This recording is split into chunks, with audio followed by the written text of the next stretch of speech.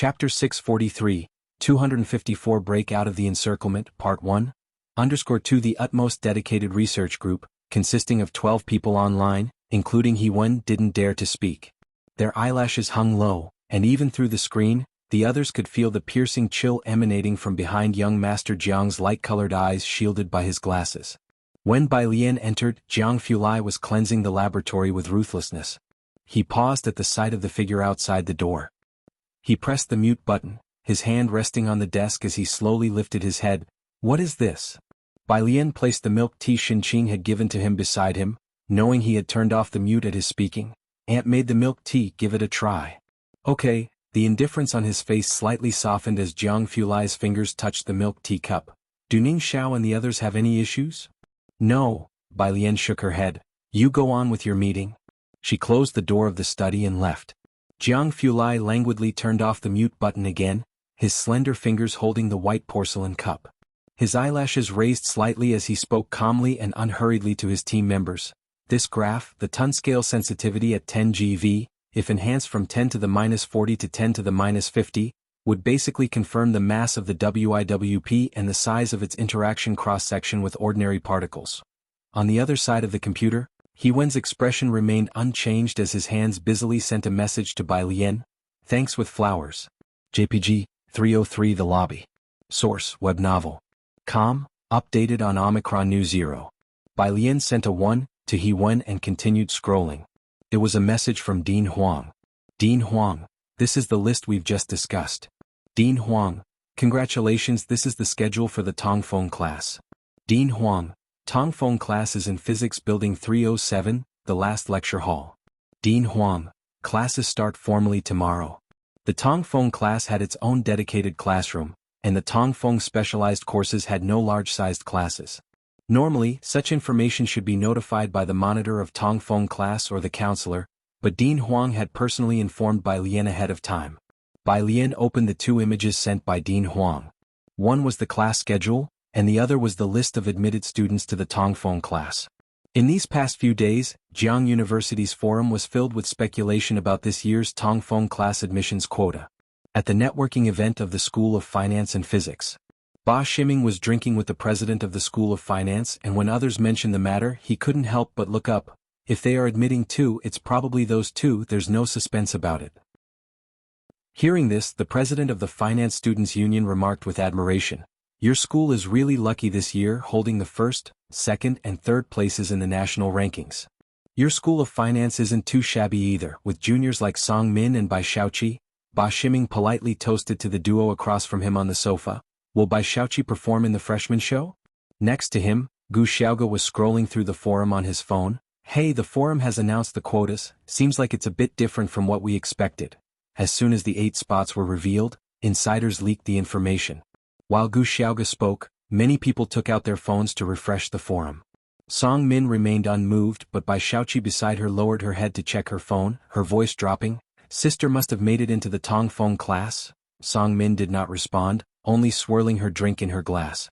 Bai Shaoqi had already clicked into the forum. The first post on the homepage was marked with the word hot. I can only say that after the allocation for the Tongfeng class was announced, professors in the physics department were shocked. Without further ado, Heiress the screenshot. Bai Shaoqi didn't want Bai Lian to qualify, knowing that if Bai Lian got into the Tongfeng class, her and her brother's path ahead would be even more challenging. While thinking this, she clicked on the post. Upon entering, she saw a neatly organized list. Bai Lianing Xiaoyang Wuyutang Ming Su Jiue, 5 people. Bai Lian Liang Wuyu Su Jiue, these were anticipated by netizens and no one was surprised, but Ning Xiao? Let's not talk about Ning Xiao, I could still find him in the top 10, but where did Tang Ming pop up from? My goodness, my grandma, my coat, my jacket. Good, I'm relieved seeing this. We in Beijing went through the same thing. Who understands, I was peacefully staying in second place in Beijing, my family even prepared a banquet for the second top scholar, but after the college entrance exam, guess what, I dropped to 6th overnight. Luckily there's someone surnamed Yang not on the list. This is terrifying, folks. Did anyone notice all 3 of them are from Xiangqing? Damn Xiangqing, speaking of which, I still haven't gotten a high-speed train ticket. Haven't even seen Wallow Street or the Xingyi Martial Arts School. What's wrong? Song Min saw Bai Xiaoqi's lack of reaction for a long time and looked over. She caught sight of the list at a glance. Ning Xiao Tang Ming. They were once her teammates at the Buyuan base and friends of Bai Lian. This past week, Bai Lian stormed to fame throughout Jiangjing University City with those two anchoring images. And following the Tongfeng class examination, Ning Xiao and Tang Ming surged into the sight of all Jiang University, in a way no one could have imagined. The next day, Monday. Bai Lian dressed in a white, mandarin-collared shirt and black skirt, composedly coiling her hair. She finally picked up the blue badge of Jiangjing University laying beside her and pinned it on the left side of her chest. In that instant, the identity of being part of Jiang University etched itself into her heart. Below Building 11. Zhang Xiais was reciting from a book while waiting with Ning Xiao and the others for Yang Lin and Bai Lian to come downstairs. As the two joined them, he straightened up. Sister Bai, I'm reporting to the affiliated high school today. I can probably only return on the weekend. Sure, Bai Lian replied, holding her laptop as they left the residence together. It was just past 6, the sun had not yet fully risen. Zhang Xiais took the bus to the high school while Bai Lian and the others headed for Jiang University for classes. Outside the quaint gate of Jiang University, Bai Lian lifted her head slightly to behold the powerfully inscribed characters, Jiangjing University, and murmured with a gentle smile, "Let's go." The sun quietly peeked out. 1,000 years passed. The last descendant of the Bai family went on behalf of his elder brother to Xiangqing, where he was buried with its people. As a border town, Xiangqing saw nearly no development. Today this scion of the Bai family returned to Jiang University, breaking out with the students of Xiangqing. If you find any errors, ads pop up, ads redirect, broken links, non-standard content, etc., please let us know reports so we can fix it as soon as possible. Chapter 644, 255 Versatile Alien, Second Update. _1 Jiang University's 3 special classes have access to the best resources of the university, especially the Tongfeng class and the Buyuan class. Even the classrooms are fixed. The Tongfeng class is located in room 307 of the physics building, a large, multifunctional tiered classroom with 10 seats in the middle row and 5 seats on each side. By the time Bai Lian, Ning Xiao, and Tang Ming arrived at room 307 of the physics building, most members of the Tongfeng class had already gotten there, taking seats in the center. The row wasn't full, with just a few people seated, spanning 6 rows. The 3 of them then took seats in the first row on the left. The Tongfeng class had a very strong academic atmosphere. Most of them were students from the national team. They had represented their district on the international stage in various physics and mathematics competitions. In a way, they had already formed their own groups. Upon the arrival of the new students, a very small number of people glanced up, but most kept their heads down, continuing with their own work or quietly discussing topics. Bai Lian sat on the inside, opened her laptop and browsed through files. Another 10 minutes passed, and Su Zhiyue and Liang Wuyu entered with notebooks and pens in hand.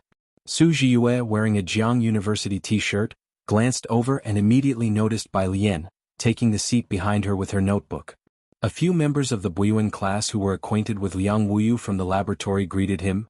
"Liang Wuyu, do you want to sit here?" Source, web novel.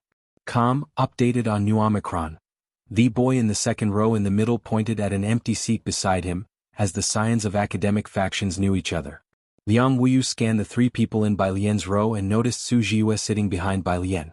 He hesitated in his step, declined the boy's offer, and took the seat behind Tang Ming. He too was counted as an acquaintance.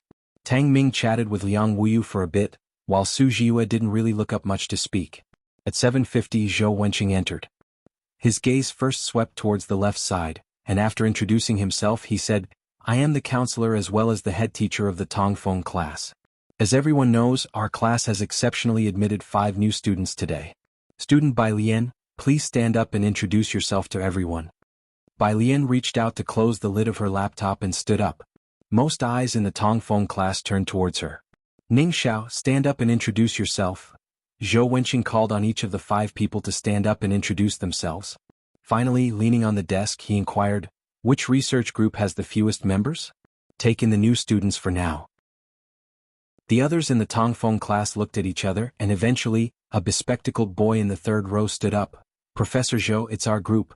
We have 6 people." The other groups in the Tongfeng class let out a sigh of relief.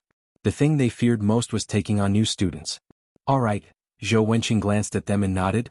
By Lian, you guys will familiarize yourself with the procedures with Ding Wenyang's group for now, and will reassign the groups next month. The Tongfeng class has only 2 lessons a day, 4 hours per lesson with a break in between. Zhou Wenqing taught mechanics all morning, and during the break he took his teacup to the office. Ding Wenyang sat next to Tang Ming, proactively greeting them. The one on the farthest side is Wang Shi, the prodigy of our group. Wang Shi, say hello to the new students. Wang Shi glanced at Tang Ming and the others, nodded his head, then continued to look down at the printout in his hands. Don't mind Wang Zai's aloofness. He joined the Jiangjing Training Camps app 3 years ago and is now ranked 99th in overall points, Ding Wenyang said, sitting beside Tang Ming.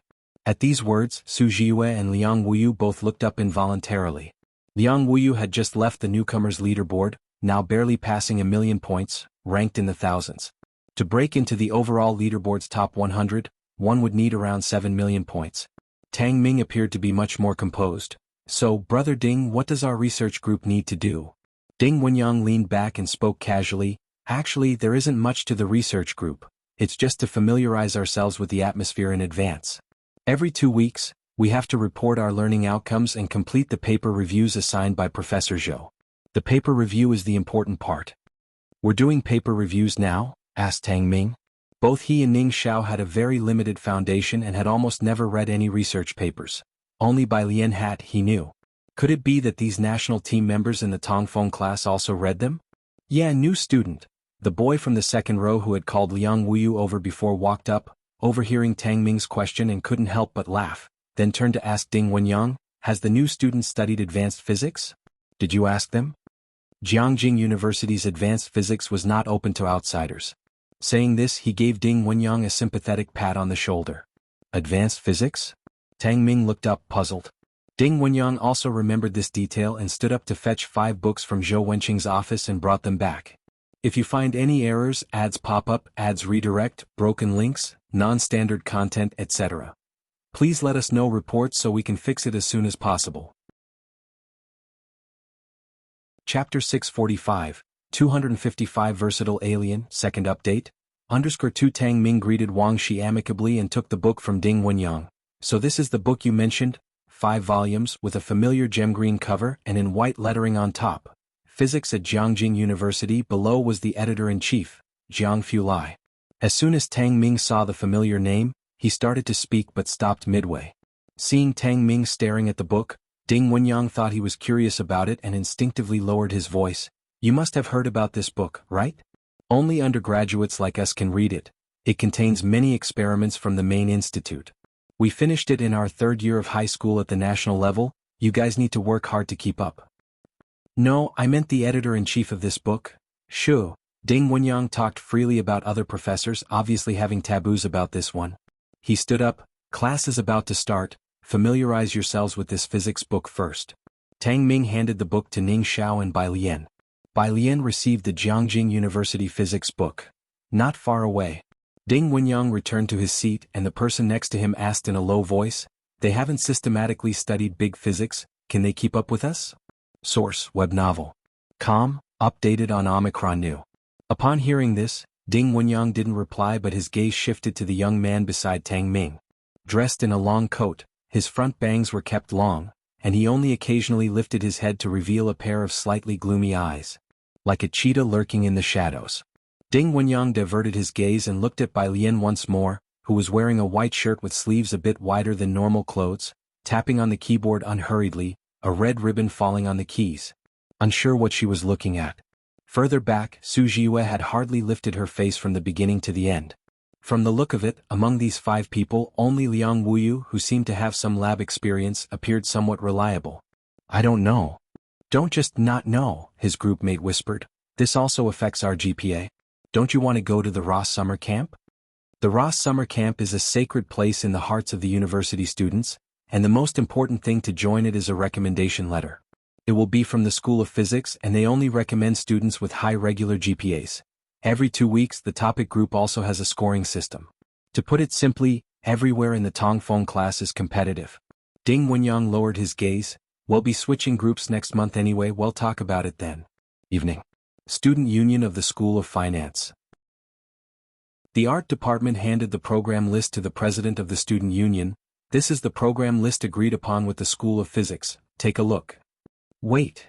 The president of the School of Finance scanned the list from top to bottom and instantly noticed 2 items. By Lian Song, Rewriting the Past. By Shaoqi Gujing, Rewriting the Past.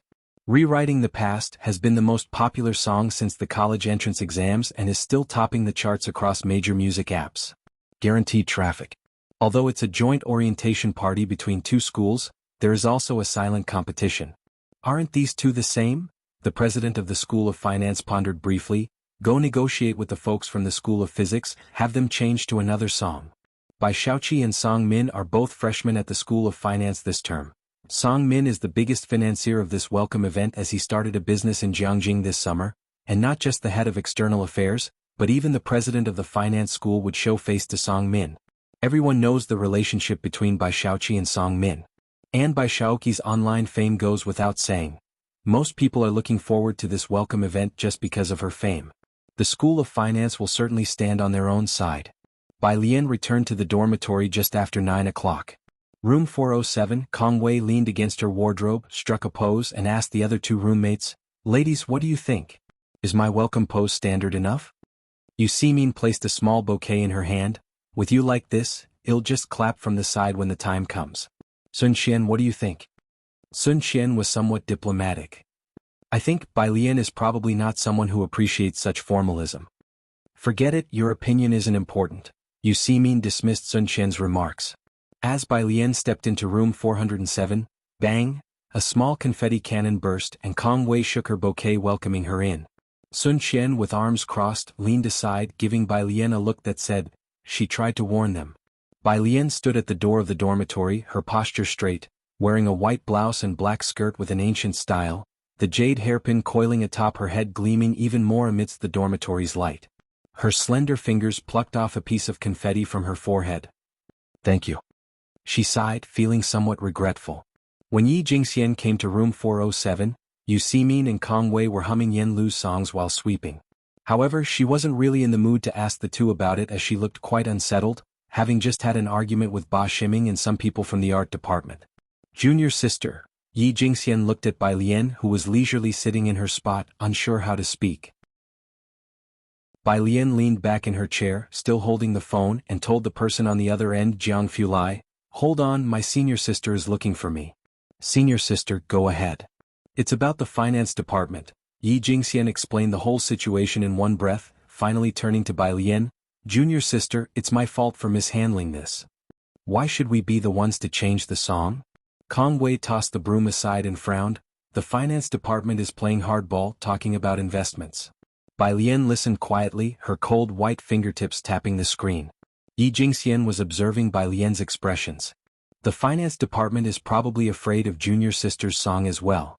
They want to make a name for their department during this orientation. She knew Bai Lian didn't wish to participate in the event initially and felt quite sorry for barely persuading her. "How about this, junior sister, for this time well just..." Bai Lian picked up the phone, pushed her swivel chair to the side and one leg lazily folded, her black and gold skirt swirling open. "Fine, then I won't sing. It'll change to something else." "Ah." Yi Jingxian and the others from room 407 didn't expect this response. "Change to what?" Bai Lian tilted her head, her body exuding a languid yet unyielding air. She replied casually, "Sword dance, spear, gujing, choose one. If you find any errors, ads pop up, ads redirect, broken links, non-standard content, etc. Please let us know reports so we can fix it as soon as possible." Chapter 646. 256 picked exactly what she's best at. My Institute academician invites to a meal _1 on Bai Lian's desk lay a basic music theory book, and at first glance Yi Jingxian thought she had learned vocal music. Later, when persuading Bai Lian, Yi Jingxian didn't demand too much of her. Instead of involving her in a choreographed dance like Sun Qian's, Yi Jingxian simply let her stand there and sing a song, which Bai Lian didn't refuse. When it came to selecting the song, Bai Lian only mentioned that she was more familiar with Yen Lu's songs. After much contemplation, Yi Jingxian chose Rewriting the Past for her. Tonight, coming to discuss with Bai Lian, the best outcome Yi Jingxian had hoped for was for Bai Lian to change her song, but she had also considered the possibility that Bai Lian might not continue participating in the National Day and Fresher celebration. Sword dance, long spear, guzheng?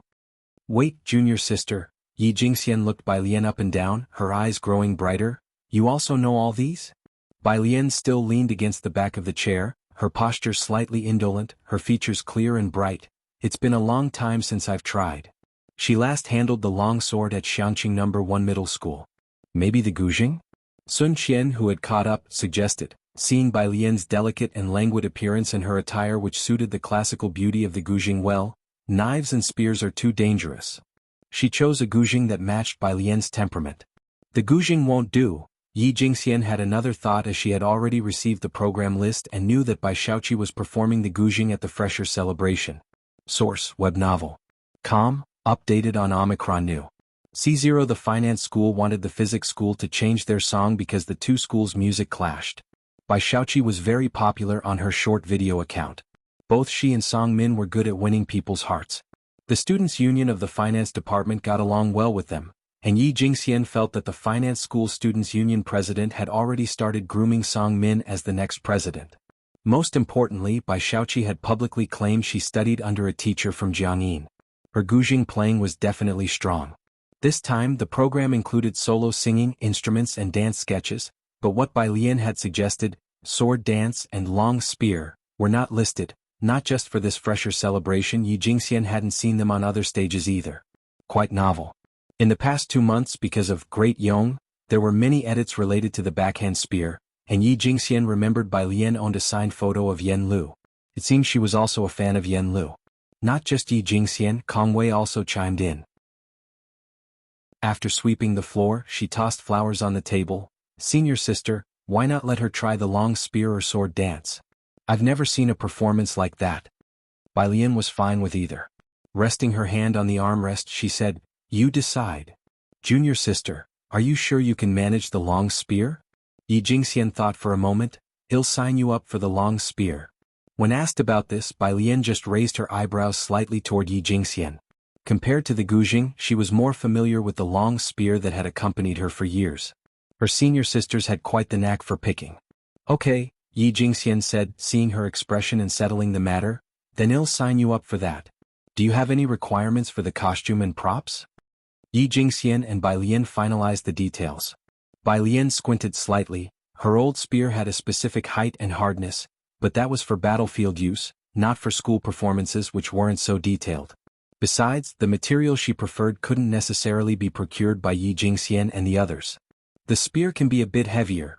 Bai Lian was used to it, but the accustomed material would have enabled a better performance. You don't need to worry about the costume, I'll talk to my grandfather. During the day, Ji Heng, now that he wasn't busy, liked to take a chessboard to the nearby park to play Gamoku with university students or look for opportunities to go fishing with Chief Chen and others. Now he had added another activity, visiting Ji Mulan at the Su family. He had numerous descendants, but he hadn't seen the likes of Bai Lian and Ren Wanxian at birth. Ji Mulan's premature child was the only grandchild he had seen. Your grandfather can make clothes? Yi Jingxian and Kong Wei were somewhat surprised. Bai Lian lowered her gaze and smoothed her sleeves. All of my clothes are made by my grandfather.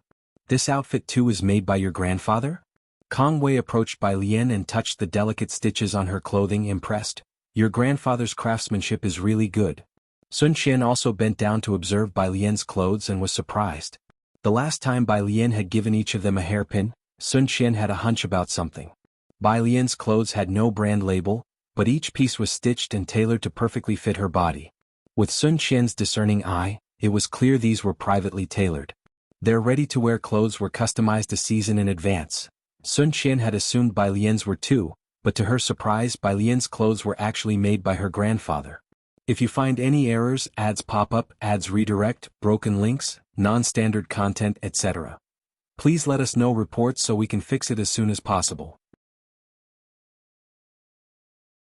Chapter 647. 256 picked exactly what she's best at. My Institute academician invites to a meal _2 The people in the dormitory gathered around for a while to admire Bai Lian's clothes. Yi Jingxian finally stood up. Alright, I'll go talk to the president about the details tomorrow. As for the clothes, that's up to your grandfather, junior sister. If there's anything else you need, just say the word and we'll fulfill your requests. Not only did Bai Lian not pull out of the performance, but she also changed to a different act, which was an unexpected joy. Yi Jingxian was very satisfied with her trip tonight. When she was about to leave, she saw the books on Bai Lian's desk. Jiang University Physics. Isn't that for next semester? Oh, you're in the Tongfeng class, it's different for you. After the roster for the Tongfeng class was leaked last night, only those in theoretical physics class 1 were crying their eyes out. Once Yi Jingxian had left, Kong Wei patted Bai Lian on the shoulder. How's your spear skills coming along? Bai Lian looked down at her phone, which was still on a call. Not bad. She turned her chair back around, gestured to Kong Wei that she was going to make a call, then, bracing her hands on the desk, stood up and walked to the balcony.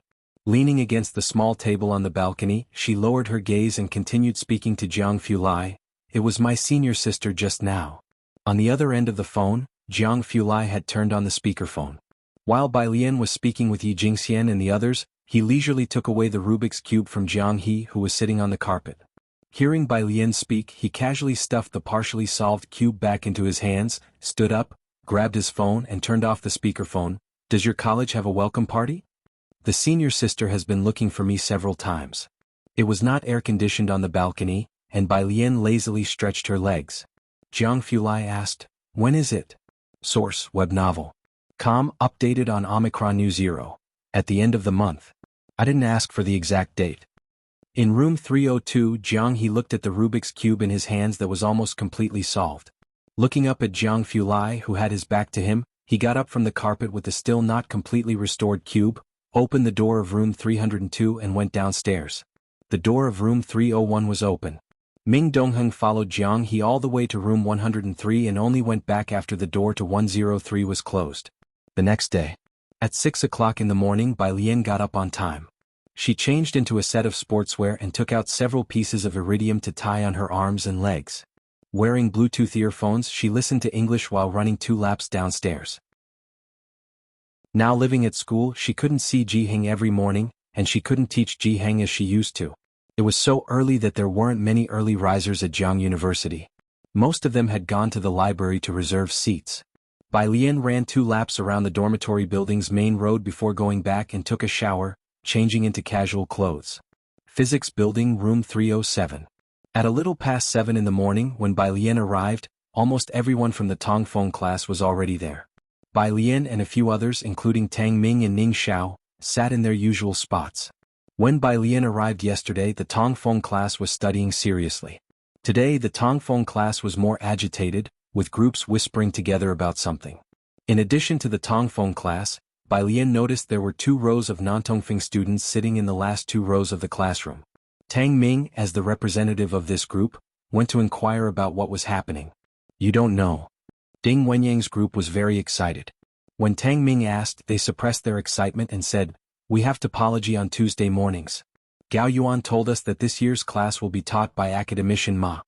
Hearing the title of Academician Ma, Su Jiyue, sitting behind Bai Lian, couldn't help but lift her head.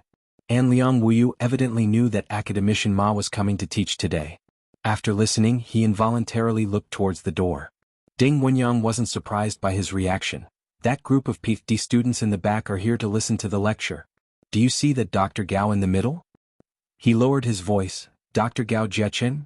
When Bai Lian heard Academician Ma was coming to teach, she just slightly nodded her head, then nodded again without saying anything else.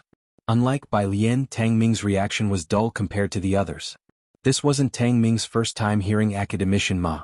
Academician Ma had previously attended a lecture at Buyuan Base, sitting behind a long row of professionals in the field, which had made Tang Ming very nervous.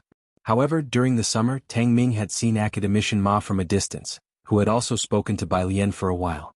Now hearing that Academician Ma was going to teach their class, he was quite accepting of it. Ding Wenyang looked at Tang Ming, Ning Xiao, and Bai Lian, chuckling in embarrassment, wondering if their team accidentally got 3 outside students. 8 o'clock. If you find any errors, ads pop up, ads redirect, broken links, non-standard content, etc. Please let us know reports so we can fix it as soon as possible. Chapter 648, 256 picked exactly what she's best at. My Institute Academician invites to meal under 3 room 307 quieted down, and all eyes turned towards the main door. The classroom door swung open and 2 individuals entered, led by an elderly man wearing glasses. He was dressed in loose clothing, his hair somewhat disheveled and his attire unkempt. As soon as he appeared, everyone, including the group of doctoral students still studying in the laboratory behind, turned their gaze to him, their eyes filled with eagerness. Zhou Wenqing followed Ma Institute's academician, helping him turn on the projector and open his presentation. Ma Institute's academician, please use this. He handed the remote control to the Ma Institute's academician.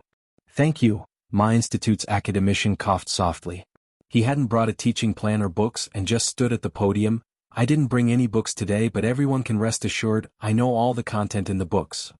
The classroom was very quiet. Everyone including Zhou Wenqing listened to Ma Institute's academician's lecture. Bai Lian glanced down at her topology book only briefly, the name of the editor-in-chief teacher printed clearly on it, Ma Tongfeng. Topology was also from 8 to 12, and even during the mid-session break no one from the Tongfeng class left for a rest. Close to 12, Ma Tongfeng left a topic. He pointed at the question on the PPT, this is the assignment I am leaving for everyone. Hand it in to me next Tuesday. Zhou Wenqing had been sitting in the first row all along, serving as a temporary assistant to Ma Tongfeng. Source, web novel. Updated on Omicron New. 0 with still half an hour to go, Ma Institute's academician picked up his phone and left early. Behind him, the group of doctoral students sitting in the last row also stood up, with Gao Zhechen catching up with his notebook in hand, Ma Institute's academician. The rest of the Tongfeng class remained seated in the classroom. Zhou Wenqing, seeing the last 2 rows had emptied, then addressed this year's Tongfeng class. You are all very lucky this year because the Ma Institute's academician is teaching you. Of course, you all know that the Ma Institute's academician left a problem. I hope everyone will do well and you can discuss it within your team. All these will be recorded in Ma Institute's academician's topology course individual contributions. As soon as he said this, the students of the Tongfeng class grew louder in their discussions. Gao Yuan, it's really the Ma Institute's academician. Your brother was right. The rest divided into groups for their tasks, each person equally excited. Ding Wenyang's group was also discussing. The problem given by the Ma Institute's academician is very important.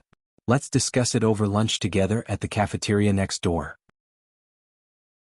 He casually invited Tang Ming and Ning Xiao along. Bai Lian glanced at her phone for the message from Ma Institute's academician, pondered for a moment, and then handed Jiang Fulai's meal card to Tang Ming, telling Ding Wenyang, he'll treat everyone to lunch. I have other things at noon and I will share my thoughts in the group later. Tang Ming and Ning Xiao, guessing a bit, took Bai Lian's meal card. All right. Hearing Bai Lian offering to treat them to lunch, Ding Wenyang did not show any reaction. After all, she was a newcomer. He just took it as an opportunity to get to know everyone better and did not expect Tang Ming and the others to come up with some excellent suggestions. Ding Wenyang went to inform the rest of his group about the lunch. Wang Shi packed up his books, not having been to the restroom all morning, had just finished using the restroom and washing his hands. Upon hearing Ding Wenyang's words, he pulled out a paper towel and slowly wiped his fingers, looking up. She's not participating in the discussion? Yeah, at cafeteria too, replied Ding Wenyang, who left the restroom first. Well, wait for you. After he left, Wang Shi took out his mobile phone, opened WeChat, scrolled down, found Zhou Wenqing's contact and sent a direct message. Professor Zhou, hello, I would like to request a change of groups. If you find any errors, ads pop up, ads redirect, broken links, non-standard content, etc. Please let us know reports so we can fix it as soon as possible. Chapter 649, 257 Allocated Positions. Your niece's beam body is well written. Second update. _1 Academician Ma had a special resting room at Jiang University. Bai Lian had to ride the campus bus to get there due to some distance from the physics building. Having just alighted from the campus bus, she saw people from the finance college waiting at the bus stop. Bai Lian had become quite popular at Jiang University these days. Her face and the restrained temperament she carried were highly recognizable. She wore a simple long tee today with black jeans. Jiheng always liked to embroider something on her clothes. Today's t-shirt featured a simple yet lazy-looking black cat on the left side. The loose top made her look slender, and wearing Bluetooth earphones with an upright posture, she discouraged those who wanted to approach her for her WeChat. That's Bai Lian from the physics college. Yan Jiming, the minister of the finance college, turned to speak with Song Min beside him. Indeed, she's this year's People's Choice for Campus Belle. Did you know she has a performance at the welcoming ceremony? Song Min looked at the receding figure, came back to his senses, and remembered having seen Bai Lian at Jiangyin, feeling a slight stir in his heart. What performance? Singing? Yen Jiming scratched his head. I think so, but am not sure. Song Min came back to his senses and nodded without asking further. The two returned to the finance college and Song Min mentioned this to Bai Xiaoqi. Bai Xiaoqi asked her senior sister about it. Source, web novel. Com, updated on N0 New. Omicron, you are talking about this, huh? The senior sister from the finance college chuckled on the phone. She was originally going to sing but it clashed with yours so our president had them change the song. Let me see, she now switched to rifle spinning. But whatever they changed to, it won't impact you much. I saw many of your fans say they want to come to our finance college's welcoming evening. Bai Xiaoqi's influence was not small, and this was also a good publicity for their finance college. As for making Bai Lian change her program, the finance college didn't really care much. They didn't think it would impact them at all. The resting room for Academician Ma was in the comprehensive building on campus. Most of the professors had gone to lunch at this time. Inside the resting room, Dean Huang was sitting and talking with Academician Ma at the meeting table. Seeing Bai Lian, Dean Huang was not surprised and greeted her with a smile. Student Bai. Academician Ma, Director Huang, Bai Lian greeted each in turn. Assistant Yun already knew Bai Lian was coming. He was holding a disposable cup, preparing tea for Bai Lian. Sit down. Academician Ma took off his glasses and casually pointed at the seat next to him. I heard you participated in the mathematical modeling competition? Yes, she even won first prize, Dean Huang added from the side. Academician Ma's face showed satisfaction. It's good to participate in more competitions.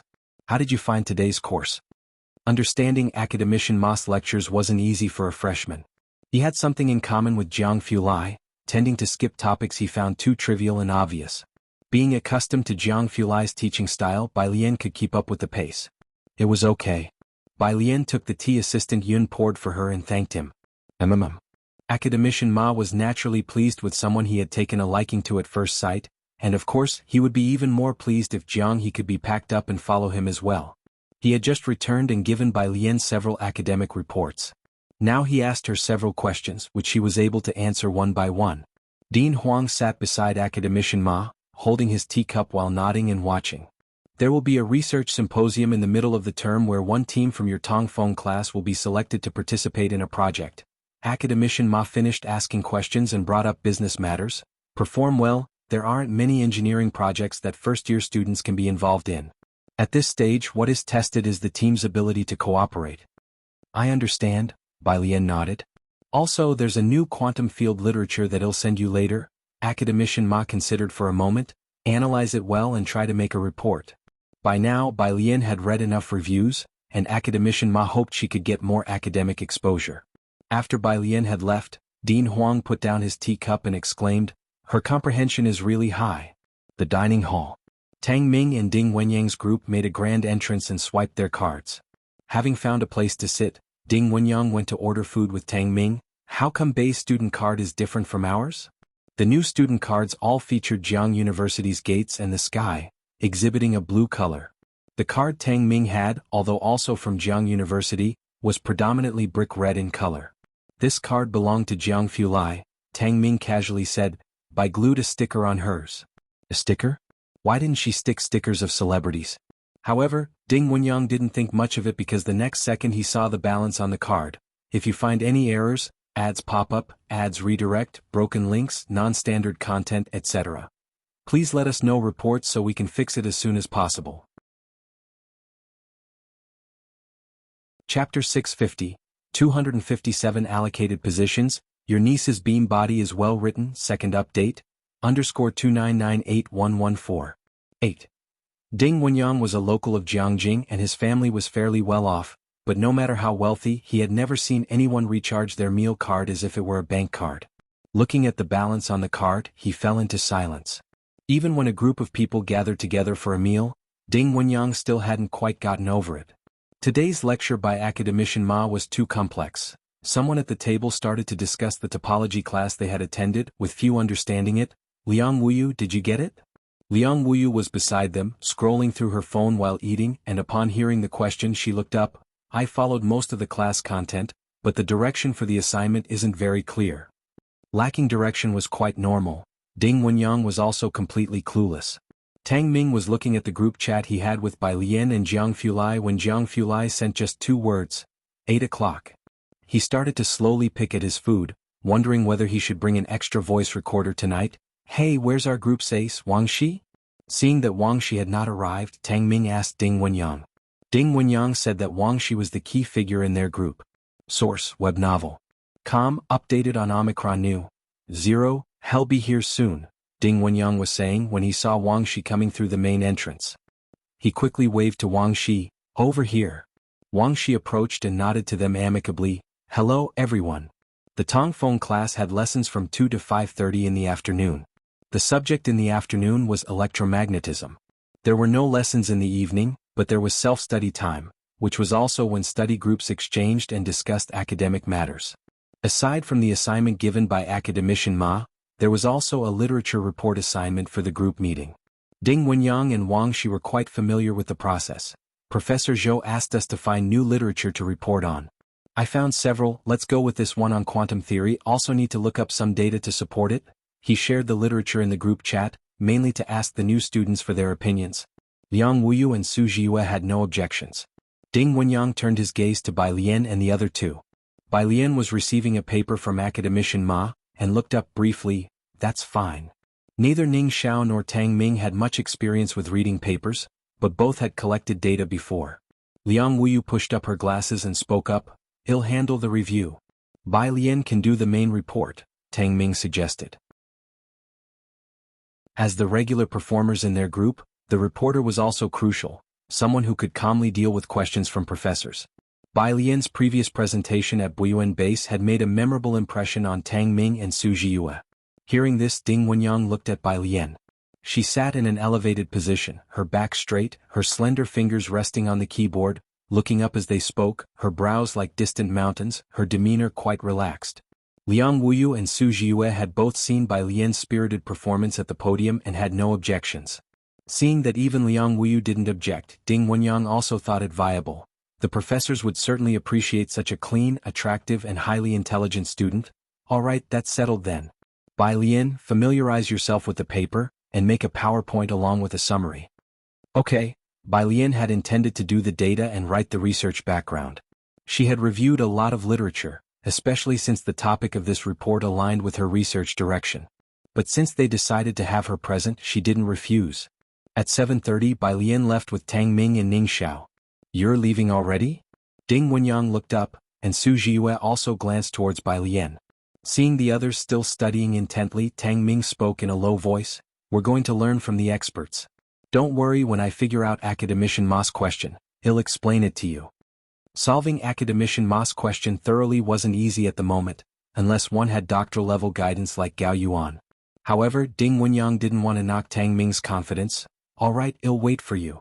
At this time, there were no study rooms available in the library. Nor could they find any empty lecture halls with tiered seating. Jiang Fulai was at the coffee shop beneath the No. 1 doctoral building. The doctoral building was frequented by many who punched the clock, but the pressure it imposed on Jiang University students was significant, and few dared to enter the coffee shop below it to enjoy a coffee. By the time Bai Lian and her two companions arrived, Jiang Fulai had already been seated on a sofa against the wall inside. He sat slightly leaned back with his laptop before him, his features cold and stern as he tapped a few words on the keyboard to reply to a thesis, while his other hand impatiently drummed on the table.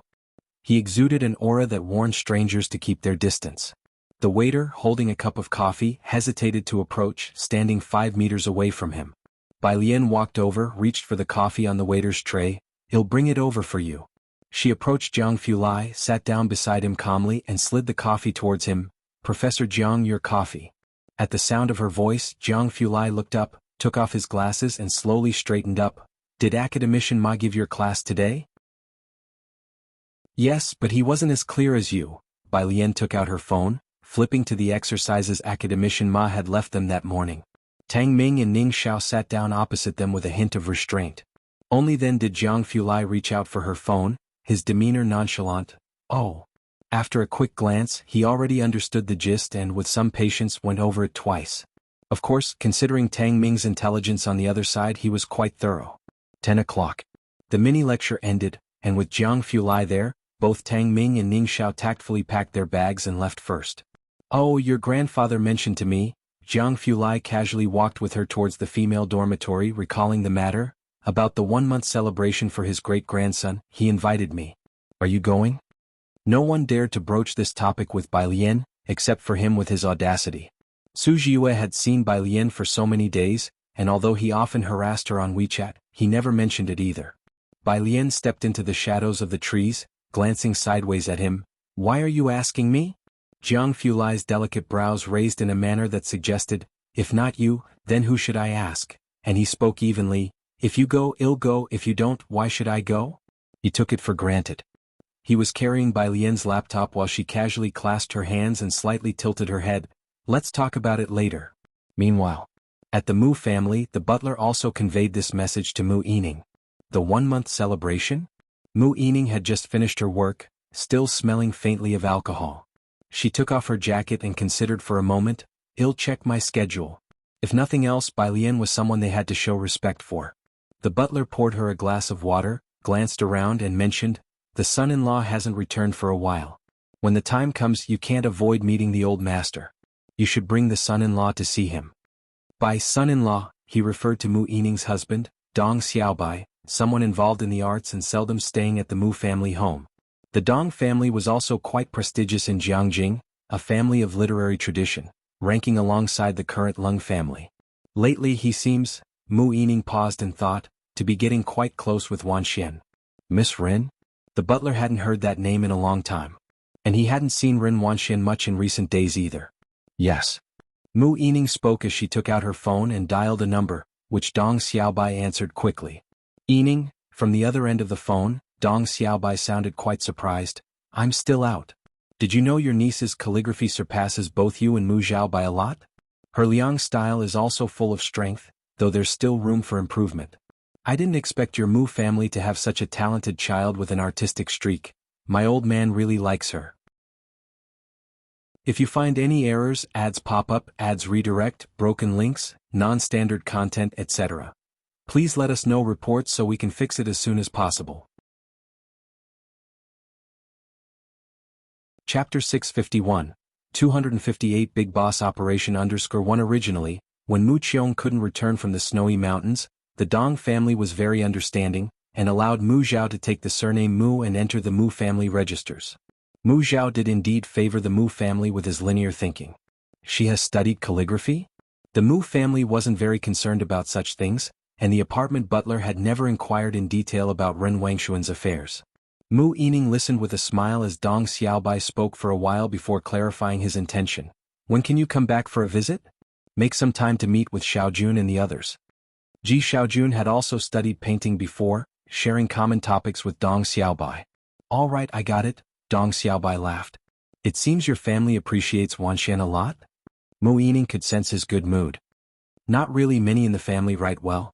Wanxian lacks a bit in style and technique." Dong Xiaobai paused for a moment before speaking seriously, "But she is your niece." The two only had one son, Mu Zhao, and since Ren Wanxian was Mu Yining's niece, he naturally treated her with more leniency, adding a filter. After hanging up the phone, Mu Yining's brow furrowed slightly.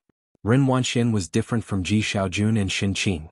Although Xin Qing was frankly mercantile, she was also terrifyingly clear-headed and had never done anything inappropriate since coming to Jiangjing. The apartment butler assured Mu Yining, "Don't worry, Miss Rin is unlikely to encounter any problems." "Hope so," Mu Yining pressed her brow, "but indeed, I hadn't considered that she just happened to have studied calligraphy, hitting right on what the Dong family values." Source: web novel. Com, updated on Omicron New. Omicron, there are many who study calligraphy in Xiangqing. The problem left by academician Ma was not easy. Bai Lian also used 2 days to barely calculate it down. On Friday, Ding Wenyang, Ning Xiao, and Bai Lian's group were still eating in the cafeteria next to the physics building. She habitually wore a Bluetooth earpiece in one ear, which was playing some professional terms and scholarly texts at a slow speed, and she listened while eating. Ning Xiao sat on her left, Su Jiwei on her right. At the dinner table, the main discussion was between Ning Xiao and Liang Wuyu on the paper about quantum theory, with Ding Wenyang listening on the side. The more he listened, the more surprised he became, realizing over the past 2 days that although both had taken the college entrance exam, they were in no way weaker than any member of the national team. Ning Xiao was logically meticulous, and Liang Wuyu was obviously very familiar with various experiments and papers. Their division of labor and cooperation on the literature report for the seminar hardly required any worry. This gave Ding Wenyang and the others a lot of pressure. It feels like with you two here, Ding Wenyang took a sip of soup, our literature report for next week's seminar will definitely get a B.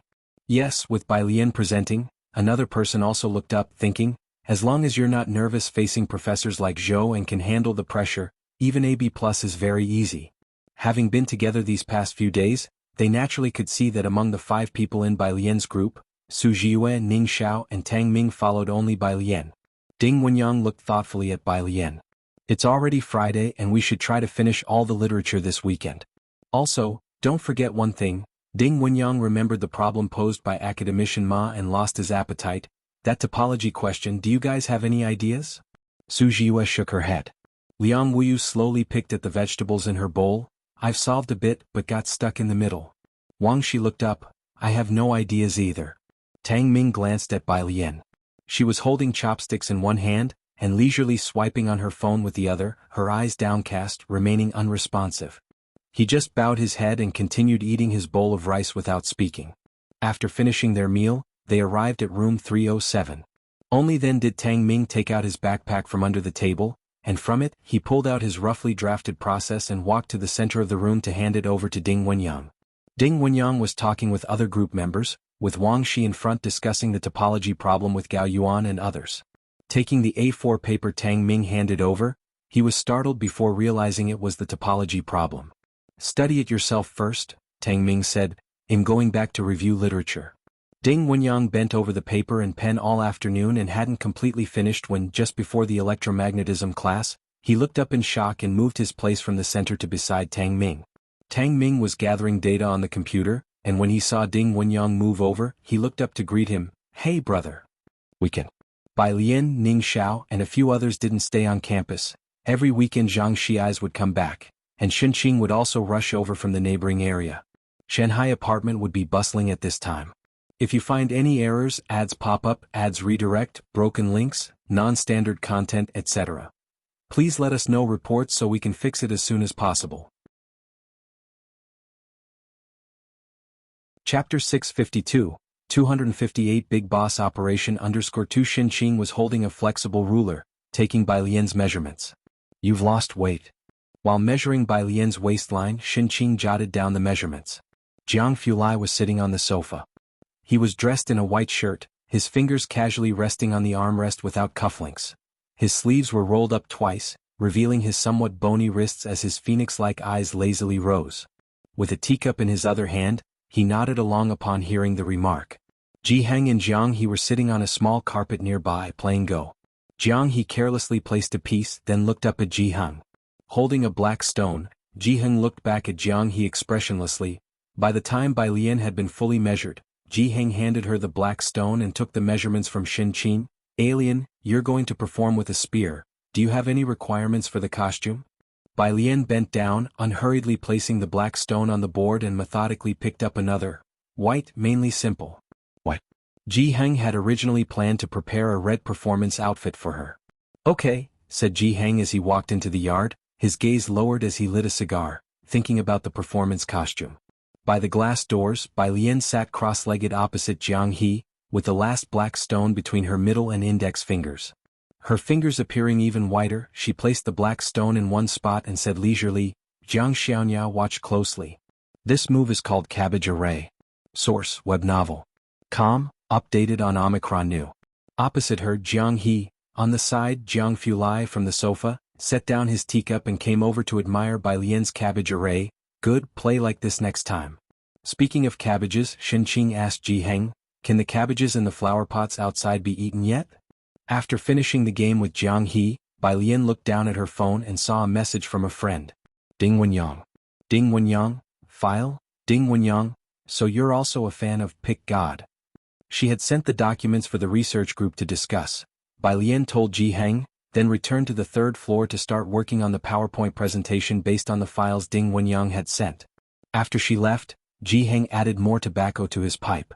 His gaze shifted to Jiang Fulai. Jiang Fulai came out holding Jiang He's Rubik's Cube. What did she say? Ji Heng asked whether Bai Lian was going to the full moon celebration or not.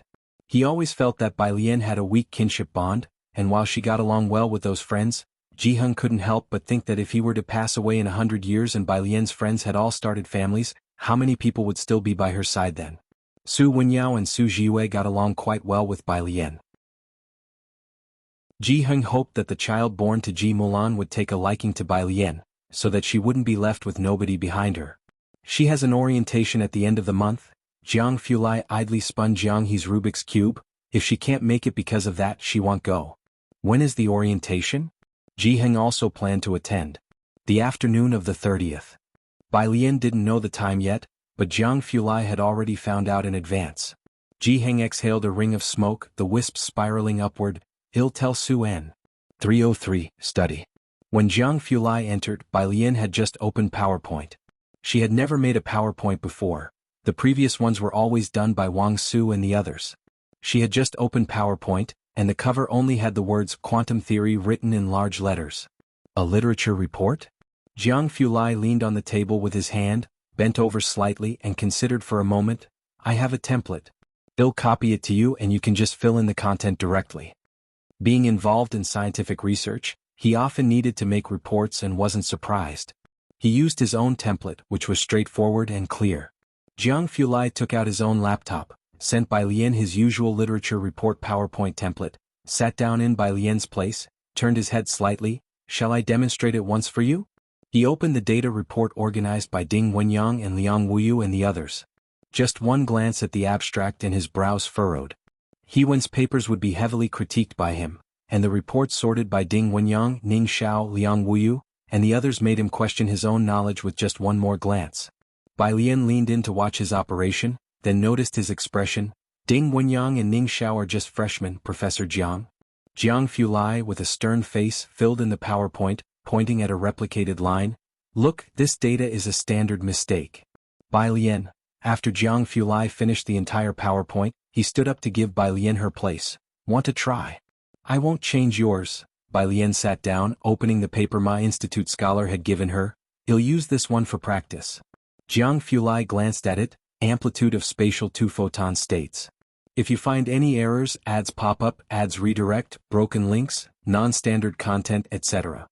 Please let us know reports so we can fix it as soon as possible. Chapter 653, 258 Big Boss Operation _3 It's definitely sent by an academician from the Ma Institute. With one hand in his pocket, he read the summary and conclusion written by Bai Lian, and only then did he feel as if his eyes had been cleansed. Very well written. Tuesday morning was the academician's class from the Ma Institute. Ding Wenyang and his group had completely mixed with Tang Ming's, and early in the morning he came to room 407 with A4 papers. Today they had to hand in their answers to the academician. He purposely waited at the door for Bai Lian and Tang Ming's group. Wang Shi, how is your problem going? As soon as Ding Wenyang entered, he went over to where Wang Shi was sitting with Gao Yuan, and a few of them were quietly discussing something. Seeing Bai Lian and Ding Wenyang, they stopped and greeted them. Wang Shi stood up to explain, I'm getting nowhere. Ding Wenyang's expression slightly changed. Wang Shi was the star of their group, but these past few days, Liang Wuyu and Tang Ming had shared their understanding of the topology problem given by the academician, while Wang Shi had hardly spoken. Nobody didn't want to leave a good impression with the academician. Although the academician was certainly not taking on students now, just one letter of recommendation from him, and they'd have significant clout no matter where they went. Ding Wenyang glanced at Wang Shi but said nothing more. Source, web novel. Com, updated on Omicron New 0. Friday. At 7 in the evening, it was time for the bi-weekly meeting of the Tongfeng class and the public literature report session. The Tongfeng class was very popular on the forums. Countless alumni inquired about where the bi-weekly meetings of the Tongfeng class took place.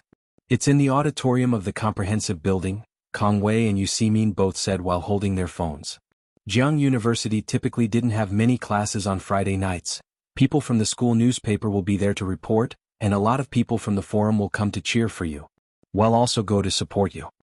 She specifically brought her hand-tied bouquet. Bai Lian picked up her laptop and went to the auditorium with them. Faculty of Finance building. Bai Shaoqi was negotiating with the student council about the promotion of the welcome party when Song Min checked his phone and stood up with his books from the study room. "Where are you going?" Bai Shaoqi asked as she followed him with her phone. Song Min spoke softly, "The auditorium in the physics and engineering building. The Tongfeng class is holding a public meeting today." The Tongfeng class? Bai Shaoqi was slightly stunned. Was it the class that Bai Lian was in? She followed Song Min to the physics and engineering building, where the auditorium was huge, capable of accommodating 400 or 500 people at the same time. Because of Bai Lian's connection with Ning Xiao and the others, the Tongfeng class was very popular this year.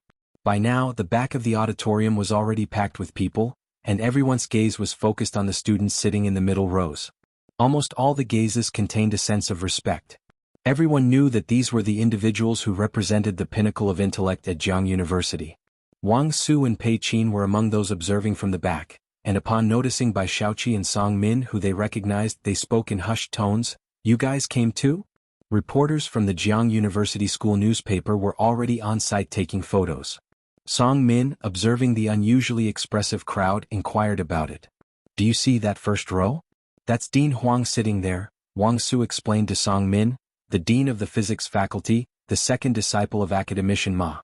We met him last time. He's attending the Tongfeng class meeting." This academic atmosphere indeed stirred one's soul. But the crowd watching from behind could easily cause nervousness. Bai Shaoqi's gaze lingered on the girls sitting at the end of the back row. The first group had already gone up to speak, delivering their presentations with neither servility nor overbearance, and the content was all academic papers, typically beyond the realm of what regular undergraduates studied. Dean Huang and Zhou Wenqing did not rate them highly. Most received CS and DS. This was Bai Shaoqi's first time attending such a report, and she turned her head to Song Min, commenting, "The scores seem a bit low. I wonder if my sister can keep up." It wasn't just her.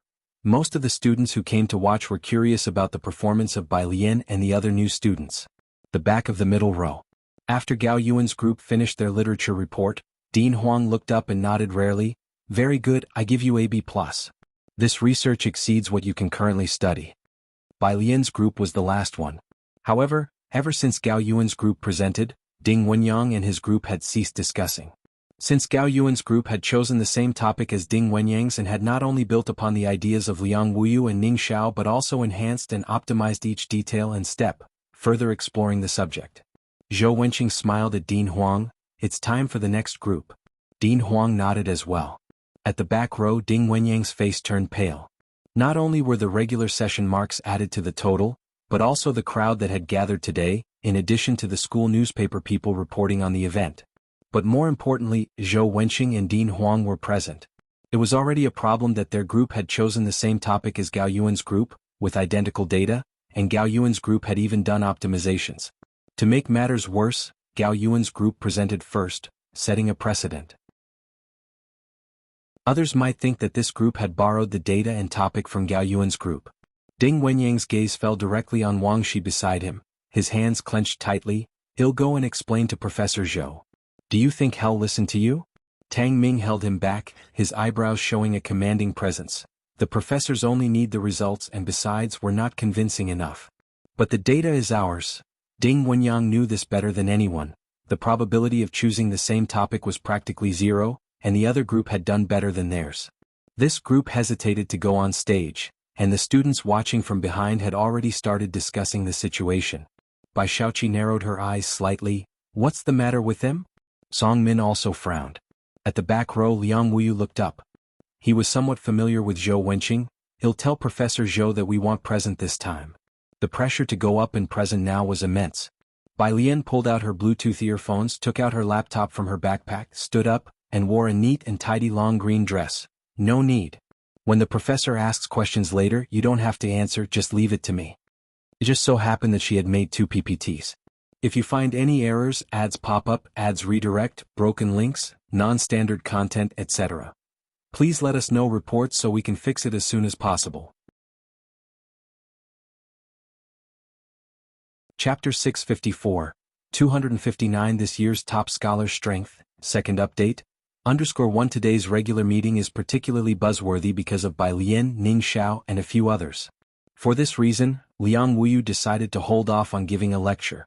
willing to forego this session's points. If they gave a presentation after Gao Yuan's group today, there would be many rumors and speculations about their group, and the baseless gossip would never cease in the future. Ding Wenyang and Liang Wuyu had the same thought. But they hadn't anticipated that Bai Lian would still dare to step up for her presentation at such a time, showing an exceptionally strong mindset. Recovering his senses, Ding Wenyang turned to Tang Ming. Tang Ming, Bai Lian she.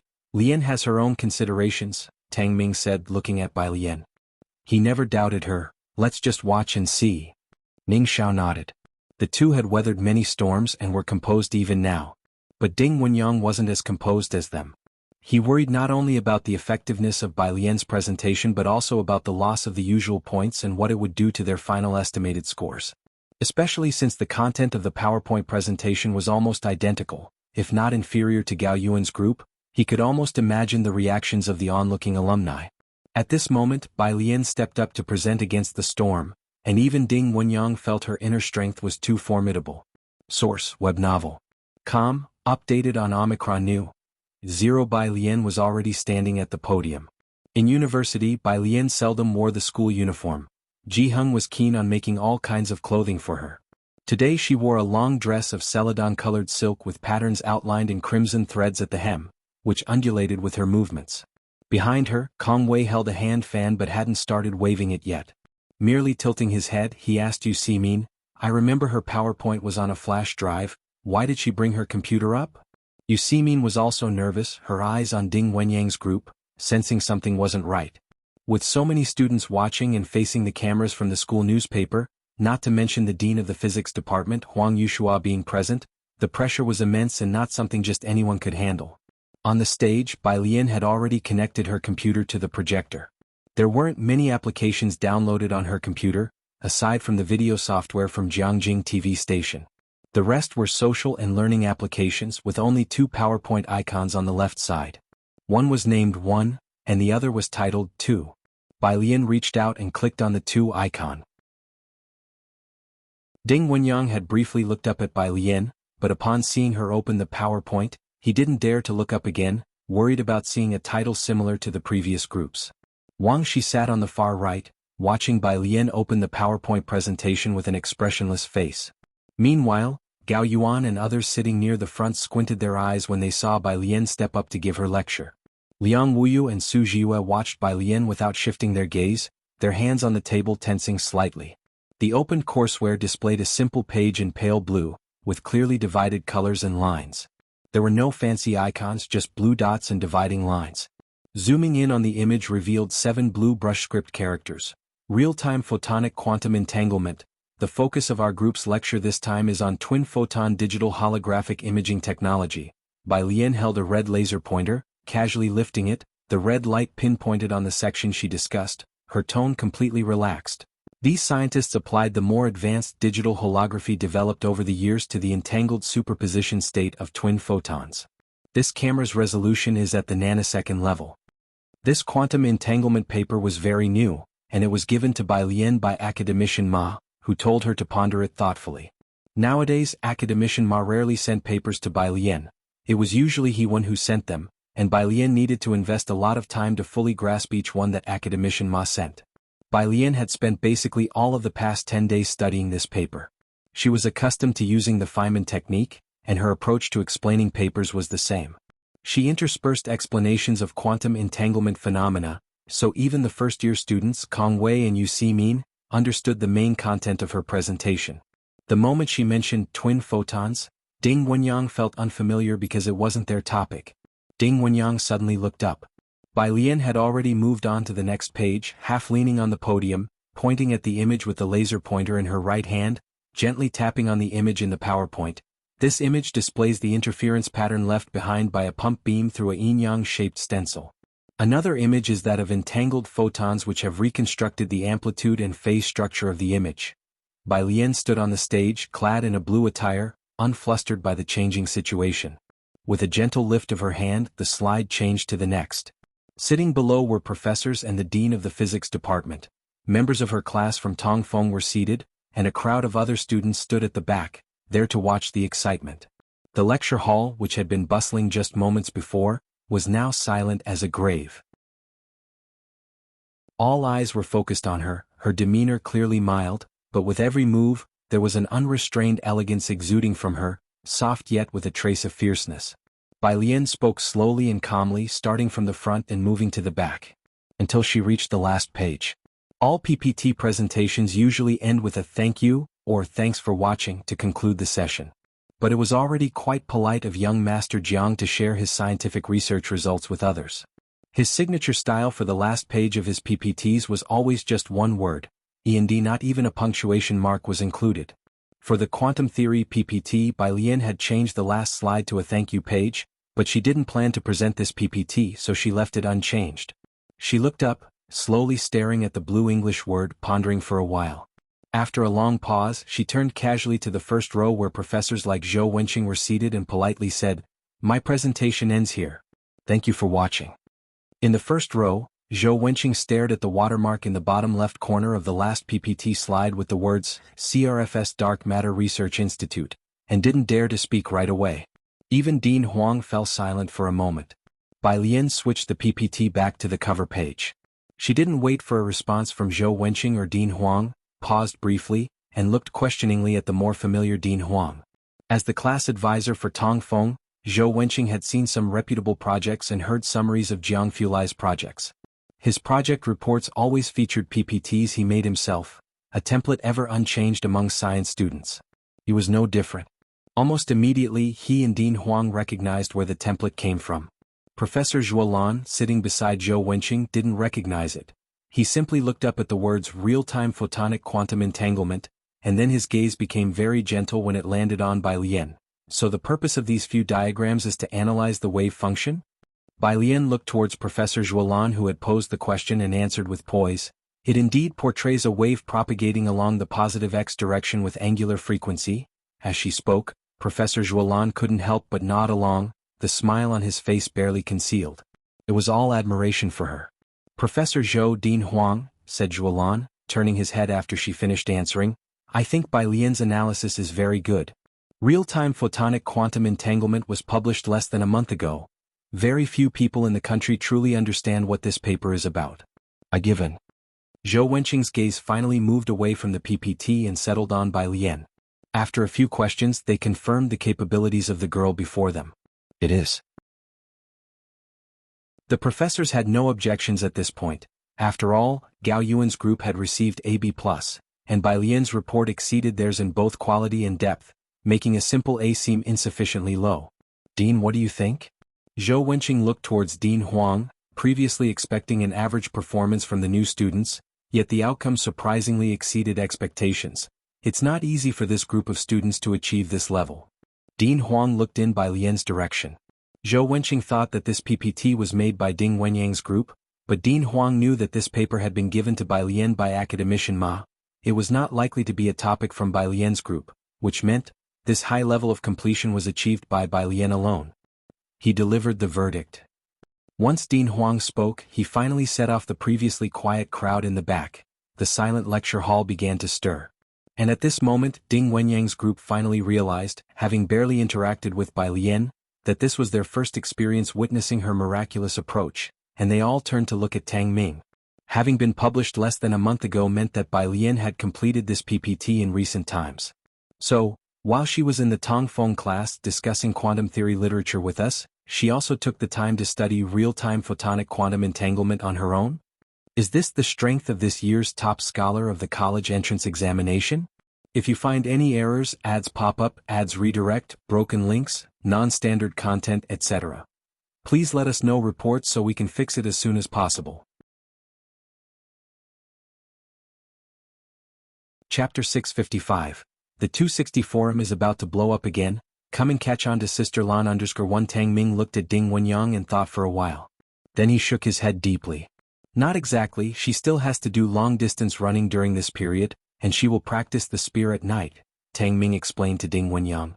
Ding Wenyang understood the part about long-distance running, but he couldn't follow Tang Ming's train of thought. The spear? He couldn't figure out what spear training had to do with quantum entanglement for the life of him. Yeah, exactly. Tang Ming saw an opportunity while the Finance Institute was vigorously promoting their academy's performance and seized the moment to pitch it to Ding Wenyang. Remember to come to the freshman welcome event jointly organized by the Physics and Finance Institutes on September 30th. Su Jiue raised her head, her voice very soft. September 30th? Liang Wuyu glanced down at her. Why couldn't she ever grasp the main point? When Bai Lian returned to her seat, Tang Ming was still selling the event to Ding Wenyang.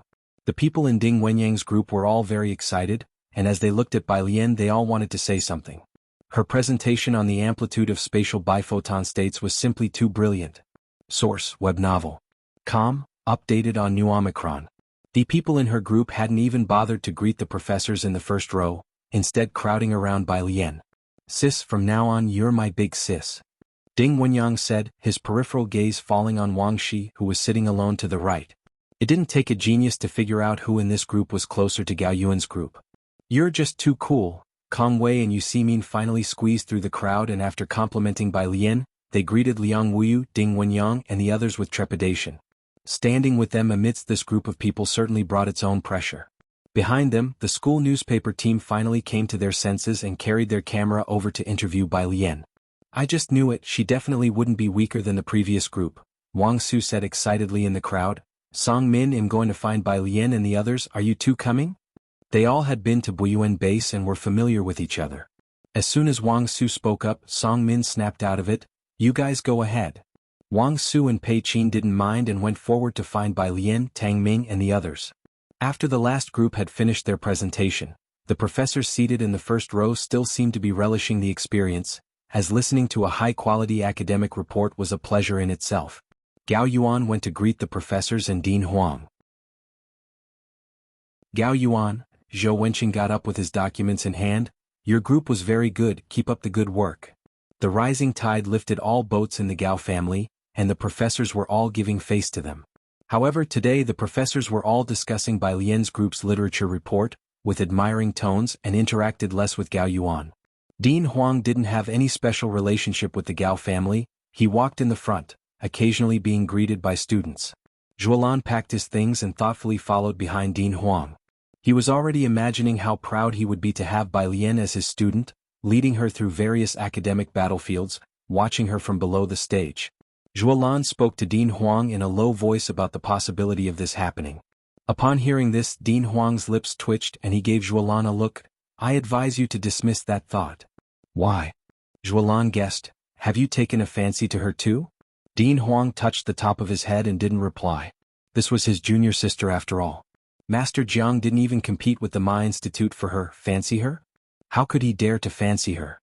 The crowd bustled and Wang Shi with his laptop and backpack approached Zhou Wenqing. Zhou Wenqing recognized him and was surprised. Wang Shi, are you considering switching groups? Yes. Wang Shi clutched the strap of his backpack looking downcast. I've already discussed it with Gao Yuan. The literature report had taken him by surprise, but Wang Shi had no regrets about his choice. As part of the Gao family, Gao Yuan had far more resources at his disposal than Ding Wenyang and the others. Zhou Wenqing nodded. As long as it's been agreed upon between the two groups, that's fine. But Wang Shi, I think Ding Wenyang's group has great potential for future development, so give it careful consideration. Great potential for development? Just how great could it be? Gao Yuan could enter any major laboratory without lifting a finger. Such resources were only available to those academic elites. Ordinary people had no chance to stand out. Meanwhile, Bai Lian here. When Wang Su and Pei Qin arrived, Kong Wei recognized the two of them and she nudged Yu Ximin beside her. Damn, that's God Pei. I know. Yu Ximin also immediately stood up straight. Although Pei Qin and Wang Su had not made it into the Tongfeng class, the two of them had nevertheless reigned over Ziqing's high school seniors, and were currently attending classes in the Buyuan class. Their influence was not weaker than Bai Lian's influence in Xiangqing First Middle School. If you find any errors, ads pop up, ads redirect, broken links, non-standard content, etc., please let us know reports so we can fix it as soon as possible. Chapter 656. The 260 forum is about to blow up again. Come and catch on to Sister Lan underscore. Hearing the voice, Pei Qin and Wang Su greeted Kong Wei and his companion friendly hello. Immediately afterward, Wang Su complained to Bai Lian, Sister Bai, why don't you just join our Buyuan class? I really can't solve the math problem left by the professor. Who said on the forum that it's good Sister Lian isn't in your math class? Tang Ming mercilessly exposed Wang Su. When Tang Ming wasn't trying to appear deep, he talked more, chattering with Wang Su. Bai Lian picked up her computer and walked outside the lecture hall. Alright, send me that problem later and I'll take a look. Really?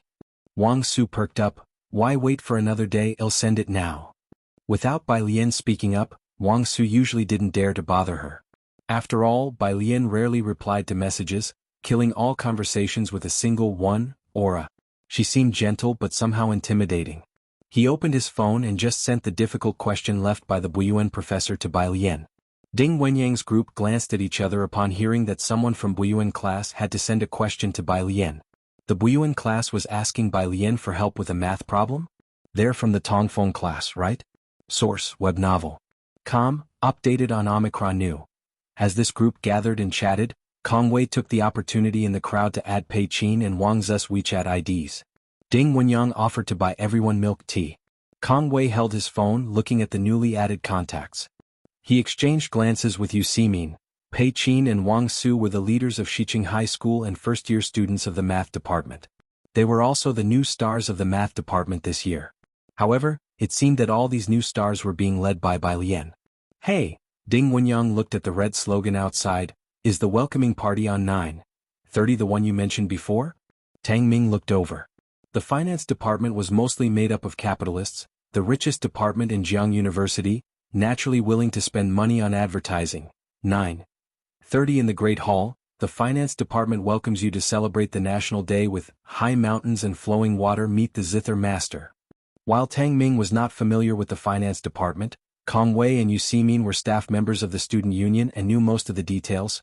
Yes, this high mountains and flowing water must refer to Bai Shaoqi. She is a popular Guzheng blogger on short video platforms, and the finance department is using her as a model for promotion. Also, Kong Wei shook the hand flower he was holding, reminding, remember to be there to support Bai Lian. We can't let ourselves be overshadowed. Overshadowed by what? Ding Wenyang clicked his tongue. After tonight, the forum is going to explode again. Although the campus newspaper didn't manage to interview Bai Lian just now, they took a lot of pictures. It had been a long time since a first-year Tongfeng class had received in grade. Gao Yuan's group was considered high with AB+, and most of the other groups were CS and DS. If it wasn't for being in the same group as Bai Lian, the thought of in grade would be despairing for him. Ding Wenyang respectfully handed a cup of milk tea to Bai Lian. Bai Lian held her computer in her hands. She took the milk tea from Ding Wenyang but didn't drink it right away. She just stood lazily by the roadside, scanning the path ahead. At the intersection ahead, a figure slowly appeared. Head slightly lowered, an aura of quiet, indifferent composure. You guys keep chatting, I'm going to leave now. Bai Lian bade them farewell. Ding Wenyang wanted to discuss with Bai Lian the issue of their project leaking. Seeing her about to leave, he hurried after her. Sister Mai. Brother Ding. Tang Ming was startled. He quickly grabbed Ding Wenyang by the back of his collar. Brother Ding, whatever it is, you can talk to me or Ning Xiao about it. Ding Wenyang was over 1.7 meters tall and quite sturdy. Although Tang Ming was a bit taller, he was much thinner than Ding Wenyang, yet somehow he managed to hoist Ding Wenyang up with one hand. Kong Wei and the others were very surprised by this. Tang Ming apologized and then let go.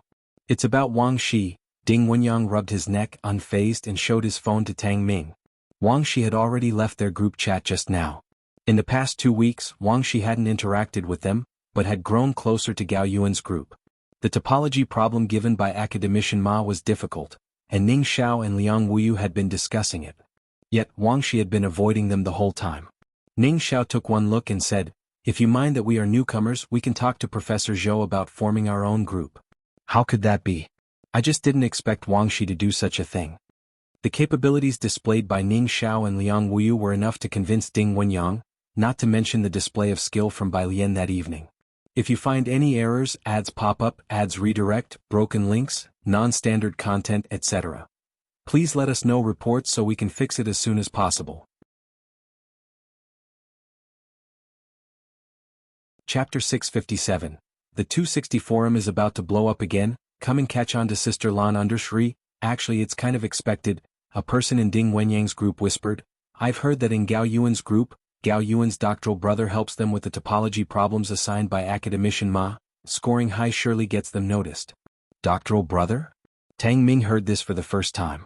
The ones who sit at the back every Tuesday among that group of doctoral students, Ding Wenyang explained to Tang Ming and Ning Xiao. Gao Zhechen, you must have heard of him, right? Him? Kong Wei knew of this person, the one said to be on par with Senior He Wen? Right? Ding Wenyang said, feeling envious. Being in Gao Yuan's group, their final topology grades will definitely not be low. Academician Ma might actually remember them. The lights at Jiang University were not bright at night. Jiang Fulai stood at the crossroads, carrying a paper bag in his left hand, his features deep set and outlined by the hazy light into a cold curve, with lazy strands of hair draping over his eyebrows. Behind him followed a petite and delicately beautiful child. The child was dressed in a British school uniform, carrying a cabbage-patterned pouch that didn't quite match his outfit, bulging with unknown contents. He held a bottle of Wangzai milk, drinking with his head bowed, his eyes rolling around as he looked ahead. Passers-by dared not stare at Jiang Fulai, but they found the child behind him too exquisitely cute, cautiously watching the kid with sidelong glances. Wuxia World. Sight they wanted to take out their phones and snap a picture but were wary of the man standing beside him. As soon as Bai Lian arrived, Jiang Fulai dropped his lazy demeanor, raised his eyebrows, and upon lifting his head saw the milk tea in her hand. It wasn't cherry-flavored, nor was it lemonade. Presumably, it wasn't something she bought for herself. He gave it another glance. This is from Ding Wenyang. Bai Lian saw him eyeing her milk tea, pierced it with a straw and offered it to him. You drink it. Jiang Fulai knew who Ding Wenyang was. He languidly took the milk tea and took a sip with an air of aloofness. Too sweet, he commented. Yes. Bai Lian's phone made a noise. She answered it and looked towards Jiang Fulai, nodding. It suits you. The caller was Yi Jingxian. Junior sister. Yi Jingxian's voice was gentle on the phone. How's your practice going? Can you come to the auditorium the day after tomorrow for a dress rehearsal? None of them had seen Bai Lian's performance yet and had no idea what it was like. Stepping in the tree shadows, Bai Lian looked down at Jiang He. I'm fine with it. She was always easy to talk to. Yi Jingxian sighed as she hung up the phone and looked at the people in the temporary meeting room. So, how should we arrange the program? With both colleges holding the event together, the finale is very important. Ba Shiming looked at the program list and pondered for a moment. The sequence is long. We can't have the audience leave before the end. President Ba, you don't have to worry about that, a senior from the finance college chuckled. With Bai Shaoqi as the finale, more audience members will show up, not fewer. Bai Shaoqi had millions of followers on short video platforms and quite a few fanboys and fangirls at Jiang University. She'd become a phenomenon at Jiang University. Then let Bai Lian open the show. The opening act was also crucial. Yi Jingxian looked up. Bai Lian was popular on the forums and also this year's top Gaokao scorer. No problem, right? No problem, Yan Jiming from the finance college smiled. As long as Bai Shaoqi wasn't opening, it didn't matter who else did. Otherwise, if the best act was first, the rest would taste bland. Who could stay seated? Who would want to watch the rest of the program? Novel Kuli 2. WP. com/Wuxia World. Site/chapter 658, 261 Sending Flowers, can she still play after the opening? Second update, _1, let's arrange it this way for now. Yi Jingxian noted down the rehearsal schedule with Bai Lian for the day after tomorrow in her notebook. President? She sought Ba Shiming's opinion. Ba Shiming sat in the front, wearing a neat shirt and casual trousers, his fingers idly tapping on the program list. Yan Jiming, does your finance institute have any other requirements? Bai Lian would open the show, and a few people would support the middle, with Bai Shaoqi closing in the end. As long as Bai Shaoqi was the finale, there basically was no question. Yan Jiming thanked him. No more, President Ba, the auditorium is left to your physics institute. After the people from the finance institute left, Yi Jingxian and Ba Shiming still had trivial matters to discuss.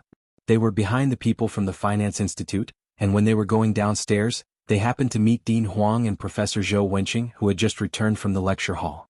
Dean Huang, Professor Zhou, Ba Shiming, Yi Jingxian, and a few others stopped and stood on the right side of the staircase, making way for Dean Huang. Seeing the members of the student council, Dean Huang stopped. He didn't recognize Yi Jingxian, but he had seen the student council president from the physics institute. Ba student, you're still having a meeting this late? We're discussing this year's freshman welcome party. Ba Shiming showed the program list to Dean Huang. Dean Huang took a brief look, and Bai Lian's name was prominent right at the front. Bai Lian is participating too? When is your party? Ba Ximing was quite surprised that Dean Huang would ask about this event. It's on the 30th at 5 p.m. In the main auditorium. Dean, would you like to come watch? Wuxia World. Site, I will. Dean Huang handed the program list back to Ba Ximing. After Dean Huang and Zhou Wenqing left, Yi Jingxian finally spoke cautiously to Ba Ximing. I finally saw Dean Huang not just in the news. He's coming to watch our freshman welcome party? Yes. Ba Ximing straightened his sleeves, seriously adding, tell everyone to be spirited. This year the dean will watch our party. We must show them the best of our physics institute. As if you need to tell me, Yi Jingxian had already taken out her phone, spreading the news in the group chat of the staff. Ordinary students might only see Dean Huang's photo on the school's official website from their freshman to senior year. Ba Ximing and the others also didn't expect their institute's freshman party to catch the attention of Dean Huang. Shanghai apartment. Bai Lian returned to room 303. Today was Friday and Zhang Xiais was sitting in the hall writing test papers, still wearing the t-shirt from the affiliated high school. The teaching intensity at the affiliated high school was much higher than that of Xiangqing First High School, but he had gotten used to this intensity over the year. Seeing Bai Lian and Jiang Fulai, he stood up. Sister Lian, brother Jiang? His glance shifted behind them, not seeing Ning Xiao and Tang Ming return. Jiang Fulai was still holding a milk tea in one hand, almost finished. His narrow phoenix eyes coldly swept over Zhang Xiai's, handing a paper bag to Bai Lian with his other hand. Do you have a monthly test next week? Yes. Zhang Xiai sat back down, venting his frustration.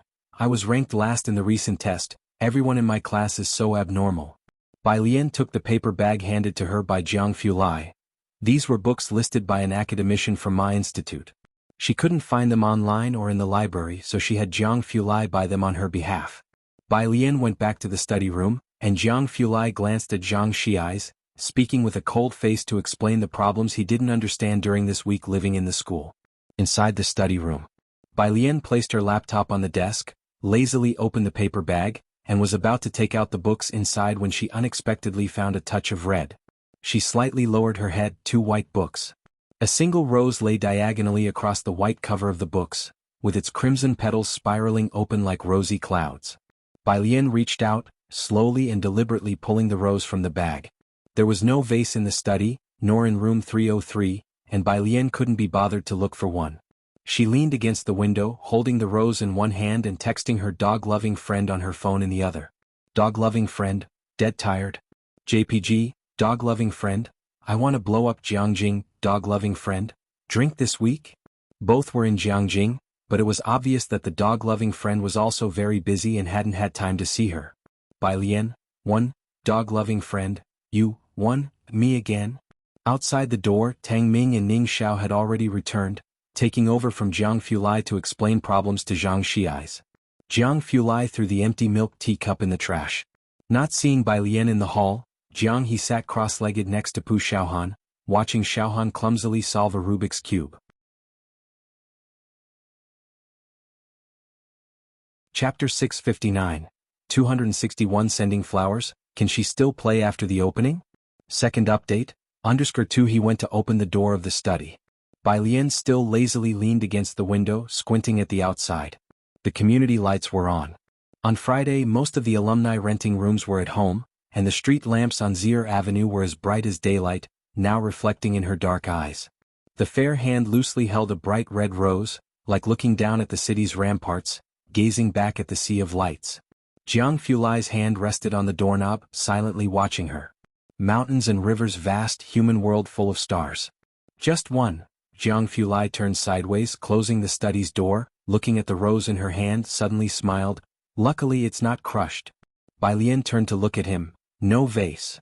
Jiang Fulai walked beside her, his tone light and breezy. Ask Ming Dongheng to buy one. Sunday. Wuxia World. Site Wuxia World. Site at Jiang University's Grand Auditorium. When Yi Jingxian arrived, a crowd had already gathered. The finance department had gone to great lengths to promote the event. Journalists from Jiangjing Media would be there to capture the freshman night, and the dean of the physics department would also attend. Therefore, both departments took the freshman party very seriously. Yi Jingxian had arranged with Bai Lian to rehearse at 5:30. She saw a bunch of staff on the stage and asked Kong Wei what was going on. Bai Xiaoqi has borrowed the sound system from Jiangyin, Kong Wei explained to Yi Jingxian. They are testing it now, and later Bai Xiaoqi will also test the sound of her guzheng. As he spoke, Kong Wei pointed to the guzheng on the stage, watched by many. I heard her guzheng cost 39W. Hearing the price of the guzheng, Yi Jingxian also took a look. But the guzheng wasn't important right now. She looked down at the time. It was 5:10 p.m. Minister Yen. Yi Jingxian crossed through the crowd to find Yen Jiming from the finance department to discuss Bai Lian's rehearsal. I have an arrangement with her at 5:30. Bai Lian was from Tongfeng class, and the grand auditorium wasn't always available for rehearsal. Can Bain Lian switch to another time? Yen Jiming exchanged a glance with the president of the finance department. Minister Yi, as you know, the stage sound effects are also very important. Bai Xiaoqi has managed to get professional sound technicians from Jiangyin for testing. In their eyes, Bai Lian could rehearse any time, but the sound technicians from Jiangyin weren't so easily available. Seeing Yi Jingxian's hesitation, Yen Jiming quickly said, Minister Yi, you know how many people are coming to see Bai Xiaoqi, and many will be live streaming our college's evening gala. Compared to others, the sound quality for Bai Xiaoqi's performance was more critical. As the technicians from Jiangyin were setting up, Yi Jingxian could only use her phone to call Bai Lian to tell her about this. Not far away, Song Min emerged from backstage and noticed a group of people gathered together, walking over. Minister, have the people from the physics department arrived? It's fine. Yen Jiming looked at him. They wanted to rehearse, but I asked them to change the time. Zir Avenue. Bai Lian stood under a tree taking Yi Jingxian's call, her single hand slightly gathering the phone, her tone casual. It's all right, senior, I don't need to rehearse. Yi Jingxian, feeling helpless. I also wanted you to try the props today. Shall we set another time? No need. It was after 5. The sun over Jiangjing hadn't fully set. Slivers of light filtered through tree leaves, casting a splintered glow. Dazzling. Bai Lian walked towards the bus stop across the street. Since she didn't have to go rehearse, she decided to take the bus directly to Yunshao District. Yunshao District, Azure Dragon Bar. At the bar, Sun Chun was dressed in a silver camisole, her lazy hair trailing behind her head, exuding a futuristic vibe, handing Bai Lian a cocktail with a blue gradation. Why didn't you let me know in advance that you were coming? Mr. Xiaoqi has stepped out. Bai Lian sat on the stool, her gaze contained as she looked at the message from Wenjixia, her leg casually propped up. I had plans with a friend here. Her fingertips danced on the glass, and beneath the lights, the liquid in the glass shimmered. When Wenjixia wearing a baseball cap arrived, she saw Bai Lian seated at the bar. Today Bai Lian wore a retro cheongsam top with silk fabric, beautifully embroidered, a matching long skirt below, and a white jade hairpin in her hair. Ignoring the backdrop of the bar behind her, at first glance, she resembled a classic lady from the Jiangnan water town leaning against a stone railing. Why are you sitting here? When Jixia led Bai Lian to the reserved booth, summoned the server to bring a bunch of drinks, and ordered a few servers to come over to keep them company. Bai Lian held her drink while sitting next to Wenjixia. Wenjixia seemed to be in a bad mood, just drinking one glass after another. Seeing her drink more and more, Bai Lian stopped her. Shall we go out for a walk?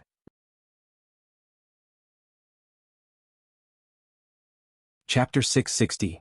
261 Sending Flowers. Can she still play after the opening? Second update. _3 Su Nanjing said she had left a car for her. Speaking of drifting, when Zixia's expression worsened, no more drifting, the old lady keeps a tight leash. Bai Lian searched her memory. There wasn't much news about Wenjixia, mainly just the two of them drifting and baiching together, then drinking and bitching about Song Min. That was all. You do look quite the part when you're serious, Wenjixia said, watching Bai Lian dressed in classic attire, sitting quietly in the booth with a languid expression while two good-looking young men didn't dare to approach her. With a wine glass in hand, there was this disconcerting sense of a traditionally educated miss turned up at a nightclub. When Jixia pulled a cigarette from the table, held it in her hand, and a boy immediately lit it for her, she slowly blew out a smoke ring. Damn, it's perfect. My grandmother's kind will definitely prefer someone like you. Acting the part at home is freaking exhausting. Bai Lian knew when Jixia kept up the facade of a lady at home. She leaned back slowly, listening intently to Wenjixia. Sure enough, midway through the drinking, Wenjixia dropped a bombshell. I'm getting engaged. As for who the other party was, Wenjixia didn't say, but it was just a business marriage. At 8 o'clock, Jiang Fulai sent a message asking where she was. Wuxia World. Site Wuxia World. Site. Ko Bai Lian looked at the drunk Wenjixia and sent him the address. She took Wenjixia outside. The bar manager recognized Bai Lian, and was about to ask if she needed assistance when he caught a glimpse of Bai Lian's cold eyes. He didn't dare to speak and silently followed behind her. Outside the bar, a gust of wind blew, and when Wuxia seemed a bit more sober, she tilted her head to look at Bai Lian and suddenly asked, "I noticed from the first glance. Are you an alter ego?" Bai Lian was startled. When Wuxia's eyes were blurry and she felt like vomiting, "Can she come back? Is she still inside your body? Is she, alright?" Ji Molan, Bai Qiming, and even Ji Heng hadn't noticed that she was no longer the her from before. Sometimes Bai Lian even thought that, aside from her, it seemed no one remembered who the previous Miss Bai was. When Wuxia's ringing cell phone in her pocket startled Bai Lian awake. The one calling when Wuxia was a contact saved as Butler. Bai Lian sent him their current address. The one family was likely in Yunshao district. They would arrive faster than Jiang Fulai, and the one butler soon came to pick up Wen Wuxia. "Thank you." The butler had someone help Wen Wuxia into the car, looking surprised at Bai Lian's gentle attire. He probably didn't expect Wen Wuxia to have such a friend. Bai Lian stood there, watching the Wen family's car drive away, her eyes slightly narrowed. She turned to the bar manager at an unhurried pace and said, "Tell Xiaoqi to check out the Wen family. Wen Wuxia, the only friend of the original host in this world." September 30th. Jiang University had one more day of classes. The holiday would officially start on the 1st of October. Bai Lian returned to the dorm after her morning run. The other three roommates were already awake, with Kong Wei browsing a forum in bed and greeting her roommate, "Morning." While speaking, her eyes were fixed on her phone's screen. On the forum, Bai Lian's speech from the previous week had been circulating for a week now. In the past 2 days there had been discussions about the welcome parties at the two major academic institutions, and Bai Lian's opening act had been promoted. "I heard Bai Lian is opening and I've already changed my ticket. There's also a famous zither player who's really good. I'm quite looking forward to the joint event between the physical sciences and finance departments this year. To be precise, mainly the finance college. I know the twin stars of the finance college that zither play was learned from Jianjian's professor. Everything Jiangyin produces is top-notch. Today the two institutions are hosting welcome parties." Kong Wei didn't stay in bed for long, as she had to go help out at the student union after breakfast. Yu Simin had an early 8 o'clock class and didn't have time to go to the union. After showering, Bai Lian went to the cafeteria to eat, and Kong Wei went with her. In the school, Tang Ming, Yang Lin, and Ning Xiao and others all used Bai Lian's meal card. After grabbing her meal, Kong Wei sat next to Yang Lin. "She hasn't had her rehearsal till today, I'm a bit worried." Across from her, Tang Ming took a bite of his fried egg pancake and asked, "What are you worried about her for?" He continued nonchalantly, "Sister Lu's shooting skills were taught by her. What you should worry about is, with her opening the event, how will anyone follow that act?"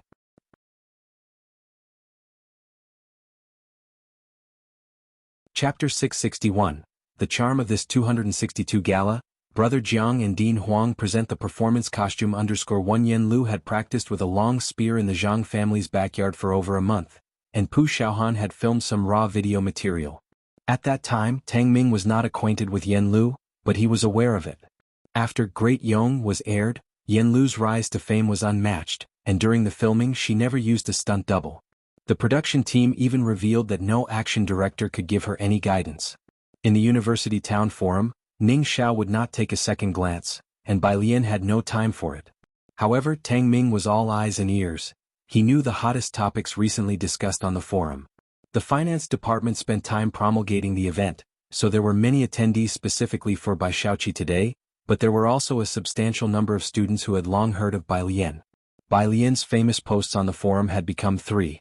The post from her initial trip to Jiangjing last year captured by chance, the thread with 2 images as the masters this year, and the last one was taken by the school newspaper in a lecture hall last week.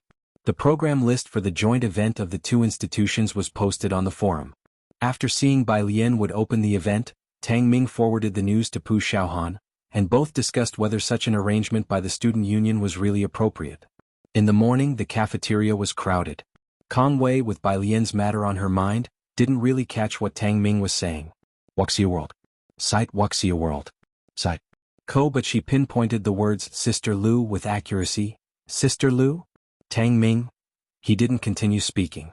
Fortunately, at that moment Bai Lian came over with her meal tray and sat beside Kong Wei. Kong Wei didn't pursue the topic further, chewing on the straw of her soy milk.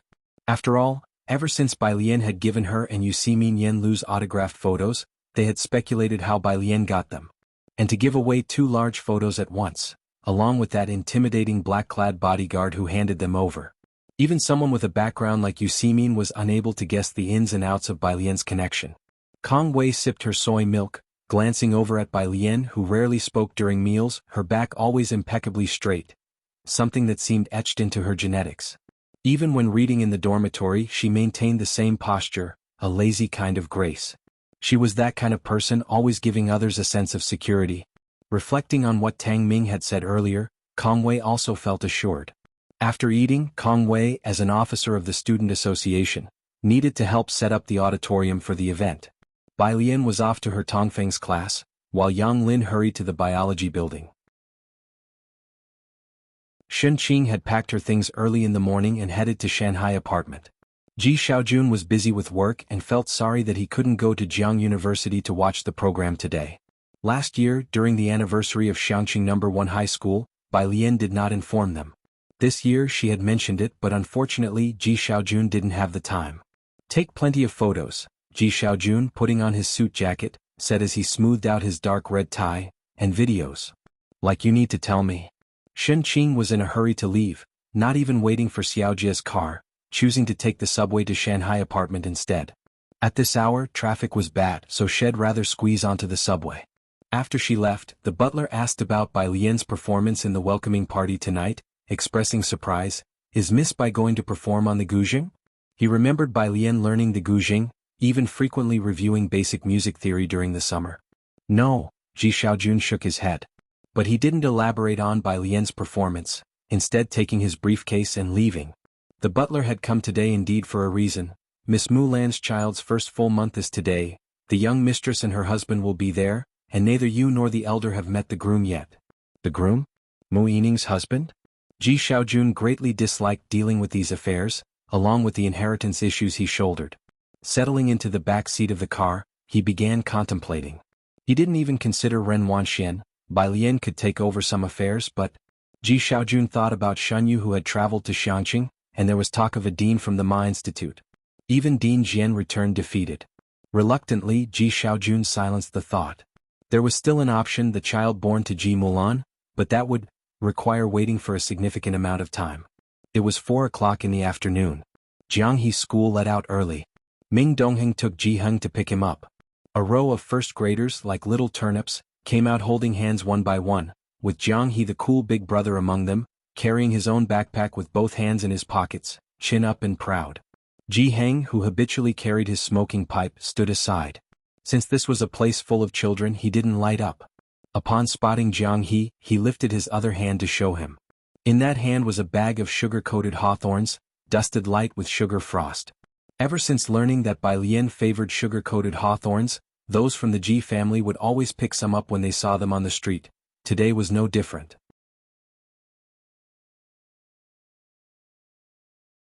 Chapter 662. The charm of this 262 gala, Brother Jiang and Dean Huang present the performance costume. _2 Ming Dongheng's gaze swept the surroundings, ensuring the safety of the two. Let's go, Ji Heng said, handing the candied hawthorn to Jiang He and carrying his small backpack, heading to the front intersection to get in the car. Both of them were going to watch Bai Lian's performance today. At this time of day the road was already getting a bit congested, so they didn't plan on returning to Shanghai apartment, heading straight to Jiang University's grand auditorium instead. Pu Xiaohan had no classes that afternoon, and along with Shen Qing she had arrived early at Jiang University's grand auditorium. She had even saved seats for Ji Heng and Jiang He in advance. It wasn't even 5 o'clock yet, but the auditorium was already filled to capacity. Pu Xiaohan, who had taken a spot on the left side, was wearing her camera around her neck. She stood up and waved to Ji Heng and Jiang He upon seeing them. "Grandpa, over here. It's really bustling here." Shen Qing, who didn't visit Jiang University often, looked at the red banners outside the auditorium bearing Jiangjing University School of Finance and Jiangjing University Department of Physics, and naturally felt a sense of pride and grandeur. Every passing student was a pillar of the country, and her niece was one of them. The grand auditorium was spacious, able to accommodate thousands of people at once, with seating radiating out from the central stage. Wuxia World. Site Wuxia World. Site. The performance hadn't started yet, and popular music was playing from the side speakers.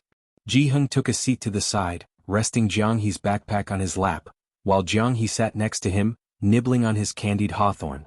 Outside, Song Min and Bai Shaoqi had also arrived.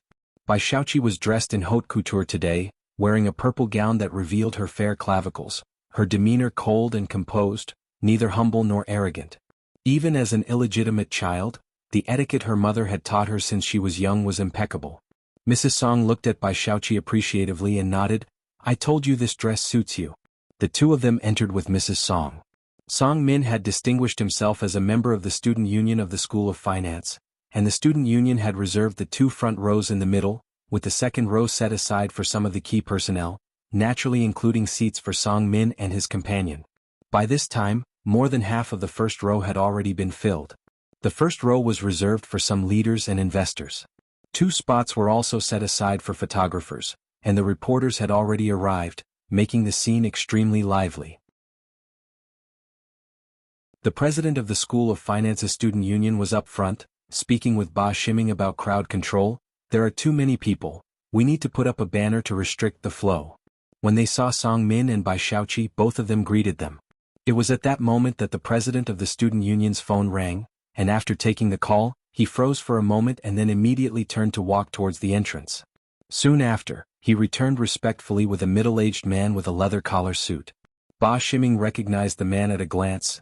"Dean Feng, hello, I'm Ba Shiming from the Department of Physics." The president of the student union of the School of Finance introduced the man to Song Min and Bai Shaoqi. "This is Dean Feng of our School of Finance. Dean, these two are new students in the school." He didn't introduce anyone else in depth, given that Song Min's popularity was decent among the new students, but that wasn't something particularly noteworthy in the presence of Dean Feng, much less Bai Shaoqi. In fact, he wasn't clear on why someone of Dean Feng's status would come to a new student's welcome performance. Dean Feng, chairman of the Xinjiang Business Federation, an individual specifically mentioned by President Yin, Song Min and Bai Shaoqi exchanged a glance. "You really came?" They both greeted him respectfully. Dean Feng didn't say much. He left the middle seat open and sat down beside it. "This year our school's new students are quite impressive." He started conversing with the professor from the School of Finance next to him. In the row behind, Mrs. Song regretted not inviting President Yin, and only after Bai Shaoqi and another had returned did she ask, "How come your dean is here?"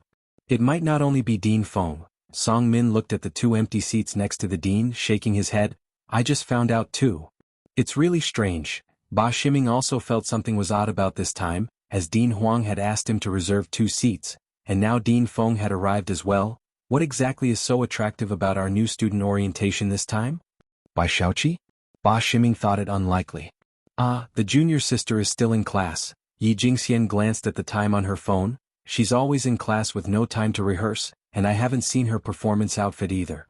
Deans of both prestigious institutions were present, as well as the media invited by the School of Finance. Along the way there were also students who started live broadcasts for traffic, putting huge pressure on the student union of the physics department, especially Yi Jingxian, who was afraid something would go wrong at the opening. It was also because Bai Lian was this year's new star of the physics department, and everyone recognized her ability. Otherwise Yi Jingxian would never have taken her word that it would be fine without a rehearsal. "Senior sister, don't worry." Kang Wei was now much more at ease than Yi Jingxian. As they were talking, Bai Lian came in from backstage. Seeing her, Yi Jingxian felt halfway relieved. She looked at Bai Lian, who was dressed in casual everyday clothes. "Junior sister, where's your performance outfit?" 4:45. Bai Lian glanced at the time on her phone. "It's time." It was crunch time, and Yi Jingxian quickly handed Bai Lian over to a makeup artist backstage. "Junior sister has good skin, no need for heavy makeup, just add some shading to adapt to the stage lights." The makeup artist examined Bai Lian's face and indeed found no further need for correction. As the makeup artist was applying shading, Bai Lian's phone lit up. Unable to move her head, she replied to the message while saying to Yi Jingxian, "Senior sister, my costume has arrived, it's at the entrance, can you fetch it for me?" "Your costume has arrived? I'll get it." Yi Jingxian had never experienced such an unreliable start before.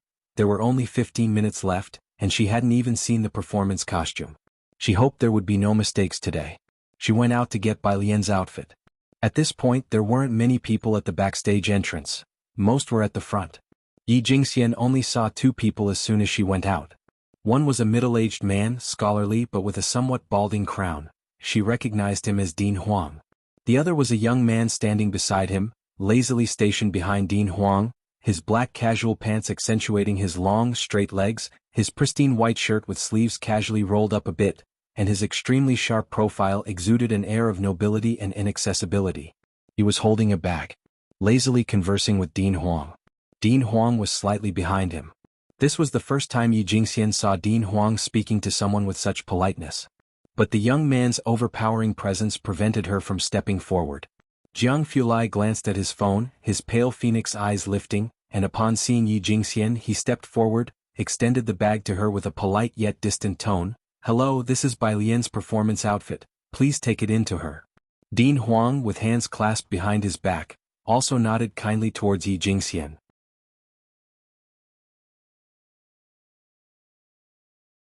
Chapter 663, The King of 263 Warriors, It seems like an old friend returns.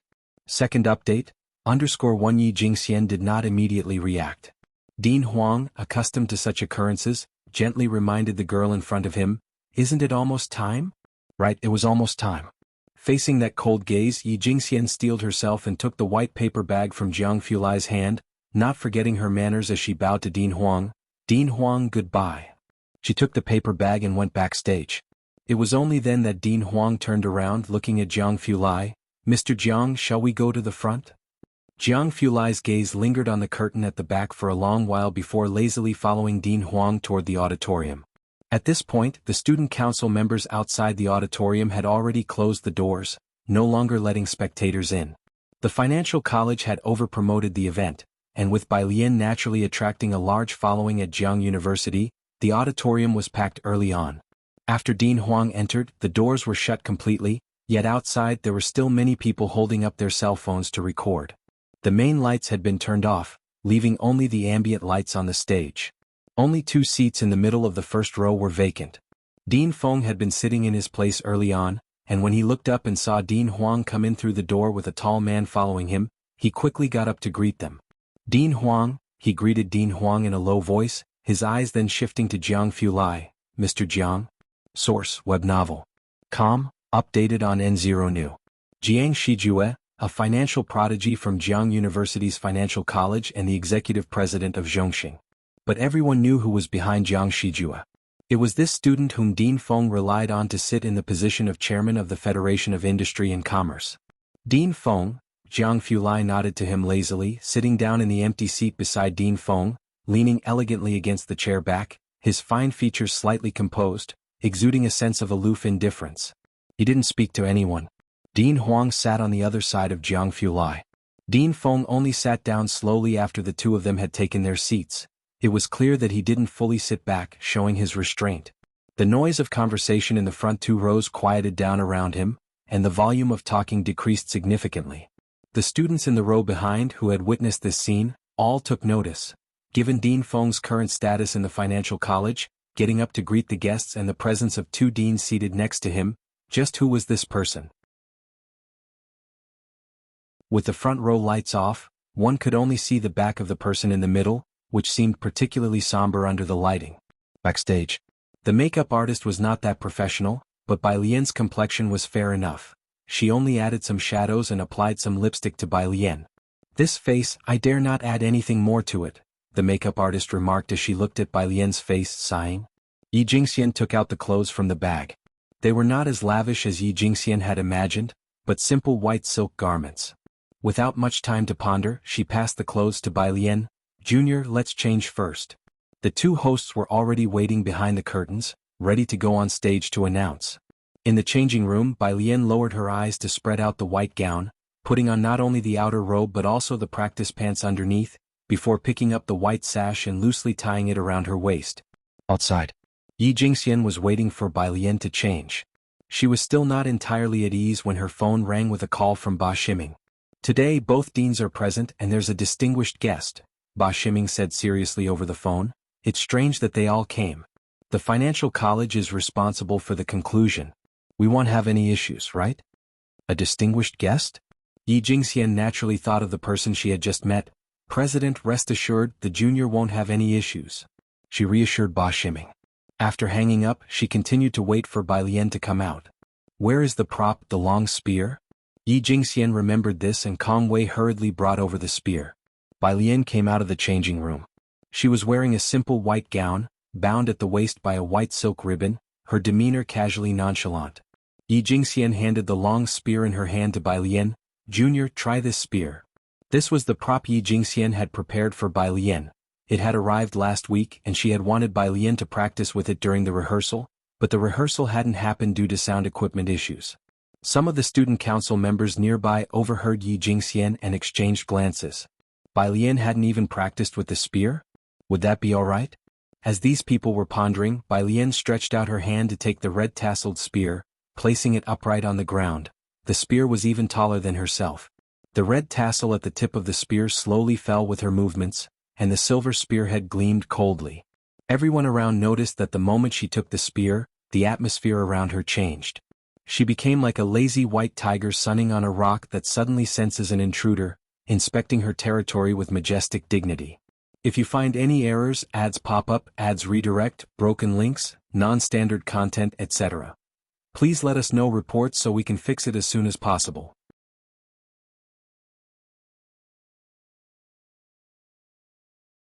Chapter 664. The King of 263 Warriors, it seems like an old friend returns. Second update, Understreet Yi Jingxian looked at her and her restless heart instantly calmed down. When is my turn to go on stage? Bai Lian glanced at the phone lying on the table, it was already 5 o'clock. Ah, Yi Jingxian snapped back to reality, the host just went up, after they come down you're next. Alright, the music, is the musician ready? Don't worry, President. The guy sitting in front of the computer, controlling the music, looked up at Yi Jingxian and gave her an okay gesture. Members of the Finance Student Council curiously came over to take a look. The music file that Bai Lian had was simply marked with the character Jian. What song is this? I've never heard it before. I don't know, said the guy controlling the music after listening to it, but it's not a song, it's an instrumental piece. Bai Lian sent it over, she probably found it herself. Outside on the stage, the two hosts dressed in a suit and evening gown were smiling and reading the opening lines, welcoming the new students to the university. In the first row on both sides, photographers had already set up their cameras. Nearly 1,000 seats in the auditorium were filled, with people standing on the steps and in the aisles, many of them live streaming on their phones. Source, web novel. Com, updated on new. The guy sitting in front of Tang Ming was among those live streaming short videos.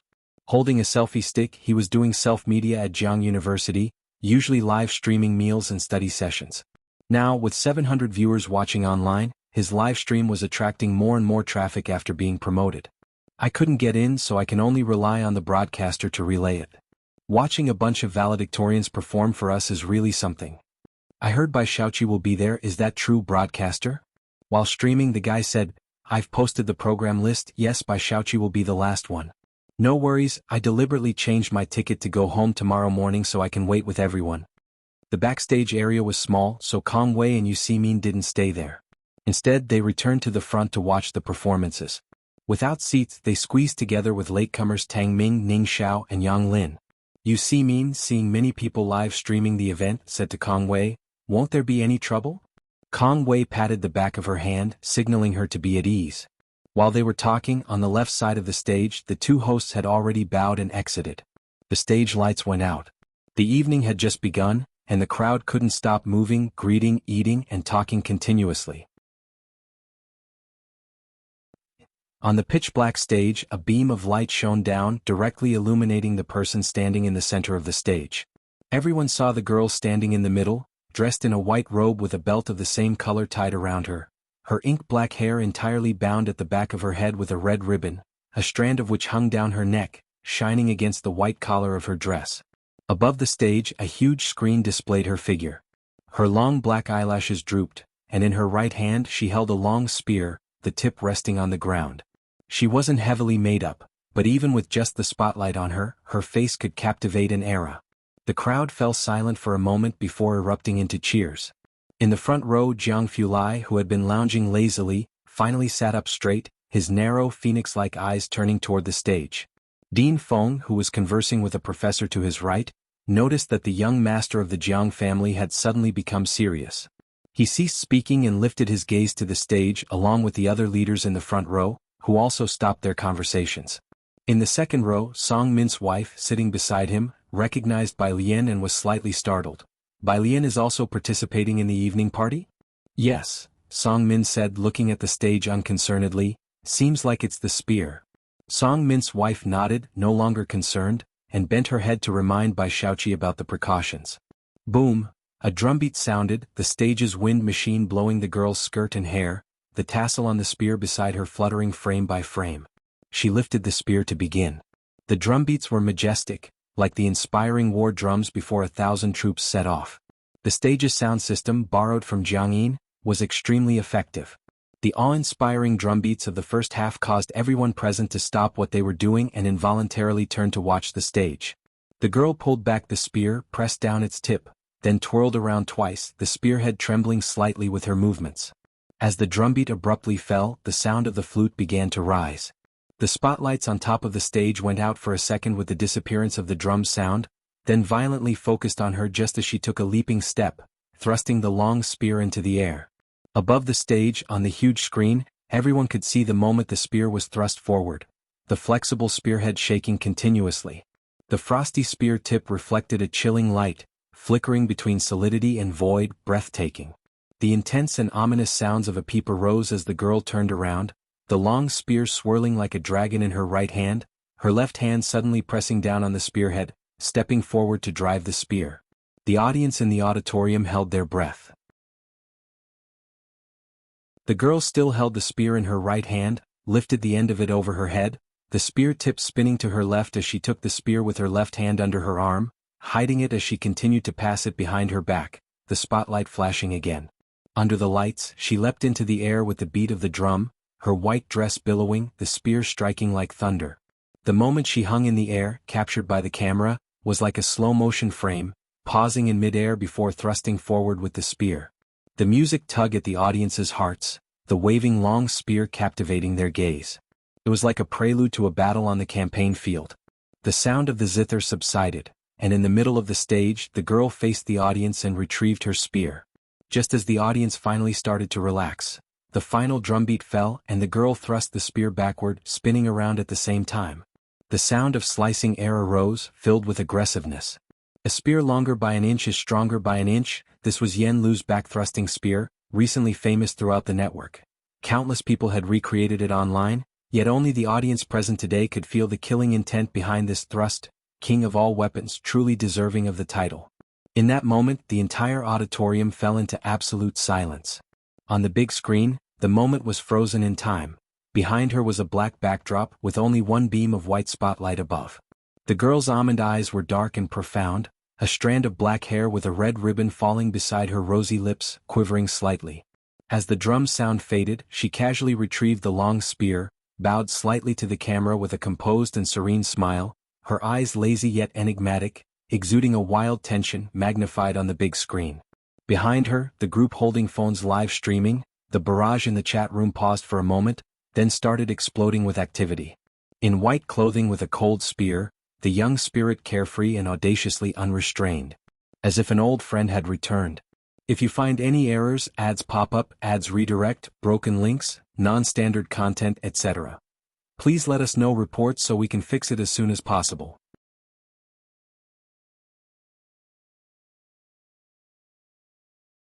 Chapter 665, 264 The True Moonlight by Lian, can also play the Guzheng_1. This was a feast for both the eyes and ears.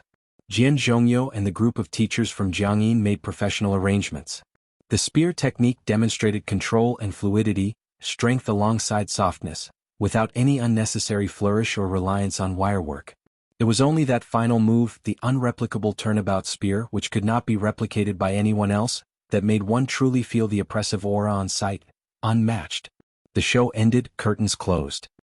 Bai Lian turned around to head backstage, where the two hosts waiting behind the curtain didn't come out on time, standing by the curtain, motionless with scripts in hand, watching her. The backstage wasn't large. Bai Lian, with her right hand casually holding the spear, exuded an air of vitality that naturally made its way out, giving a slight nod to the two hosts. "Is it your turn now?" Ah, the female host's stunned face finally reacted, straightening her silver dress. Right, it's our turn. She tugged at the male host and walked through the curtain to the front. From backstage, few people could see the program through the curtain, but the thunderous applause and shouts from the audience were unmistakable. Yi Jingxian, unable to calm her nerves, had lifted the edge of the curtain to watch the performance till the end. Source: web novel. Com, updated on Omicron New Zero. Her face flushed with excitement, now seeing Bai Lian return backstage single-handedly holding the long spear. The impact made her feel momentarily dazed. Senior, Bai Lian said, placing the long spear against the wall with one hand and greeting her before heading to the dressing room to change. This outfit wasn't unsuitable to wear outside, but at the end of September, Jiangjing was unseasonably hot. Outside in the front row, the hosts were speaking on stage. Dean Huang and the professor beside him finally recovered from the overwhelming performance. They were closer to the stage and nobody could understand the pressure of the performance better than them. This spear, said Dean Feng, forgetting about the young master Jiang Fulai to his right, turning his head to speak with a familiar professor from the School of Finance, is even better than the kid named Yen Lu who performed this summer. Yes, and, muttered the professor from the School of Finance, pushing up his glasses and speaking softly, didn't she look a lot like our senior sister when she held the spear just now? Exactly, Dean Feng agreed immediately, nodding his head. Who is this person? This wasn't just his impression but the first impression of everyone present. Senior sister was the term all students at Jiang University used to address the female disciple of Liang Zuan. Of course, Liang Zuan had more than one disciple, but his other disciple was Emperor Jiangwen, who had made numerous contributions for the Daong in the first half of his life, only to become suspicious and persecutory, causing harm to the loyal and good, making the people of the Great Yong dynasty suffer. His merits and demerits couldn't offset each other, but in the end the historians still awarded him the posthumous title Wen. Because of him, the Bai family left no descendants. 3 heroes of the family died on the battlefield, and even now mentioning his name incurs more criticism than praise. General Qin Yi might not have had military talents as remarkable as the Bai family, but he still helped Emperor Jiangwu unify the land. If Bai Li and Bai Zhongyu were alive today, things might have turned out differently. Every year, the Daong dynasty is reviewed in videos, with Emperor Jiangwen criticized by many netizens with each review. Thus, Jiang University had a senior sister but no senior brother. After all, even General Qin Yi led the refusal to erect a statue of Emperor Jiangwen. The two hosts read from their scripts on stage and Dean Huang let out a deep sigh. Bai Lian's performance had impressed him deeply, and he planned to describe his younger sister's performance to his teacher the next time he saw him. She truly is our junior sister, possessing such skill. While thinking this, he glanced at Jiang Fulai. Young Master Jiang was as silent as usual. He sat in his chair, his long fingers resting on the armrest next to him, his profile as calm as jade, his gaze directed at the center of the stage, but his deep, pale eyes showed no focus. Dean Huang looked at Jiang Fulai, intending to say something, only to see him suddenly stand up. The next performance was a dance troupe, with only the main lights on the stage turned on. Dean Huang was surprised to see him get up. Are you leaving? Jiang Fulai said, checking his phone. Bai Lian had sent him a message. She was not coming in to watch the program anymore and was heading back to solve math problems for the Buyuan class. He was here only to watch Bai Lian's performance after all. Dean Huang nodded, not surprised, considering that Jiang Fulai's attendance at the evening party had already been unexpected for him. He escorted Jiang Fulai to the main entrance. In fact, Dean Huang also wanted to leave, but it seemed inappropriate to walk out just after the event started, so he returned to his seat, planning to watch a few more performances before leaving. If you find any errors, ads pop up, ads redirect, broken links, non-standard content, etc., please let us know reports so we can fix it as soon as possible.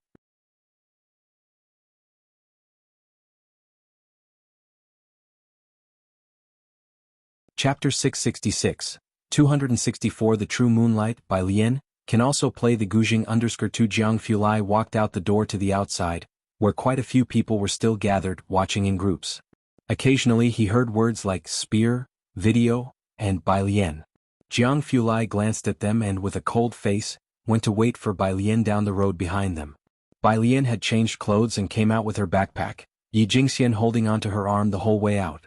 Yi Jingxian wanted to talk more with Bai Lian, but as soon as they came out, she saw Jiang Fulai standing opposite, looking unapproachable. Yi Jingxian suddenly let go of Bai Lian's arm, not daring to hold onto it any longer. The auditorium's second act was a group dance which was lively as well. Pop dance with the music played loudly. But most of the audience was still engrossed in the spear performance and the music they had just witnessed. Compared with the classical arrangement of the drums, flutes, pipa, and zither, this pop music sounded somewhat crude and didn't strike the heart as deeply. Many in the audience were no longer in the mood to listen. That included the people in the second row. Lady Song had been talking to Bai Shaoqi, advising her to stay composed and perform well later, so that she could be remembered by the professors and dean of the finance college. That way, people in social circles would seek her out, and as the saying goes, when the phoenix sings, the world listens. But once the music started, she couldn't help but look towards the center stage. Source: web novel. Com. Updated on New Zero. Had that face not been the one she was familiar with, Lady Song might have doubted whether this was the same Bai Lian she knew before. She was truly shining. Is that really Bai Lian? Lady Song leaned back in her chair. Beside her, Song Min and Bai Shaoqi said nothing. Song Min had also been looking at his phone. He had been investing with a group of people since the summer break, and even while watching the show he was discussing these matters. However, his eyes began to wander from his phone. Shaoqi, Lady Song, very attuned to Bai Shaoqi's feelings, said, "You play the zither very well, no need to feel pressured." As Lady Song spoke, Song Min's attention gradually returned. Some in the front row had already left. And not just the first row, spectators from other sections were also trickling out. Back row. Tang Ming's classmate in front of him was as excited as if he had been injected with adrenaline. "Yes, it's Bai Lian, my live stream doesn't have playback? Is there already a high-definition recording online? Hey, don't leave everyone, there's still the final act to come." The evening event hadn't even ended yet, and the opening performance had already been posted online. Kong Wei and Yu Simin also snapped out of it. Both were fans of Yen Lu. Her performance was even better than Lu Jie. Isn't Bai Lian actually from a traditional martial arts family? Yu Simin opened Weibo and the videos, unable to help herself. Indeed, the eyes of the netizens are sharp. There's a trending post online. The power of short videos is immense.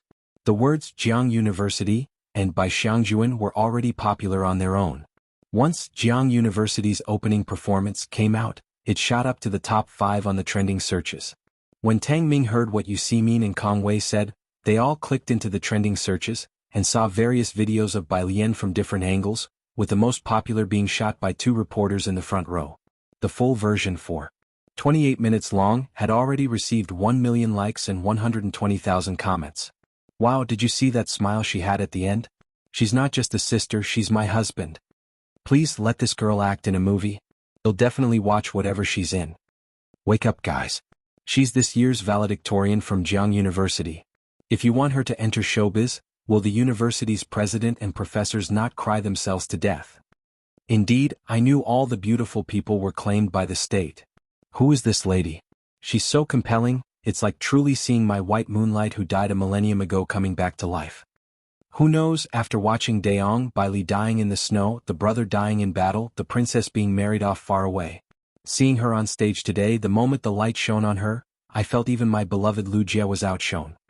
At the prime of youth, filled with charm and spirit, in white with a cold spear. My big sister finally has a face to show off. Yen Lu's elegance and acting skills along with her spear performance received unanimous recognition from netizens, and many would think of Yen Lu first when mentioning the historical figure Bai Xiangjuan.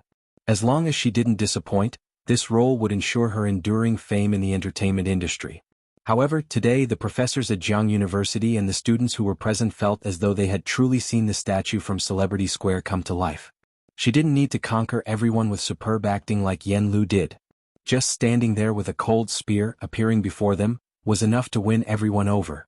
Tang Ming put away his phone, reflecting that it felt a bit like watching Pu Xiaohan's first video go viral.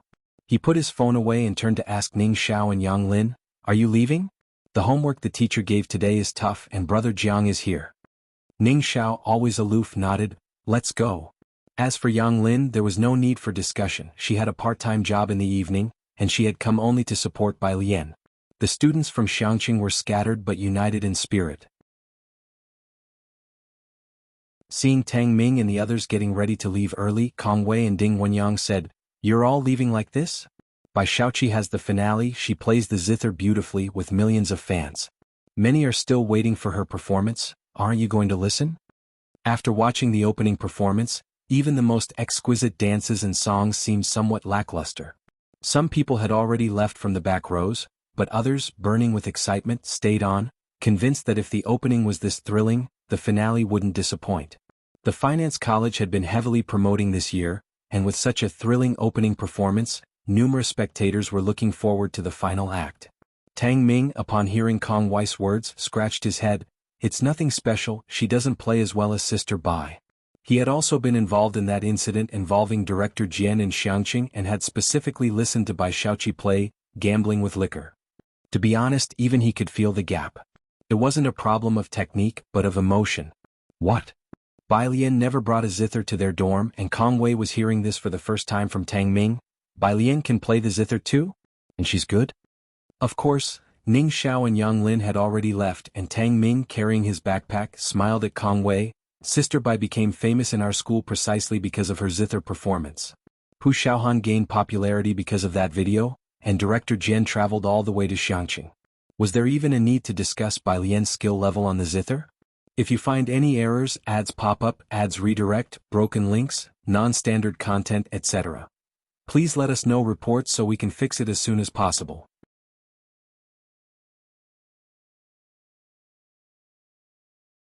Chapter 667, The Retreat of 265 by Lian, The Barely Satisfactory Finale, Second Update, _1 Tang Ming and Yang Lin among others, left through the back door. You guys go ahead, Pu Xiaohan said to Yang Lin. I still need to stay and watch the performance with Brother Niao and Grandfather. It was quite rare to be able to get in this evening, and Ji Heng and Xin Qing were still watching the show. Pu Xiaohan did not leave with Tang Ming and the others. Studying media, she had now achieved some success in her profession and didn't have as much academic pressure as the others. The people around Ding Wenyang listened to the sounds around them and also came back to their senses. Ding Gu, are we leaving? The courses in the Tongfeng class were always intense. Ding Wenyang and the others had come today to honor their appointment with Tang Ming. They had originally come to see Bai Lian, but the opening act was shockingly impressive. Ding Wenyang initially wanted to continue watching, as the business school had also put a lot of effort into publicity, even putting up banners in the Tongfeng class area. But after hearing what Tang Ming said, he lost some interest. Otherwise, let's go back and do our homework. In the last few weeks, Tang Ming and Ning Xiao had been progressing a bit too quickly. Initially, only Bai Lian and Liang Wuyu could keep up with the 4-hour-long lecture pace of the Tongfeng class. Now Ning Xiao and Tang Ming were thriving in the Tongfeng class as if they were fish in water. This adaptability placed immense pressure on Ding Wenyang and his group mates. Since Tang Ming and the others had decided not to continue watching and chose to go back to work hard, Ding Wenyang and his group unanimously decided to return to the study room. Source: Web Novel. Com. Updated on Omicron. New Omicron. With that departure, nearly 10 people left, and the slightly crowded area at the back suddenly became a bit emptier. Why has everyone left? Kong Wei, as a member of the student association, had to stay to clean up the venue after the evening party, manage the props and backstage, and therefore couldn't leave. Yu Siming couldn't leave either. Let's watch a little longer. Let's look forward to the business school's program. As the two talked, the male student broadcasting live was also trying to retain his audience. With such a fiery start, everyone think about it, the later part will definitely be even more exciting. Outside the auditorium, Yang Lin and Ning Xiao and the others went to the bus stop to wait for the school bus. Ding Wenyang and his group caught up. A professor, holding books, stood sternly by the bus sign waiting for the bus. Today was a holiday at Jiang University, so there were fewer people around the campus. The professor glanced over the crowd and noticed Yang Lin behind them, narrowing his eyes slightly. Yang Lin was checking her part-time job messages on her phone when she noticed the glance. She recognized the person, Professor Xia. This was an old professor who taught freshmen in the biology department. During classes, he only introduced himself with the surname Xia, and did not mention his first name. Yang Lin wore the uniform and pants of Jiang University and was always unapologetically herself at school, having applied for financial aid soon after joining her class. Professor Xia asked Yang Lin casually without a smile, "Are you busy during the holidays?" "I have 2 part-time jobs," Yang Lin responded with great respect to her teacher, even though she used to ignore everyone else, 1 in the morning and 1 in the evening. Yang Lin cast her eyes down, her overly long bangs hiding her pale forehead. with only her exceedingly cold black eyes occasionally becoming visible. "I've seen the homework you've submitted. It's been completed to a high standard." The school bus arrived and Professor Xia got on with her. Ning Xiao and the others gave up their seats to the old professor, who thanked a few students. Yang Lin just held on to her phone, always taking her homework seriously, never skimping on it. This summer, Bai Lian had been studying professional papers, and Yang Lin had also read a lot of literature related to bioengineering. She also spent time in the Jiang University library reading books related to her major. This summer, Yang Lin had already far surpassed the other freshmen of her batch. It was quite normal to catch the professor's attention. Professor Xia only rode 2 stops. Before getting off, he handed Yang Lin his business card. "If you finish with your part-time jobs, you can come help in my lab." Yang Lin looked down at the business card, which bore a name, Xia Zhuoyu. Below it, an address for a laboratory and a contact number.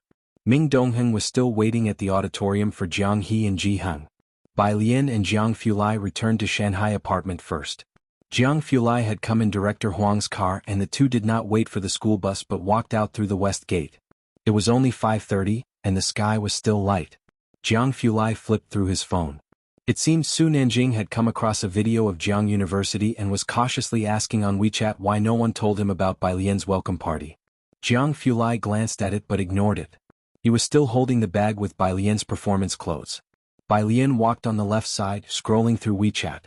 On WeChat, Xiaoqi had just sent her a message. "Sister, I've sent the Wen family's information to your email." On WeChat, data would be archived.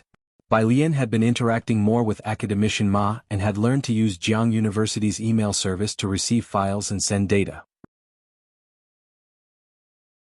Once Xiaoqi was done researching, she directly sent the information to Bai Lian's dedicated email address.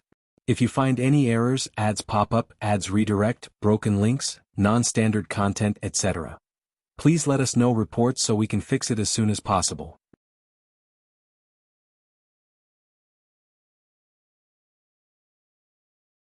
Chapter 668, The Retreat of 265 Bai Lian, The Barely Satisfactory Finale, Second Update, _2 Bai Lian sent back a message and lazily returned to the Jiangjing Preparatory Camp app, browsing through the challenge question bank, Su family's second child's full-month celebration. She was the first to speak up. Her tone was light and breezy. Jiang Fulai, holding her clothes and several books from her classes at Tongfeng, stepped through the shadows of the setting sun and listened to her calm words. "Are you going to go?" Bai Lian had long since deleted Ji Mulan. Ji Mulan never hid her utilitarian heart. The child was a tool for her to prove herself. As for Ji Heng, before Bai Lian left for Xiangqing, he had decided to take her back to that little courtyard. To Ji Heng, not understanding the previous Bai Lian might not have been a bad thing. "I suppose I will," Bai Lian said, tapping the screen with her fingertip, "but I'm planning to visit academician Ma's project during the National Day holiday." Although Su-Wen did not look like a member of the Bai family, Ji Mulan did bear a striking resemblance to her own mother. She had not yet seen that child and wondered if he might also bear a slight resemblance to Bai Zhongyu.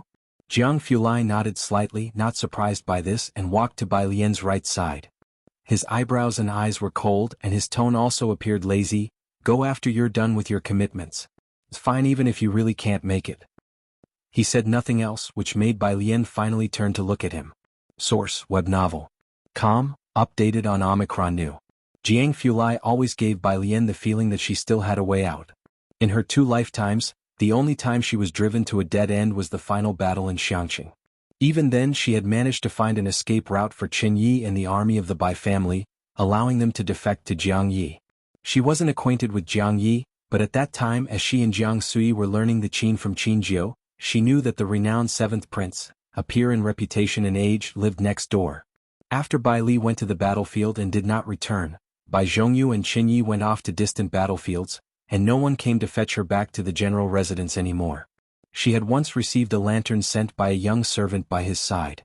Back then she was still afraid of the dark. Later on, when he was exiled to his fiefdom by Emperor Jiangwen, Bai Zhongyu did not return, and Bai Lian was no longer afraid of the dark. When Xiangqing was under siege, she thought of the 7th prince she had never met.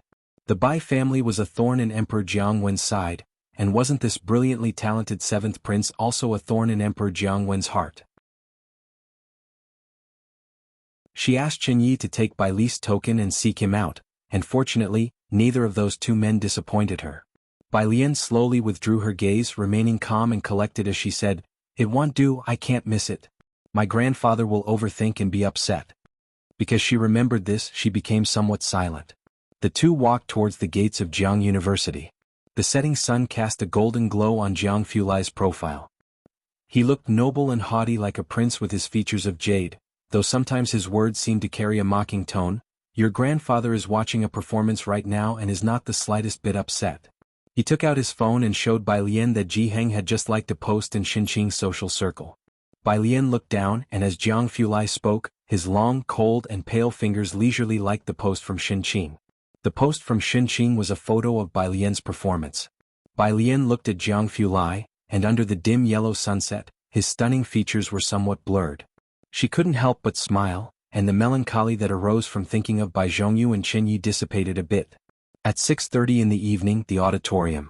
Ji Heng had just finished watching a recitation in the middle of the program, and beside him Jiang He had been looking down, flipping a Rubik's Cube, except for Bai Lian's act and a skit that he had looked up to watch. During the other acts he had been focusing on the cube. Ji Heng also had a Rubik's Cube in his hands, mixed up into a certain state. Jiang He had already learned how to restore the cube to its original state. He had just returned his cube to its pristine condition, then compared it against Ji Heng's mixed-up cube, returning the restored cube back to the scrambled state of Ji Heng's cube step by step. "Damn little bro," a student from Jiang University said in astonishment, "that's really impressive." Jiang He expressionlessly put the cube into the small vegetable bag and reached for Ji Heng's sleeve. Ji Heng, holding the cube and a smoking pipe, looked down at him. "Ready to leave?" Jiang He blinked and nodded. Ji Heng was actually getting a bit bored by now. After Bai Lian's performance, there were hardly any other interesting shows, and since he didn't smoke in the auditorium and saw that Jiang He didn't want to continue watching either, he led Jiang He to stand up and leave. Xinqing also felt a bit tired from sitting and left with Pu Xiaohan. Meanwhile, in the front, Dean Huang, who had been sitting for 2 hours, couldn't sit still any longer and began to wonder why he was watching a performance here instead of working hard in his office. A little after 7 o'clock, Dean Huang stood up. Ba Shiming had been paying attention to Dean Huang, occasionally refilling his cup with water and asking if he needed anything. Seeing him stand up, he quickly approached. "Dean, are you leaving?" The student union of the School of Finance has a student who will play the guzheng later. Do you want to stay and watch it? "No need, you've done a very good job with the program this time," Dean Huang complimented Ba Shiming. "I've seen what I wanted to see." He had come today just for Bai Lian's program, which she had performed right at the start. That Dean Huang stayed until now before leaving was already quite remarkable. After sending off Dean Huang, Ba Shiming wondered, what exactly did Dean Huang want to see? Less than 10 minutes after he left, Dean Feng also stood up, ready to leave. The 3 conspicuous seats in the middle of the first row were vacated in an instant. Bai Shaoqi had been preparing the guzheng backstage all along, with Song Min and others helping her check the props, while Yan Jiming reminded Bai Shaoqi, "Our dean is watching below. You perform well and make a name for the Finance Student Council." Due to the arrival of the 2 deans, the staff of the Finance Student Council had all been as motivated as if they had been injected with adrenaline. There were 3 more performances before Bai Shaoqi's, and she was backstage trying out the guzheng. Yan Jiming came out from behind the curtain and immediately saw Dean Feng at the entrance, preparing to leave, with their president seeing off the dean. "Dean," Yan Jiming approached, "are you leaving already? Our school's new student Bai Shaoqi hasn't performed yet, won't you watch her performance?" The auditorium now had far fewer people than at the start of the event. Earlier, the back rows were crowded, but now one could see quite a few empty seats at a glance. When Dean Huang left, he took a lot of students with him. Dean Feng looked at Yan Jiming and sighed, "I heard that Dean Huang came because of... But the top scholar from the Physics Institute this year is indeed impressive. Their institute is lucky. You've organized this welcome party well." After saying that, he went out the door. Yan Jiming exchanged glances with the people from the School of Finance, worried about this very scenario, which was why they had Bai Shaoqi as the closing act. "Minister Yan, now a lot of people live streaming are waiting for our closing performance." A member of the student union of the School of Finance suddenly spoke up, "Should we have had Bai Lian as the closing act?" Bai Lian had already been trending for 3 hours now. But before this, who could have known Bai Lian's performance would be so explosive? Yan Jiming also felt somewhat uneasy. The penultimate performance. Bai Shaoqi went on stage with her false nails equipped. Sitting before the guzheng, she also noticed the 3 empty seats in the first row and tightened her fingers slightly.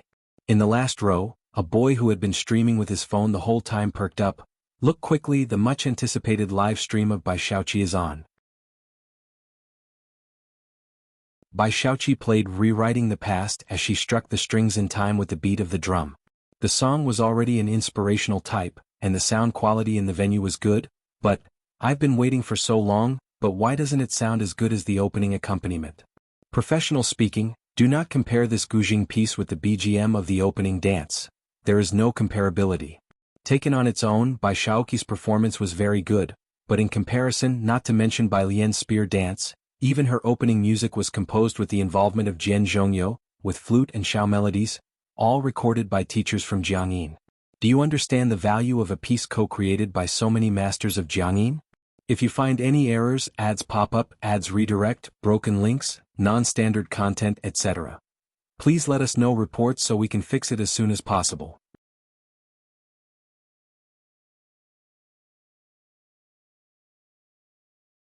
Chapter 669, Little Sister 260 SAXS Divine Move, Impromptu Arrangement. Simple_1 The auditorium borrowed Jiangyi's sound system, which delivered a full, clear and well-rounded sound, with the layers of various instruments distinctly overlaid. The bass was turned up to the max. The enjoyment was as thrilling as listening to a master-level music ensemble live. So after the opening performance, even the second dance group to take the stage seemed lackluster in comparison. Not to mention the final instrumental solo performance. It was too bland. The bullet screen comments were still discussing it. Moreover, the guzheng doesn't sound as good as the song Everlasting. Of course, only my Yen Lu can pull off that song best. Where have you placed the god of picking and the simplifier? Speaking of which, did anyone else think that the background music for the opening dance was really good? I've been trying to identify it for ages but can't figure it out. And the style? Who dares to tag Dean Jian? Source, web novel. Com, updated on N0 New. Omicron? The bullet screen comments started to chat idly, as the live broadcast room had lost interest in the final guzheng performance and began discussing where exactly Bai Lian's opening tune came from. But after 3 hours there were hundreds, if not thousands, of edited clips on the internet of Bai Lian's spear segment, yet tens of thousands of netizens were unable to trace the music's origin. Those present at the evening gala were also whispering and discussing among themselves. Disappointment was thick in the air. Everyone originally thought that after such an explosive opening, the finale would be even more spectacular. They didn't expect that even the opening BGM couldn't be outshone, and the whole event ended on a downbeat note. Bai Lian was responsible for the explosive start, while the rest ensured the low ending. The people who had managed to secure seats in the front few rows were already leaving with their phones. If I knew it would be like this later, I wouldn't have rescheduled. My 7 p.m. high-speed train would have been just right, leaving after the opening. Yeah, me too. Yan Jiming and the folks from the Finance Student Council were standing in the first 2 rows, and they could overhear these quiet discussions clearly. The finale hadn't even finished before half of the audience had left. Even some of Bai Shaoqi's fans felt that the finale content was mediocre. The gala opened with a bang but closed almost without a whisper. Everyone only remembered Jiang University and the physics department along with Bai Lian, who even made it to the trending searches, while hardly anyone mentioned the finance department that had put effort into promoting from the start. When it did come up, it was mostly remarks about the later programs lacking in excitement. President Ba, Yan Jiming looked at Ba Shiming. If your student council's program was that good, why didn't you say something earlier? If they had known earlier, they wouldn't have scheduled Bai Lian's performance so soon. Yi Jingxian thought about last week when they were not even granted a few minutes for a dress rehearsal on stage, all for the sake of the finance department's newcomer sound check, and she smiled. Minister Yen, we wanted to rehearse first last week and you didn't let us. Yan Jiming and the others had no response. Who could have known? Aside, Kong Wei and Yu Ximin were packing up their things, both feeling that Bai Shaoqi's guzheng playing was actually quite pleasant to the ears. It just lacked the bombastic impact of the opening dance music. Not to mention the visual effects. We're talking about tens of millions of Yen Lu's fans who felt that Yen Lu's spear wielding couldn't match up to Bai Lian's. What do you think? Kong Wei collected the cups beside the first row and lowered his voice. Tang Ming said Bai Lian plays better than Bai Shaoqi. What would it be like if she played the guzheng? Yu Ximin picked up the water bottle. Don't mention it, I'm curious too. It just felt like a missed opportunity this time. Shanghai apartment. Bai Lian was in the study room 303, pressing down a piece of draft paper, working on problems from the Jiangjing app. The window was half open, with a breeze moving the silver desk toy next to it. Her phone rang. It was Ding Jian's call. Bai Lian's fingertips were still pressing down on the draft paper as she lazily hit the answer and hands-free button, leaving the phone to the side. Ding Jian. Lao, who had sent the viral video of Bai Lian to Ding Jian. Bai Lian's online popularity that night was no less than that of an A-list celebrity. Almost everyone's social media and short clips were flooded by that final, defining smile. How was it? Ding Jian raised an eyebrow. The sound system I provided worked well, right? Bai Lian jotted down a string of numbers. She had washed off the contour the makeup artist had applied and sat in her chair, bare-faced, with the hair at the back of her head pinned up again by the white jade hairpin. What sound system? She inquired, unfazed. Oh. Ding Jian remembered her dedication to studying at the physics department, oblivious to worldly affairs. Jiang University borrowed a sound system from us. No problem there, the effects tonight should have been good, but have you specifically trained with a spear? On the other end of the phone, Ding Jian was still in his office. He leaned back in his chair, his muddy gaze fixed on a tablet on his desk, with its screen displaying a slow-mo clip of a scene. If you find any errors, ads pop up, ads redirect, broken links, non-standard content, etc. Please let us know reports so we can fix it as soon as possible.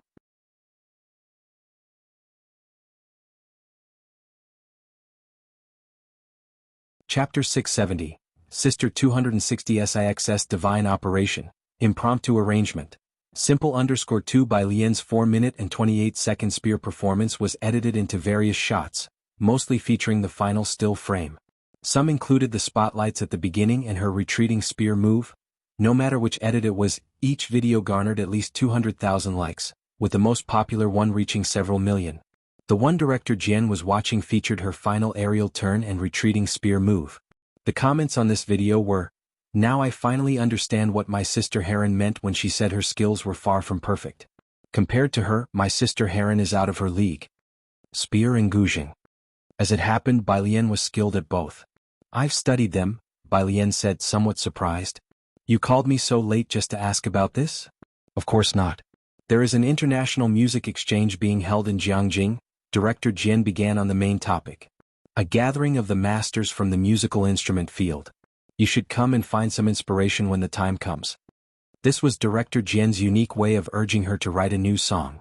Bai Lian had to attend classes at Tongfeng, complete homework left by the professors, help Wang Su and the others with Buyuan class questions, and even discuss ancient texts with Jianzhi during her spare time. During holidays, Director Ma would summon her to the laboratory. Her days were very fulfilling, but she hardly had any time to visit the music room. Source: web novel. Com, updated on Omicron New. 0 Sure, Bai Lian said, scribbling down another equation, her mind clearly elsewhere. "I have an old friend who I think would really like you." Director Jian, recognizing the dutiful but distracted tone in her voice, knew she must be doing her homework. "Never mind, you finish your homework first." He hung up the phone. Looking again at the tablet, proficient in Guzheng, interpreting the white robe journey so beautifully, and this retreating spear move that became an overnight sensation on the internet, Director Jian remembered that back in Xiangqing, Bai Lian was quite familiar with the head of the Calligraphy Association. Even his own great-nephew heeded Bai Lian's words closely. All members of the Jian family could write in the Liang style, and although Director Jian was not highly skilled, he could write it as well. He had seen Bai Lian's writing, which was neat and carried a unique style of Guanga body. So he wondered, could she also write in Liang style? If she could write in Liang style too, Director Jian thought. On the first day of vacation, countless tourists visited Jiangjing. The entrance to Jiang University was especially crowded with tourists. Although Jiang University had always attracted many visitors each year, none compared to this year, when tourists crowded the entrance early in the morning. Jiang University restricted the number of reservation visitors each day, but those who couldn't enter didn't leave and simply used their phones to take photos at the entrance. Those who could go inside would first visit the square, then the auditorium to see last night's venue, and finally search for the physics faculty. The number of people coming to check in at the physics faculty was beyond counting. The usually low-profile physics faculty had never expected to rise in popularity this way. Dean Huang lived in the university-provided housing. Staff from the academic office and teachers of advanced mathematics, who lived next door, came over early to discuss the situation with him. The influx of visitors was too great. Bai Lian's traditional Chinese music coupled with her martial arts, already a high-achieving student from Jiang University, was driving traffic to her videos on social media. It sparked a trend of Jiang University style and traditional martial arts. Many official bodies wanted to contact Bai Lian, but no one had her contact details. Unable to find any information, they all turned to the physics department. What does the Martial Association want with her? Dean Huang, while grading the topology problems submitted by the Tongfeng class, couldn't help but retort, "We don't give out her contact information to them, no." And as for the general netizens, Dean Huang chuckled, "I hope they work hard and get into our physics faculty one day, to be in the same major as classmate Bai Lian. Your physics department scores are already ridiculously high, are you going to set them even higher next year?" The calculus professor couldn't help but put down his teacup. "Leave some students for us, will you?" Dean Huang didn't respond, moving on to the next answer sheet. Neat and attractive handwriting. It was immediately pleasing to his eyes. While academician Ma was busy and could only spare time for one class a week at Tongfeng, it was rare enough, and the homework problem sets were corrected by his disciple, Dean Huang. Whenever he encountered a remarkable answer, he would send it directly to academician Ma. These were the papers Bai Lian and the others submitted last week. Dean Huang nodded, the handwriting looked nice, but something felt a bit off. Next to him, the advanced mathematics professor also noticed this. He ha out loud, "Isn't this our Buyuan class exam paper?" "What Buyuan class?" Dean Huang's brow twitched. He quickly pushed that paper to the bottom of the pile. "This is a Tongfeng class exam paper, you saw it wrong." The next one was still Bai Lian's exam paper. Thankfully this time it was a topology question. "That is our Buyuan class logo." The maths teacher put down his teacup and insisted on taking the exam paper from Dean Huang's hands, examining it carefully from top to bottom. He taught first-year university physics students advanced mathematics, but the mathematics majors didn't take advanced mathematics. He taught real variables in the Buyuan class. This question was the one he assigned last time. He could recognize it at a glance. Dean Huang watched expressionlessly as the look on the maths professor's face grew brighter and brighter. Inside he was frantically complaining, what was Bai Lian up to? How did she even have time to do Buyuan class problems? What kind of slick move was his little junior sister pulling? I think. The advanced maths professor, holding the exam paper, looked at Dean Huang. Dean Huang snatched back the exam paper, looked up. "You shouldn't think, be careful or he'll have the teacher hit you." The advanced maths professor. Bai Lian was unaware that Tang Ming and Ning Xiao had turned in both of her answer sheets together after reviewing them.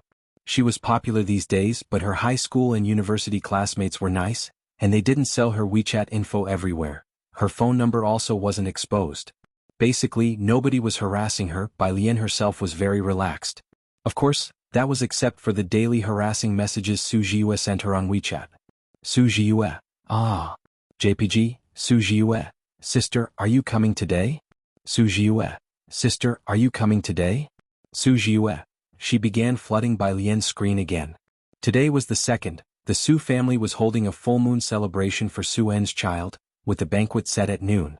Bai Lian had just returned from her morning run, sent her a symbol, and Su Jiyue stopped. Scrolling down, the next message was from Yi Jingxian. Yi Jingxian, junior sister, where is your opening BGM from? A lot of netizens want to know. The student council's phone lines are being blown up. Bai Jian, just improvised, doesn't have a name. On the other side of the phone, Yi Jingxian was startled by Bai Lian's message and sat up from her bed in the dorm.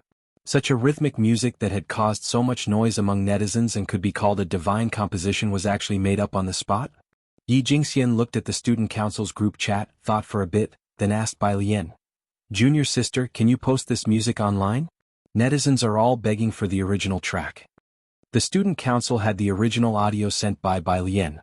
There were also recordings from the event online, but live recordings always fell short in quality. This music wasn't related to Bai Lian. She took a screenshot and sent it to Dean Jian. Dean Jian. 1. Half an hour later, Jiang University's Physics Department Student Council posted an audio source on Weibo. Frowny face. Heiress, the audio source everyone has been searching for. Asked junior sister and she said it was improvised with no name. Just have a quick listen. Attached. Jian. MP3.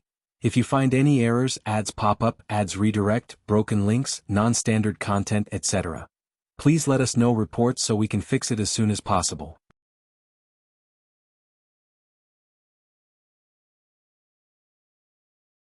Chapter 671. 267, Are we still going to see the snowy mountain together? Second update, _1 by Lien was in Mr. Moss' laboratory yesterday. She didn't go out today though. After her morning run and a shower, she changed clothes, and when Jiang Fulai came to find her, she was standing in front of the desk writing calligraphy. Everything needed for writing, including brush, ink, paper and inkstone, was neatly arranged in the study. She was dressed in a simple dark blue top and a long white skirt, her black hair was pinned up with a white jade hairpin, her eyelashes cast down. Traditional colors always seemed to set off her temperament. When she was seriously practicing calligraphy, it wasn't the library style. It was the Liang style. The strokes were bold and unrestrained. Jiang Fulai looked down at what she was writing, and it was just one phrase: knowledge and action are one. The motto of Jiang University.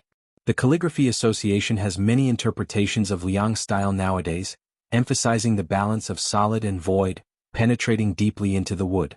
Source: web novel. Com, updated on Omicron New. Her writing was always casual, but it revealed a clear presence. When are we leaving? Jiang Fulai, wearing a white shirt and standing leisurely beside her, admired her writing. In the morning light, his silhouette was exceedingly smooth. Bai Lian put down the brush. Let's go early. I'm skipping breakfast. I still need to visit Mr. Ma. Ji Mulan had a baby, and the entire Su family was very happy. Su En's reputation had shot up in Yunshao district over the past half year, especially in the past 2 months with Chief Chen's presence. His status rose even further, prompting even the main branch of the Su family to send someone over with early congratulations. Flying too close to the sun, even Su En was on edge, so this time he didn't throw a large banquet, but only invited close relatives and partners. The venue was at the Su family's place. Bai Lian and Ji Heng arrived relatively early. By the time they got there, Chief Chen was already there. He was quite familiar with Su En and knew that Bai Lian and Jiang Fulai would also attend, so he arranged his only 3 days of holiday in advance. Ji Mulan was recuperating on the upper floor and didn't come down. The baby was in the arms of the old Mrs. Su, who had a chrysanthemum-like smile on her face when she saw Bai Lian and Ji Heng approach. The 1-month-old child, although premature, had grown a bit plumper and was fair and tender. Ji Heng, who habitually held his large tobacco pipe, didn't speak, but his expression softened considerably while looking at the baby. Jiang Fulai stood by Bai Lian's side, his phoenix eyes gently lowered, calmly watching the infant. His cool demeanor made the old Mrs. Su want Bai Lian to take a closer look at the child, but she didn't dare approach because of Jiang Fulai. The old Mrs. Su paid close attention to Bai Lian's expressions.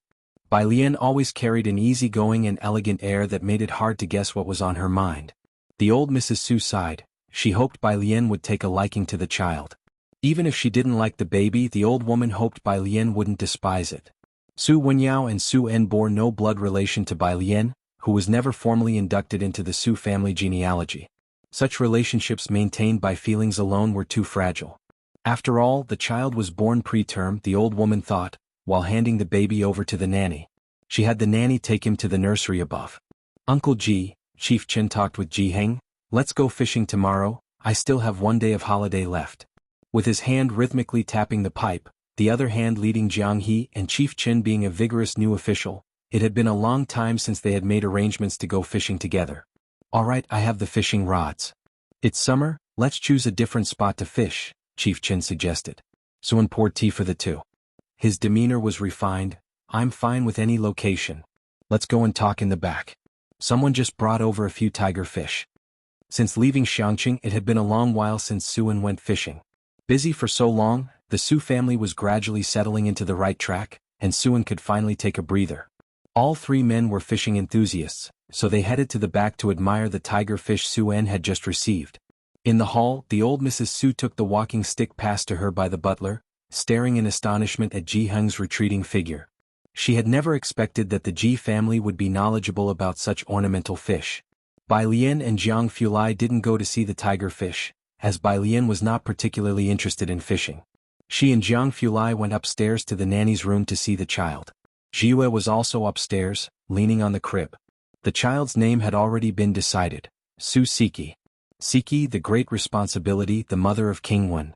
Such a grand name, Jiang Fulai commented casually on the child's name while holding his phone, his hands in his pockets and glancing down at the infant. To his surprise, the baby in the crib had already opened his eyes, and they were almond-shaped, somewhat resembling Bai Lian. Jiang Fulai glanced over indifferently. He no longer seemed to find the child objectionable.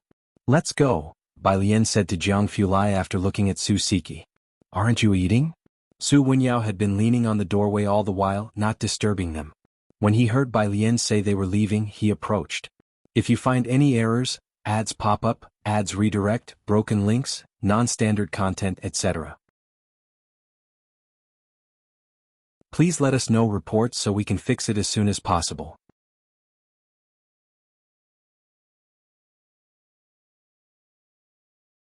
Chapter 672, 267, Are we still going to see the snowy mountain together? Second update. _2 Su Jiue also looked up, her eyes behind the lens. Bai Lian stood up straight and walked downstairs. "I have something else to attend to today, and Director Huang is looking for me as well." As soon as he heard it was Director Huang, Su Wenyao did not insist on keeping Bai Lian, and he accompanied her downstairs. After Bai Lian left with Jiang Fulai, Su Jiue still leaned on the iron railing, watching Bai Lian's car until she finally spoke her first words. "How could sister leave so quickly?"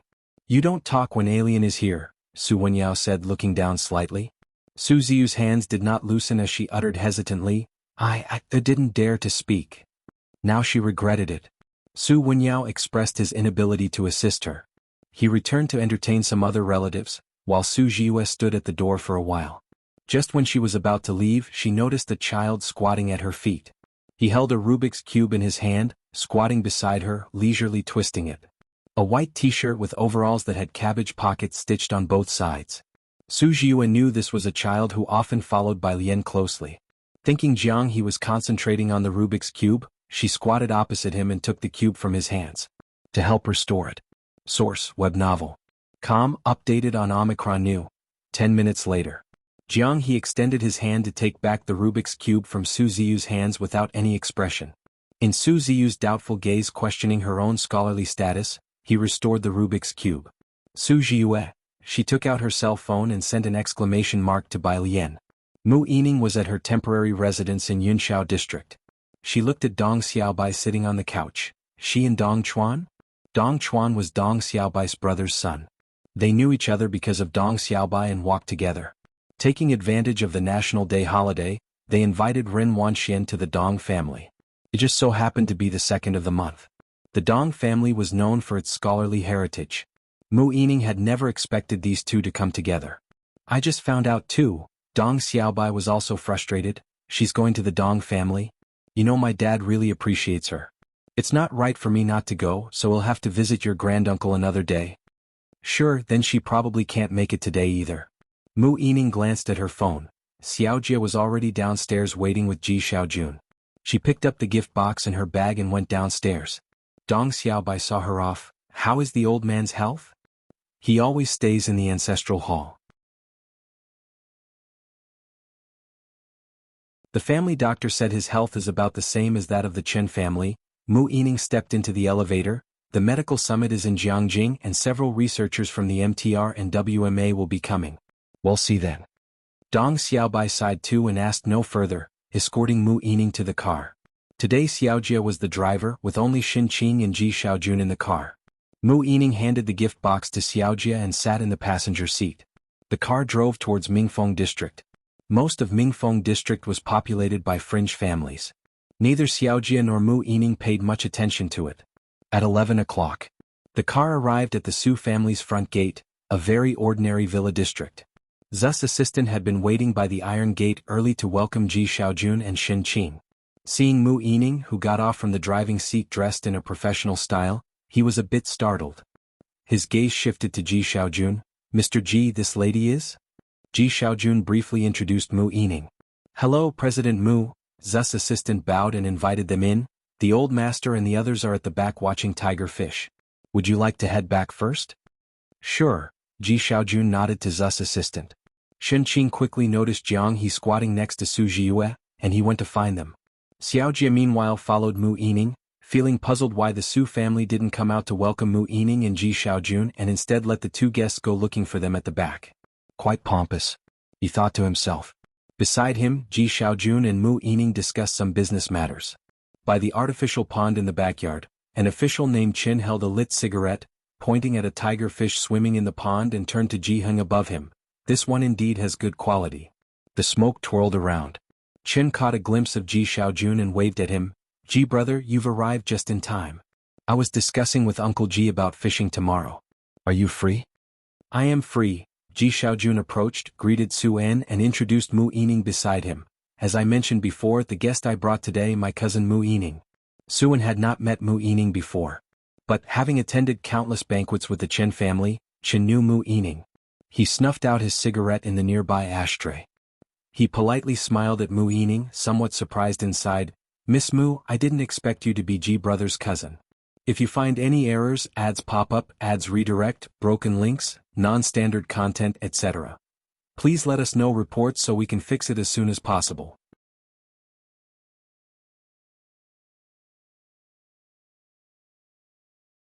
Chapter 673, 267, Are we still going to see the snowy mountain together? Second update, _3 Director Qin knew her, and Mu Yining was of course more familiar with Director Qin, the politician who was often the talk of the Yunxiao district headlines. The rising star put forth by the Qin family. Not to mention Mu Yining, there were countless people from both the Su family and the Qin family eager to take the opportunity to participate in a banquet related to Qin Yongkuan. Mu Yining didn't expect to see Director Qin in a place like the Mingfeng district, so even she was taken aback before regaining her composure and speaking, Lord Qin, I have long admired you. Both of them were too formal. Ji Heng still stood by the railing, looking down at the tiger fish, occasionally turning his head to speak with Director Qin. Mu Yining stood by, shocked to hear how respectfully Qin Yongkuan, with his current status in the Qin family and comparable to Qin Beixian, was treating Ji Heng. Especially, calling him Uncle Ji and Brother Ji? Mu Yining could naturally tell that Director Chen's respect for Ji Heng came from the heart. The Mu family had declined and could no longer compare to the Qin family. How did Ji Heng come to know Qin Yongkuan, and why did the latter treat him with such courtesy? And Su, source, web novel. Com, updated on Omicron 0. Suen the nouveau riche from the Yunxiao district. The Institute. In the second-floor meeting room, Director Huang took out yesterday's exam paper and handed it to Bai Lian. Bai Lian, why did you take the Buyuan class exam? Bai Lian looked down and saw that it had been marked with a 100. Ah, sorry, she admitted her mistake, it won't happen again. Director Huang wanted to say something, but seeing Jiang Fulai standing beside Bai Lian with his hands in his pockets and an indifferent expression, he held back the words that were on the tip of his tongue. God of wealth was not to be trifled with. Otherwise, the teacher would have to expel him from the mentorship. He couldn't even reprimand the little sister apprentice, as her status with their teacher was definitely higher than his. After pondering for a while, Director Huang could only silently take Bai Lian to see the newly arrived quantum magnetic instrument. Jiang Fulai not only showed up today but also had someone bring the quantum magnetic instrument. Ming Dongheng wasn't allowed into the laboratory of the Science Academy, so he escorted the instrument to the front gate of the academy and stopped there. Returning to Jiang Fulai's side, he handed over a sealed document, the MTR report. Jiang Fulai didn't bother entering the quantum information lab, he pushed up his glasses, headed to the lounge next door, and opened the report with a glance. It was the blood test he had sent in. Ming Dongheng glanced at the envelope. It wasn't English nor French, and judging by the incomprehensible symbols, it should be Hebrew. Anyway, Ming Dongheng had never learned it. He stood silently beside Jiang Fulai. Jiang Fulai held a grudge against Professor Ma for not letting Bai Lian off, and the researchers on this floor had been tiptoeing all day long, not daring to pass by the lounge even if it meant taking a detour. By 5 in the afternoon, Bai Lian had finally finished reviewing the quantum magnetic instrument. Professor Ma let her go. Jiang Fulai took the car keys, joined her in going to the parking lot. As Bai Lian sat in the passenger seat and buckled her seatbelt, she spoke in her usual casual manner, "You seem very happy today." Jiang Fulai drove out. Today everyone around Professor Ma couldn't wait to stay 800 meters away from him. Even Ming Dongheng didn't dare to get too close to him, only she would say such a thing, a little. The car slowly drove out of the institute, and in the evening the wind blew in bursts into the passenger side, diluting the cool scent inside the car. Today Ji-hung wasn't at Shanghai apartment, and Jiang He wasn't around either, so Jiang Fulai took her to Kangyu Tower for dinner, to a small private room on the top floor, where opening the window provided a view of the bustling ancient city. The lights on the ancient city towers twinkled. Jiang Fulai spoke briefly about the dish preferences with the manager outside before re-entering, and when he did, Bai Lian was lazily leaning against the window, gazing at the neon lights below. Her eyes and brows were softened by the gentle light, her long lashes casting a shadow on her eyelids as she finally viewed the world without distancing herself, at last settling on this land. The very soil of her homeland was beneath her feet, and the most desperate thing was the time that could never be returned to. "Why aren't you coming in?" Bai Lian crossed one hand over her chest and leaned on the window with the other, not turning her head, only continuing to lounge by the window lazily. The area below used to be the imperial city. Jiang Fulai closed the door and walked over to her with composure, looking down at her hand resting on the window. "My parents died young and the only relative is an aunt. She probably will still be working at the Dark Matter Institute, semi-free with a body that should still be in relatively good health." He spoke slowly and deliberately. Outside the window, 1,000 lights shone, casting their glow on Jiang Fulai's face as he looked at Bai Lian's eyes that turned to him and sighed softly. "It seems like I don't really have much, but Bai Lian. MHM." Jiang Fulai lowered his eyes to look at her, his strong and slender palm resting on her waist with a slight coolness, his distinguished and cold face shrouded in the confusing light of the lamps. He set his glasses aside, tilted his head down slightly, and with restrained passion, moved in for a kiss at the edge of her lips. "I may not have a home to speak of, but, do you still want to go with me to see the snow-capped mountains? If you find any errors, ads pop up, ads redirect, broken links, non-standard content, etc. Please let us know reports so we can fix it as soon as possible."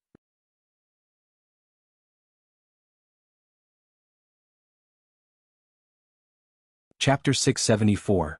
268 Roses look good in her hands only, ranked number 1 in points. Every stage of life has its own significance. Jiang Fulai always had a clear plan for his life.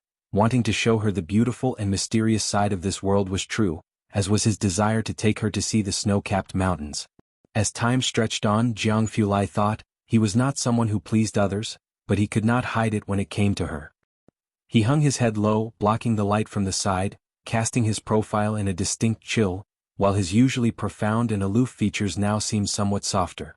Outside the window, someone was setting off fireworks, and a rose-shaped firework blossomed in the sky. It was rare for this area to have fireworks, and the sudden explosion of fireworks brought many exclamations from below. Bai Lian looked up, her wrist still casually resting on the windowsill, not seeming too surprised. She had been in this world for over a year, and Jiang He was the first friend she made here. She remembered that night vividly. The moon was beautiful, and she was waiting with Jiang He for his brother, calling the wrong name at their first meeting, a memory too significant to forget, yet she realized that it was often this man who stayed by her side. Together, they had walked through the countless quiet and deserted streets of Purist Street. But indeed Jiang Fulai was someone who did not indulge in worldly pleasures, a man who stood above the clouds, revered and feared even by Hewen, proud and arrogant, that kind of noble son. The fireworks outside continued to climb and explode in the air, the light flashing on and off in his eyes. Jiang University's confident and composed young master seemed not so confident at this moment. Source: Web Novel. Com. Updated on Omicron. His other hand was placed on her wrist that rested outside the window, his fingers always cool, the temperature at the tips showing distinct restraint. Bai Lian looked at him for a while. "Go open the door, there's someone outside." Jiang Fulai made an "oh" sound, subconsciously loosened his grip, and turned to walk to the front to open the door. The meal had arrived.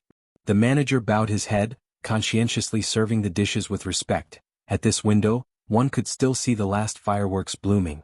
He served the dishes and then quickly withdrew. They also brought a pot of tea, purple sand teapot and cup. Jiang Fulai extended his hand out of habit to pour a cup of tea for the position opposite him, bending calmly to set the teacup and pot in place, his shirt outlining the slight arc of muscle on his body. Bai Lian still leaned casually by the window, hands clasped together, her right hand holding his glasses that were left on the windowsill, still in a very relaxed state. She watched Jiang Fulai pouring tea and arranging the tableware. The yellow, bright tea soup was fragrant with orchid notes as it was poured. "They serve old Banjiang here?" Bai Lian looked at him and laughed. Jiang Fulai started uncovering the silver lids on the silver dish, his voice ever calm and steady. "All stores under the Jiang family have it. When do you think is the best season to go?" Bai Lian moved to the side of the dining table, the fireworks outside having vanished. Jiang Fulai did not catch on. "What? I mean," Bai Lian sat opposite him, setting his glasses aside. She looked up leisurely. "When are you planning to take me?" Jiang Fulai sat in place, the feelings hidden deep inside his heart spread through the corners of Xiangqing along with the fleeting fireworks outside, receiving a response. He was still lost in thought. "Any time is fine. When do you want to go?" Bai Lian picked up the teacup and slowly took a sip. The old Banjiang with some years behind it had a rich, full-bodied tea aroma, and the strength of the tea's body was immediately apparent upon tasting, dense and smooth, leaving a sweet aftertaste. "Let's go during the winter break," Bai Lian thought for a moment. "But it's not fixed. There seems to be a summer camp during the holiday." As she spoke, Jiang Fulai finally came to his senses. He sat up, blinked, and pressed his right hand against the table edge to stand, his rolled-up sleeve revealing his cold white wrist with slightly pronounced veins, and his left hand, roughened by calluses, gently caressed her chin, and he almost whispered as he kissed the side of her lips, "Okay." After eating, they returned to Shanghai apartment. They passed by the affiliated middle school. At this time, even the students of Jiang University affiliated middle school were on holiday. Aunt Zhang had opened a flower shop at the affiliated middle school, and her business was not yet closed at this hour, seemingly doing quite well as delivery guys would come by to pick up flowers. Jiang Fulai parked the car on the roadside. He usually did not care for the frivolities of romance, whether it be roses, Chinese roses, or even foxtail grass. They were all the same in his eyes. Facing young Master Jiang, Aunt Zhang also felt somewhat intimidated. She asked, "Still just one rose? If you find any errors, ads pop up, ads redirect, broken links, non-standard content, etc. please let us know reports so we can fix it as soon as possible."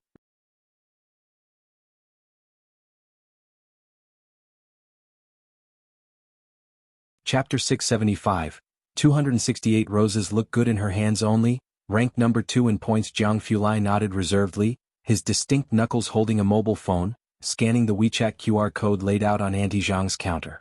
He took the flowers handed to him.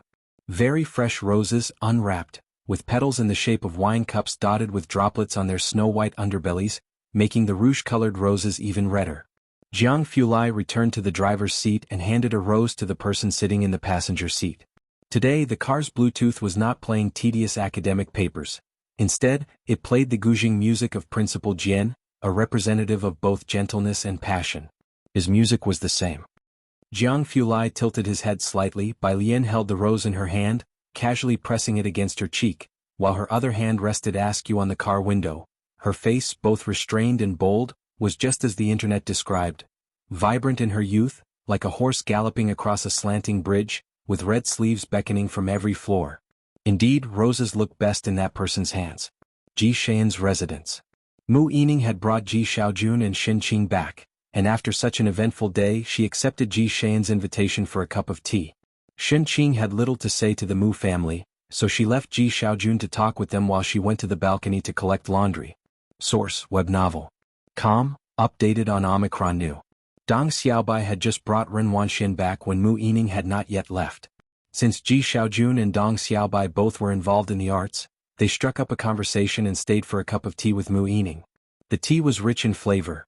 Mu Yining did not know how to appreciate tea, but Dong Xiaobai did. He looked down, contemplating. This didn't seem like a tea the Mu family would give to Ji Xiaojun. Curious, he asked an extra question. Xin Qing answered with reserve, "This is tea brought by Xiaojiang." "Xiaojiang? Which one?" Dong Xiaobai wanted to ask more, but seeing Xin Qing's expression, he retracted his question and began to talk about Ren Wanxian with Mu Yining and Ji Xiaojun. "You're saying the Calligraphy Association president wants to recruit her?" Mu Yining was surprised to hear Dong Xiaobai's words, as the Mu family seldom studied calligraphy, but thanks to Dong Xiaobai she knew that the Calligraphy Association was very strict about its membership. After all, it was backed by the Qin family and the Jiang family, comparable to Principal Jian's status in the national music circle. She had not expected Ren Wanxian to be able to join the Calligraphy Association. Ren Wanxian, feeling uncomfortable with Ji Xian's serious demeanor, looked down. Just lucky. She knew Bai Lian was also proficient in the Liang script, and wondered whether her calligraphy had improved over the year. There's a bit of luck involved, Dong Xiaobai smiled. Ren Wanxian was far behind in skill. After all, calligraphy needed a certain talent, and Ren Wanxian lacked it, but due to the Dong family's connections, the Calligraphy Association president was willing to show some face. The calligraphy circle really favored the Liang style. My dad himself didn't master Liang script, but he sees Wanxian is quite fond of it. The Dong family had many who studied painting and calligraphy, but only a few seriously knew the Liang script. And among them not a single girl. It was inevitable. Girls inherently have less wrist strength, and in Beijing the only girl who wrote the Liang style well was the vice president's disciple, Su Yajun. Alien's handwriting is also very beautiful. Amid their conversation, Shen Qing suddenly spoke. Ji Xiaojun had indeed heard from Ji Heng that Bai Lian had spent some time last year practicing large characters by suspending a piece of heavy iron, but Ji Xiaojun had only seen Bai Lian's Guanga style. Were Ji family's genes that good? Dong Xiaobai looked towards Shen Qing. She writes something Guan. Shen Qing had heard Tang Ming and others talk about Bai Lian practicing some script that made the science students feel inferior because their teacher complained about not finding answers. Guanga style. Dong Xiaobai knew immediately which style she meant but also lost some interest. It's quite a bonus for a girl to practice this style. He and Mu Yining didn't stay long at Ji Xian's place. After leaving, the two got into the car together. Because Shen Qing brought up Bai Lian, Dong Xiaobai inquired more about Bai Lian. The top scorer in the college entrance exam? He sat up straight in surprise. Then what did your old man say? Mu Yining shook her head. Dong Xiaobai sat back down. He won't come out even if offered the title of top scorer on the national exam? But, the genes in your cousin's line seem to be much better than those in yours. A top scorer, could earn a place on the clan's plaque. It's a pity that I'm going back to the Dong family today, otherwise I could have met your niece. Though he had never met her, he was curious about Bai Lian. Mu Yining also found it strange. Even if you went, you wouldn't be able to see her. She seems to be busy today. It's hard for even me to get a glimpse. The National Day's 7-day holiday. Even heartless companies should give time off. Isn't she just done with her college entrance exams and still a student? What's got her busy? As for what exactly she was busy with, Mu Yining didn't know either. Of Ji Xian's two nieces, Ren Wanxian could be seen through at a glance, while Bai Lian always remained enigmatic. The 7-day National Day holiday sounded long, but it passed in a flash. Many people woke up on the 8th day wishing they held a time machine in their hands, so they could press a button and return to the first day of the holiday to start over. In the Tongfeng class, Tang Ming swore with his hand raised, "Really, I put it in the book after I copied it. It must be Brother Ding who accidentally handed it in." Ding Wenyang had just arrived in class and a huge blame was immediately placed on him. The rest of the class were discussing various topics, while Gao Yuan was surrounded by a group of people, with exclamations erupting from time to time. 1,300,000 points? And you Wang Shi, how many points do you have? Just hit 1,000,000. That's not too little, said someone by Gao Yuan's side. You'll definitely have your chance in the midterm practical test. Ding Wenyang, sitting beside Tang Ming in a daze, overheard their conversation and curiously asked Tang Ming, "How many points do you have on the app?" "What points?" Tang Ming's eyes darted about as he shifted the topic from the blame he had placed on Ding Wenyang, his hand resting on Ding Wenyang's shoulder. "You tell me. The preparatory camps app, don't you know? A lot of our subsequent group competitions and slot allocations will be based on the total scoreboard."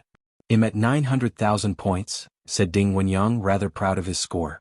The newbie question bank only lasted for 1 year. Afterwards, to earn points, one had to tackle the challenge bank. Every 1,000,000 points marked a milestone. 8,000,000 points could get you into the top 20, 9,000,000 into the top 5. 7,000,000 into the top 40, 6,000,000 into the top 80. 1,000,000 put you within the top 1,000. At 900,000 points he was already ranked in the top 3,000. The platform gathered geniuses from across the country of nearly 20 years, and with over 10,000 registrants, Ding Wenyang felt quite smug to have reached the top 3,000 within a year. "You are so impressive," Tang Ming genuinely complimented. "No problem, if there's anything you don't know later on you can ask me." Ding Wenyang, buoyed by the praise, was floating on air. In his reverie he noticed Bai Lian sitting beside them. She was lounging casually, wearing a sky blue satin jacket as Beijing had cooled down after a rain following National Day, her hair tied back loosely, engrossed in reading a thesis. Wait. Ding Wenyang's heart skipped a beat and he took out his phone, opened the blue app and searched for Bai Lian. No results. Strange. Ding Wenyang continued to search on his phone, typing in Tang Ming's name at random, and this time the results came up quickly. Account name, Tang Ming monthly points, 58741 total points, 1987449 following, 5 followers, 2. Ding Wenyang paused on this page for a good while, his finger hovering over it, then he came back to his senses, trembling fingers searching for Ning Xiao. If you find any errors, ads pop up, ads redirect, broken links, non-standard content, etc., please let us know reports so we can fix it as soon as possible.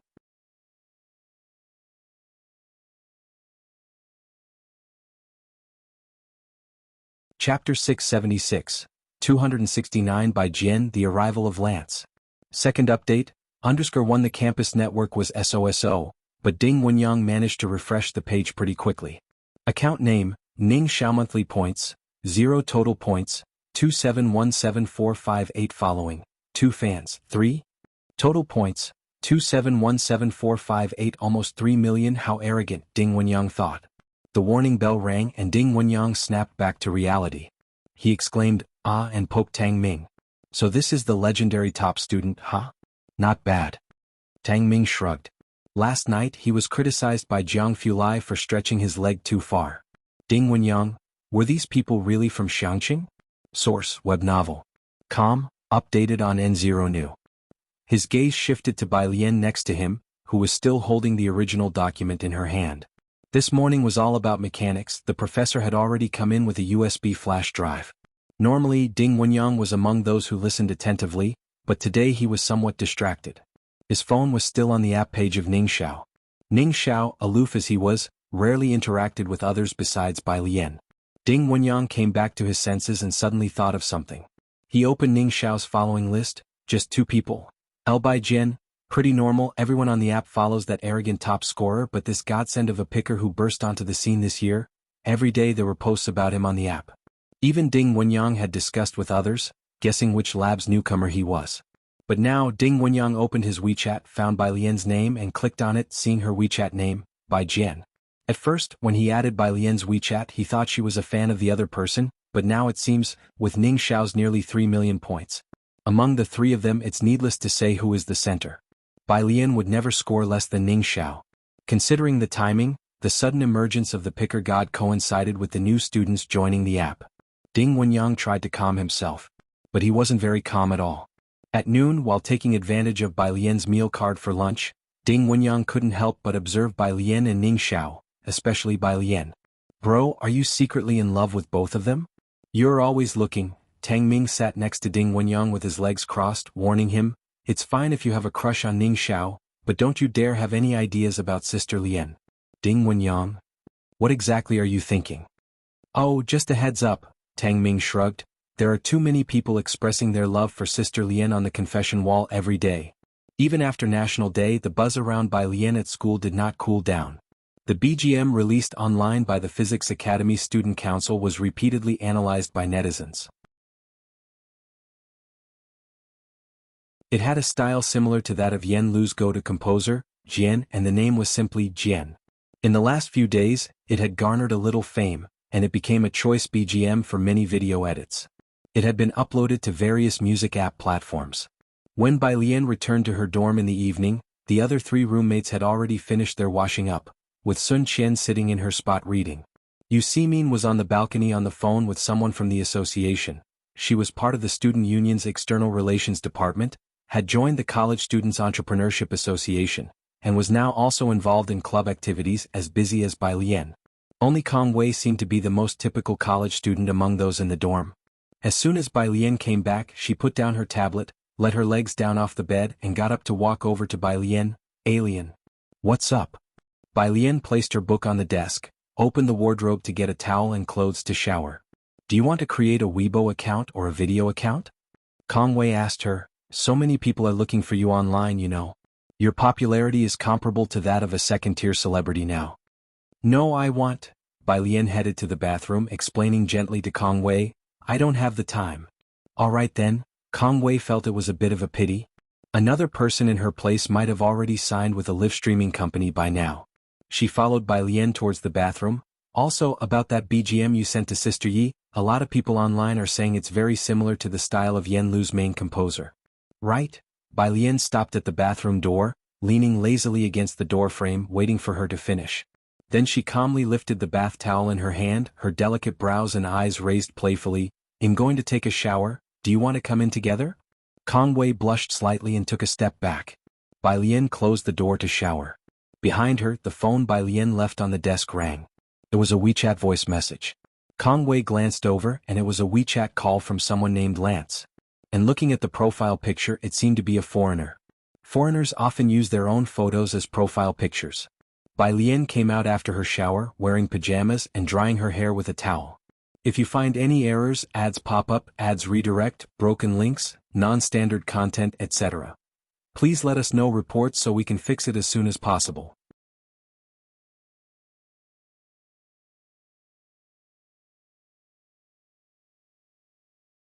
Chapter 677.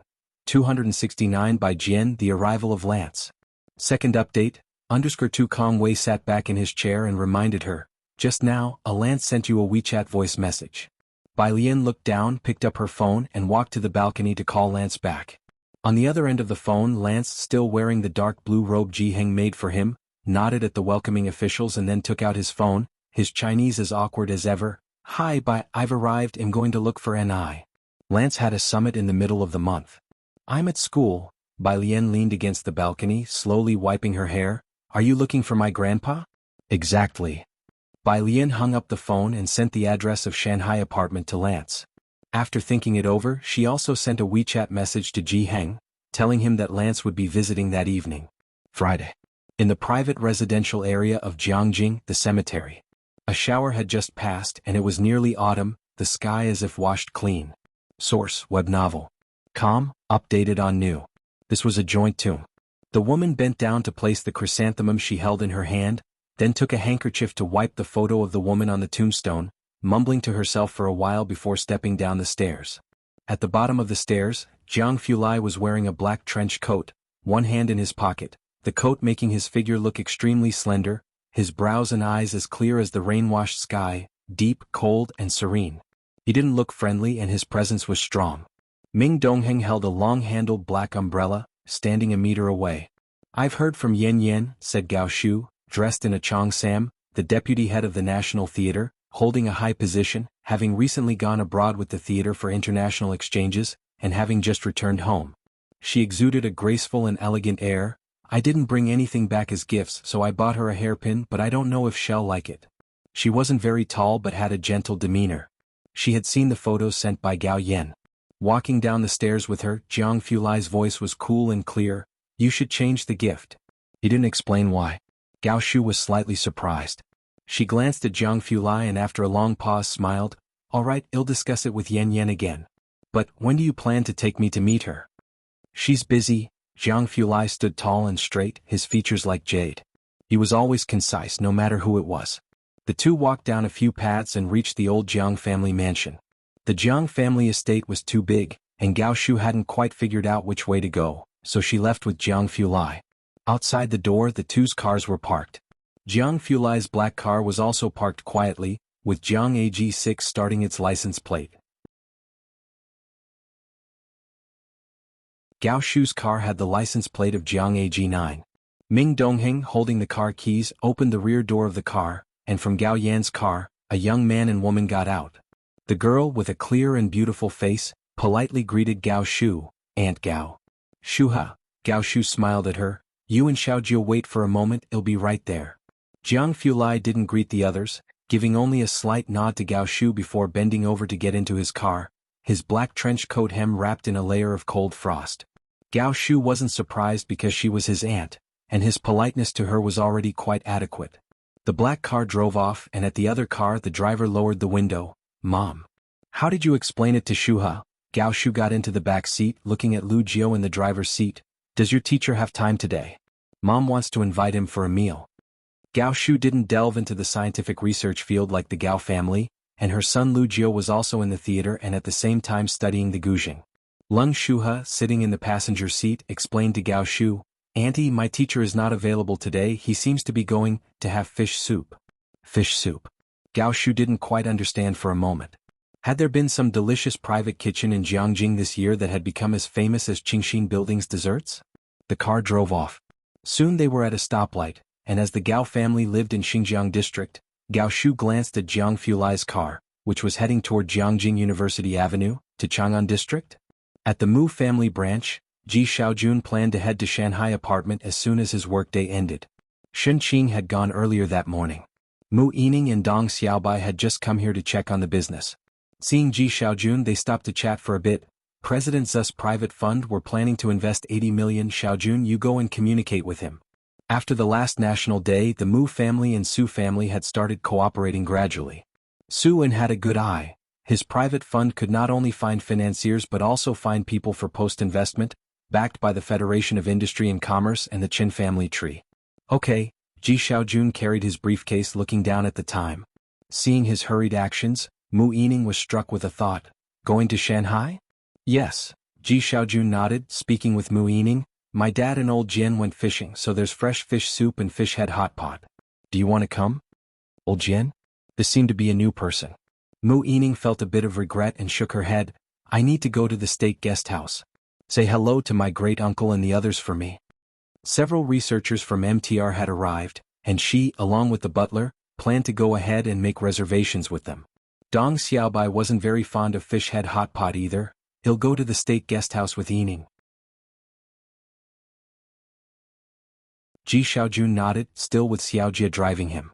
It was rush hour in Jiangjing and traffic was jammed, but Xiaojie was patient and explained the situation in the car. The old master is in poor health, and Miss intends to take advantage of this medical conference to contact doctors abroad. MTR has many special medications, so she couldn't come.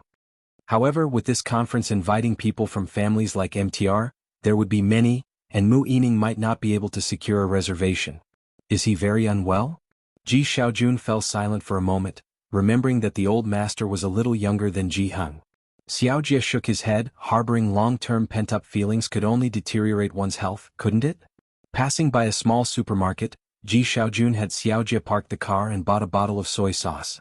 Upon arriving at Shanghai apartment, Ji Xiaojun thought of Mu Xiangguang and Ji Heng's issues, looking somewhat silent. Xiaojie followed him, and the door to 103 was closed. Xiaojie pressed the doorbell. The door was quickly opened by an old man with bright blue eyes and dressed in a sunflower-patterned shirt. His gaze landed on Ji Xiaojun and he brightened. How come you've come back? Where's the soy sauce? It had been a while since they met. How come Mr. Lance's Chinese had regressed? If you find any errors, ads pop up, ads redirect, broken links, non-standard content, etc., please let us know reports so we can fix it as soon as possible.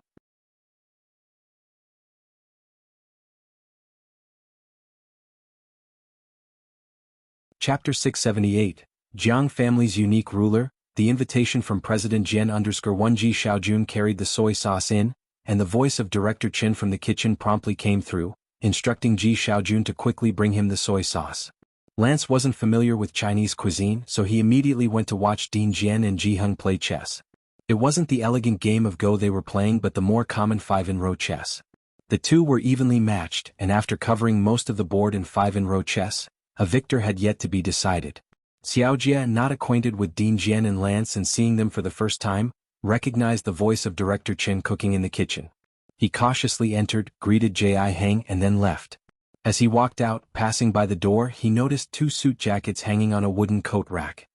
Next to it was a blue guest pass.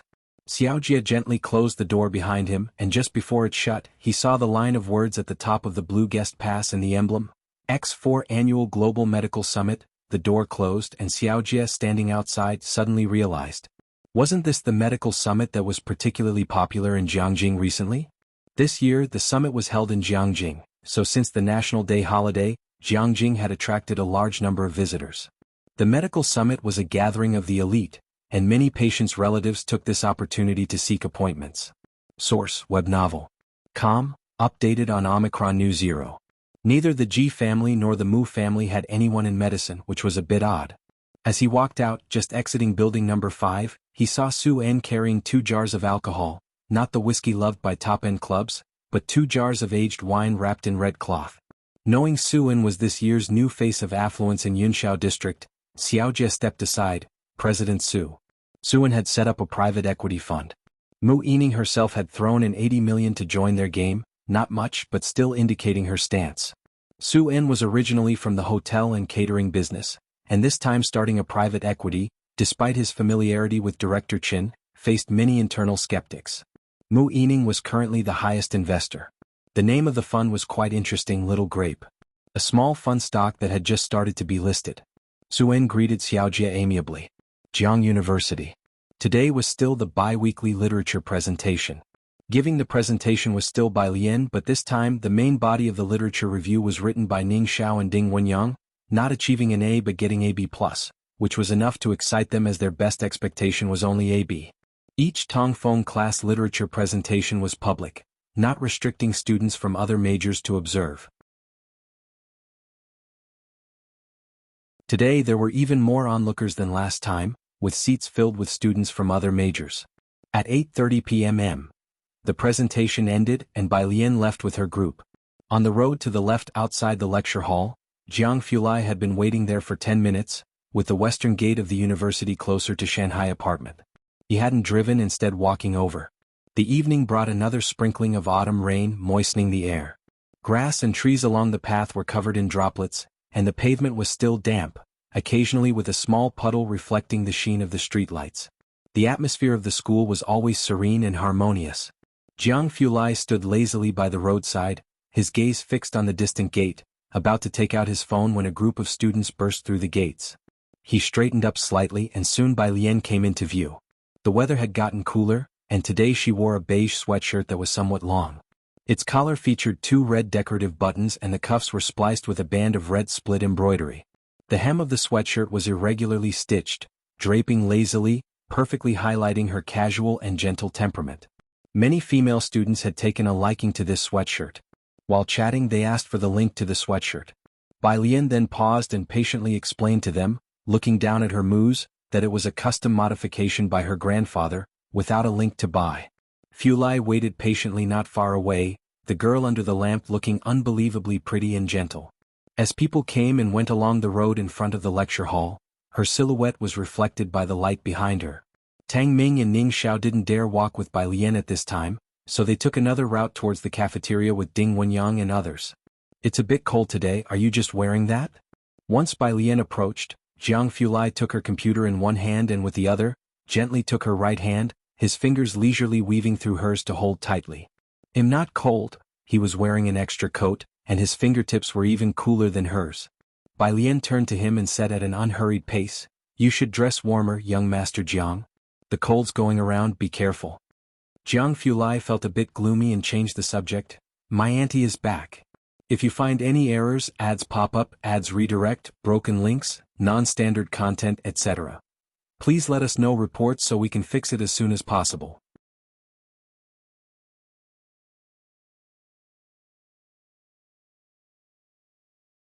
Chapter 679. Jiang family's unique ruler, the invitation from President Jian_2. Last time he mentioned that he only had one relative, which was his aunt. Bai Lian ed, still waiting for what he'd say next, but Jiang Fulai didn't continue speaking. He just gave Bai Lian a conclusion, "Just letting you know, everyone else doesn't matter." Young Master Jiang, the unique ruler of the Jiang family, never used to take other people into consideration in his schedule, mentioning them only to change the subject. After all, even the current second-in-command Jiang Shijue hadn't met Bai Lian in person yet. The two of them walked all the way to Shanghai apartment. The street lights weren't on, and there were many people outside at this hour. A few recognized Bai Lian, but because of the intimidating man by her side, they didn't dare to strike up a conversation with her. It would have taken courage to even glance his way. The two made their way back to 303, where Ning Xiao and Tang Ming had already returned and were looking at Zhang Shi's papers. Pu Xiaohan was down in 103. Bai Lian went to 103 to get the fish soup Xin Qing had left for them. Jiang Fulai pushed open the door of the study, set down Bai Lian's laptop, and helped her print out the documents. The printer buzzed away and he felt oddly at peace as though time had stood still, while looking at the door. 103. By the time Bai Lian came down, Director Lance and Chief Chen were playing mahjong with Ji Heng in the lobby downstairs. Source: web novel. Com, updated on N0 New. Su En and Ji Xiaojun stood behind Lance, advising him on how to play mahjong. This group of people was smoking. Although the glass door of the courtyard was open, the scent of smoke was still heavy. Shen Qing brought out a bowl of soup for Bai Lian and urged her to go up quickly. Director Lance put down his cigarette. He was rarely this leisurely, and when he saw Bai Lian he nodded. The day after tomorrow at 6 in the evening, he'll have old who come to pick you up. He was talking about the music exchange event. Bai Lian, who was already standing at the door, heard him and made an okay gesture in response. Pu Xiaohan, who had been asking Su En questions, saw Bai Lian coming back and went upstairs with her. After the two went up, Su En finally had the chance to chat with Ji Xiaojun. I heard that Chairman Mu is going to help you and Mulan with a ceremonial return to the clan? Ji Mulan was still recovering, she had bled a lot and her body was not in good shape. The Mu family had yet to inform Ji Mulan of the plans, but based on Su En's and Ji Shan's understanding of her, she would definitely agree to hold the ceremony. Speaking of which, Su En was surprised to find out that Ji Mulan was a member of the Mu family. Although the Mu family had fallen on hard times, a skinny camel was still bigger than a horse, and their centuries of family heritage were something to be envied, a lineage almost comparable to the direct line of the Su family. A family of true noble standing. Play the two of bamboos. Ji Xiaojun stood behind Lance and directed him to play the two of bamboos. Then he responded to Su En, our household registration has all been moved there and Aliens is still with my dad, she's not moving it. When will you contact my cousin and move Mulan's registration too? Bai Lian's registration was with Ji Heng's lonely household registration. Old Mrs. Su and Mu Yining were both very envious, but neither had dared to make a move. As for Ji Mulan, everyone present knew her well, she never concealed her own self-interest. That household registration was probably something nobody would want to move except for Ji Mulan. Is there a set time? Su En, upon hearing Ji Shan's words, was also full of wonder. Who would have thought that the Ji family from Xiangqing would turn out to be descendants of the Mu family from Jiangjing? The news was bound to cause excitement in Jiangjing. Su En was pondering this when he began to wonder about the Bai family from Beiqing and what they might think of this revelation.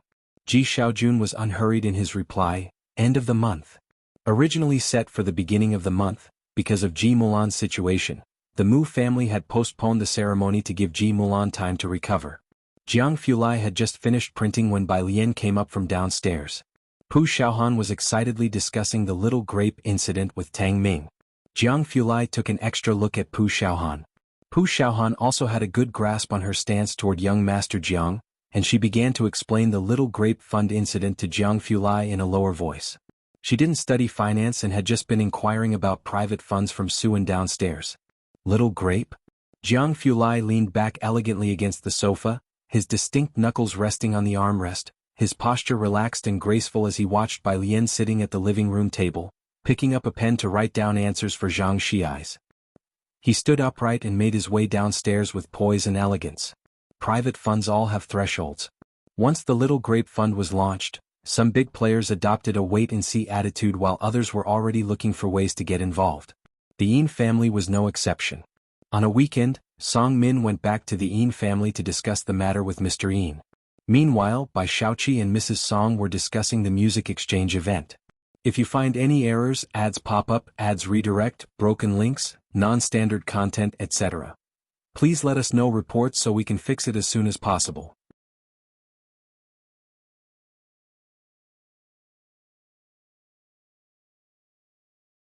Chapter 680, Jiang Family's Unique Ruler, the invitation from President Jian_3, Professor Jia is taking you to the music exchange event?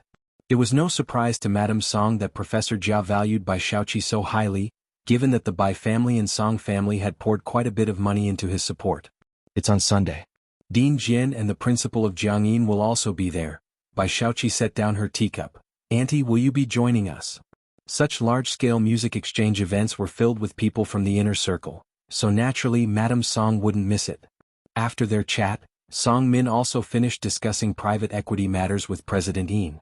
Once Song Min and Bai Shaoqi went upstairs, President Yin turned to Madame Song, and upon hearing about the music exchange event, he couldn't help but speak up. You haven't been in touch with this Dean Jian? I heard the private equity is somewhat related to the Qin family, he should know some inside information. No, Madame Song shook her head, forget it, Dean Jian, isn't so easy to approach. Having lived in Jiangjing for so long, she was well aware of the local dynamics. Indeed, President Yin nodded. Sunday. Jiangjing's large music exchange event. There were still 2 days left until the medical summit concluded, and now there was the music exchange event. The past month in Jiangjing had been truly lively. 6:30. Source, web novel. Com, updated on new. Lao Hu's car stopped at the site of Jiangjing Music Exchange event. Bai Lian got out of the car, took her phone and the invitation Lao Hu had given her, and entered while talking to Sister Xan on the phone. Sister Xan was asking her if she had time, as Mei Yi was in Jiangjing during this period, and together with Wan Qiushan, they wanted to invite her to dinner. Bai Lian handed her invitation to the hostess at the entrance in a calm and unhurried manner and followed her through the gates. I'm quite busy with classes, I might only have time in the evening. A woman happened to come out of the door and Bai Lian stepped aside to make way. The other's gaze fell on her. Bai Lian glanced down. It was a woman in a black cheongsam with golden flowers, her facial features refined and her bearing quite graceful. When the woman saw Bai Lian's gaze, she smiled softly and nodded at her. Bai Lian slightly nodded back at the woman and then they passed by each other. After Bai Lian entered outside, Gao Shu hadn't left yet. Her gaze followed Bai Lian's retreating figure. Bai Lian's face was so recognizable that even from just a photo, Gao Shu could identify her. Compared to a photograph, the real person was naturally more animated. The grace in her every gesture, which was rare even among those who had studied opera professionally. Gao Shu stood at the entrance, contemplating. The opportunity Gao Yen mentioned to share the stage together was not impossible. It wasn't until Lu Jiao and his secretary arrived that they interrupted her thoughts. Secretary Shui inquired, Vice President, what did Dean Jian say? He said he's too old to take on such a big responsibility. Speaking of serious matters, Gao Shu also shook her head and withdrew her gaze, sighing, I couldn't persuade him. Blossoms on the Tree was a new play launched by the old dean of the Drama Institute, and the main theme music had not been settled yet. This matter was very important for Gao Shu. With a promotion on the horizon, the issue wasn't a huge one, but it wasn't minor either. Another vice president was eyeing the position, waiting to see who could handle it better. The teacher hasn't composed any music in recent years. Lu Jiao stood aside, speaking in defense of the teacher. Truly, he has no more energy for it. I was just asking. Gao Shu turned her head and asked Xuan, what did Master Shua say? She was referring to Shua Qingyu, the master of classical music composition. Many dramas, and even those ancient-style epic TV series produced by the national station, were composed by him. Master Shua has some time lately. Secretary Shui opened her notebook. I've booked a table at the Qingxin building for 8 o'clock tonight. Will you go straight there? Let's go, Gao Shu nodded. Dean Jian's lounge. Bai Lian knocked and entered. Dean Jian was in the middle of a conversation when he saw Bai Lian. He stood up with a smile and introduced her. This is the president of our Jiangyin, President Yun. President Yun, Bai Lian greeted the other party. President Yun looked at Bai Lian and naturally recognized her as the spirited girl with the zither under Pu Xiaohan's lens. However, thinking that she belonged to Jiang University and was out of reach, he felt quite despondent. Ms. Bai, the doors of Jiangyin will always be open for you. Dean Jian, please rest. Knowing that Bai Lian and Dean Jian had matters to discuss, Yun Chang didn't linger and opened the door of the lounge to leave. Downstairs. Bai Shaoqi was together with Mrs. Song, accompanied by that girl who often studied with Bai Shaoqi on the 5th floor, while Professor Jia was networking with some people in the front. As Yun Chang descended, Professor Jia quickly put down his cup and walked over. President, you've come down. President Yun put away his despondent expression and maintained a calm and steady demeanor. Is Dean Jian in good health? When will he come out? After asking a few questions, Professor Jia remembered the students behind him and introduced them. All of these are my students. Bai Shaoqi and Ye Ning hurriedly greeted Yun Chang, President. Yun Chang nodded to them and raising his eyes, already spotted several leaders from the music exchange meeting. He walked over to network with them. After Yun Chang left, Mrs. Song lowered her voice slightly. Was that the president of Jiangyin just now? He must be quite familiar with Dean Jian, right? Right? Bai Shaoqi also withdrew her gaze. Although Jiangyin didn't have the influence of Jiang University, it wasn't an institution ordinary schools could compare with. Holding the position of president of Jiangyin meant having significant political influence. The Song family was able to sway Professor Jia with money because Bai Shaoqi was introduced by the president of Beijing Music School. They were all acquaintances. They could offer resources and gifts to Professor Jia who would accept them, but if it were the president of Jiangyin, without a familiar intermediary, who would dare to accept mysterious gifts from a stranger? Upstairs. Let Yan Lu go receive the award. Bai Lian inquired Dean Jian about the Huaqiu Award. Dean Jian casually mentioned, I have to talk to a few sponsors for a while. Let Old Hu take you down for a bite. It doesn't start until 7. There are many booths downstairs. Okay. The two of them left the lounge together. Old Hu followed behind Bai Lian. At the staircase entrance, Dean Jian suddenly remembered something. By the way, there's a play needing composition, an ancient-style battlefield type, and the theme music hasn't been decided yet. I think it's very suitable for you. Are you interested? Bai Lian hadn't written music for quite a while. Not to mention Yan Lu's fans are eagerly waiting. Dean Jian himself was persistently urging, but Bai Lian remained immovable as a mountain. Nowadays, few young people seem to be studying drama, and Dean Jian thought that if Bai Lian composed, he was willing to do the arrangement for her. Given Bai Jian's appeal among young people and the impact of every single one of Bai Lian's songs, Dean Jian thought, why should the name Bai Jian only circulate in the entertainment circle? He always felt that there was still an unreleased energy in Bai Lian's heart. Look at her, writing about gambling and reminiscing about the old days with such lightness, yet every song she writes becomes a hit. If she really exerted that energy, might there appear a piece as enduring as Bai Yi Xing, White Robe? A rare surge of enthusiasm welled up in Dean Jian's heart, and he stopped, hands clasped behind him, looking at Bai Lian. What do you think? Do you want to get serious and have a go? If you find any errors, ads pop up, ads redirect, broken links, non-standard content, etc. Please let us know reports so we can fix it as soon as possible.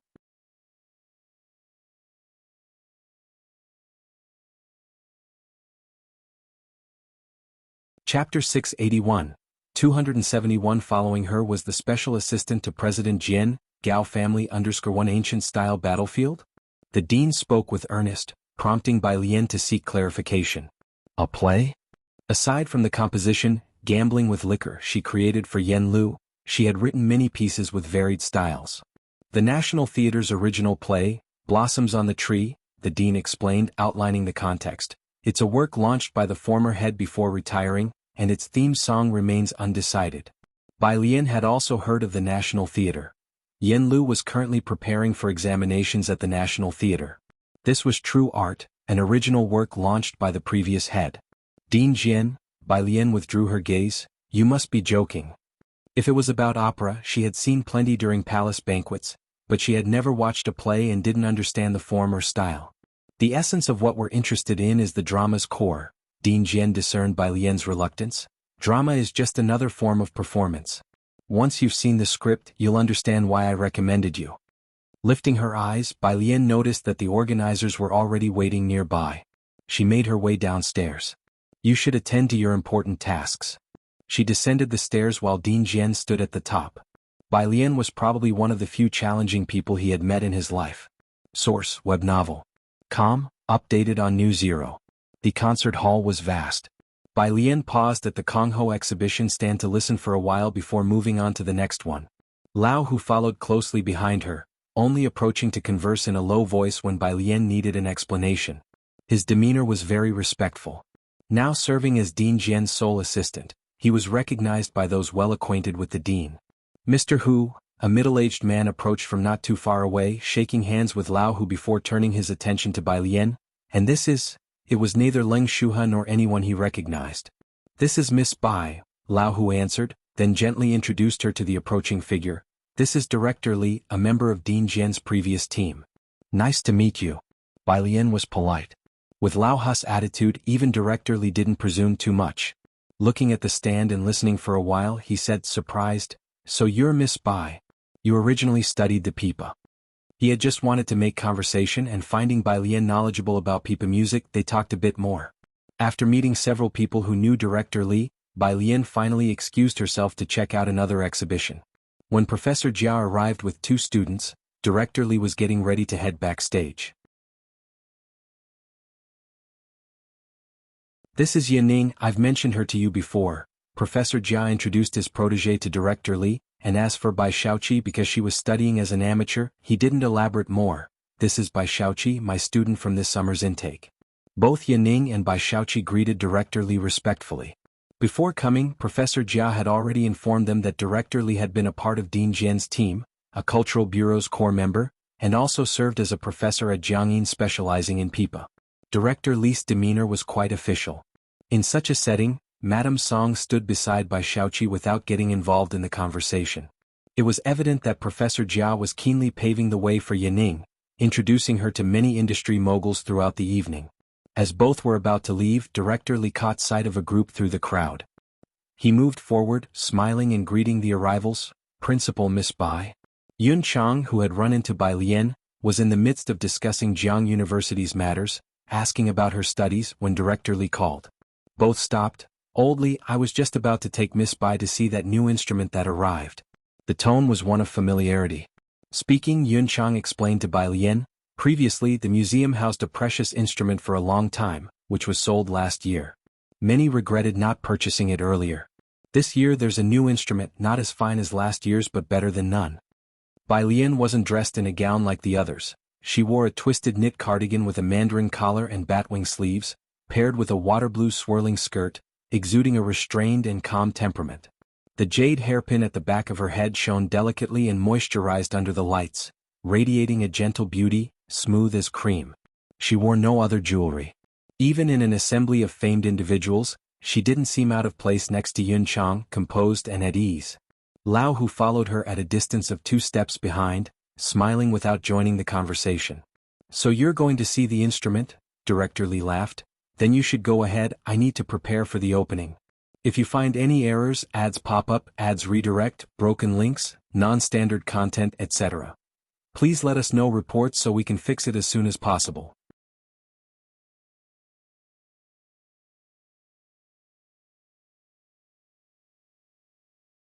Chapter 682, 271. Following her was the special assistant to President Jian, Gao family _2. It was only after the group had left that Professor Jia acknowledged Yun Chang with a greeting, while Bai Shaoqi and Madame Song did not exchange a single word with Bai Lian, though Madame Song's gaze lingered on Bai Lian's departing figure.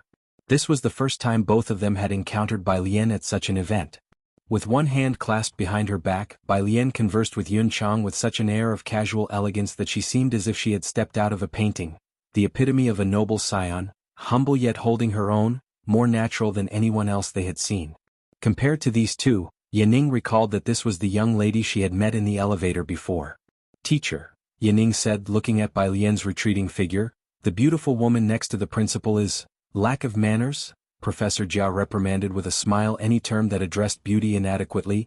I don't know who she is, but you all need to be polite when you see her. Director Li didn't introduce her to him, but since she could hold a conversation with Yun Chang, Professor Jia knew this young lady wasn't ordinary. Be polite? Bai Shaoqi unconsciously blurted out. Madame Song also withdrew her gaze and looked towards Professor Jia. Yes, didn't you see Director Li calling her Miss Bai? And accompanying her to see the instruments was none other than the principal of Jiangyin, Professor Jia said without doubting Bai Shaoqi's question, instructing her with the most important point. And did you notice the person who was following her on her left? Yaning and Bai Shaoqi turned their heads back again, but Bai Lian and Yun Chang had already walked far away. Nevertheless, they could still see Old Hu, dressed in unremarkable gray clothes, respectfully following behind Bai Lian. Source, web novel. Com, updated on Omicron New. 0. Professor Jia said gravely, that is Dean Jian's first assistant. Even Dean Jian's 3 senior disciples call him uncle, and his status in Dean Jian's heart is by no means lower than that of his disciples. Yaning suddenly understood. No wonder when I saw her last time at Jiangyin going to the recording studio. Teacher, you don't know her either? There are many people whom I, your teacher, don't know, Professor Jia chuckled. You all need to be smart about it. His gaze fell on Bai Shaoqi and Madame Song, who both seemed a bit out of sorts. Mu family Tingyu Pavilion.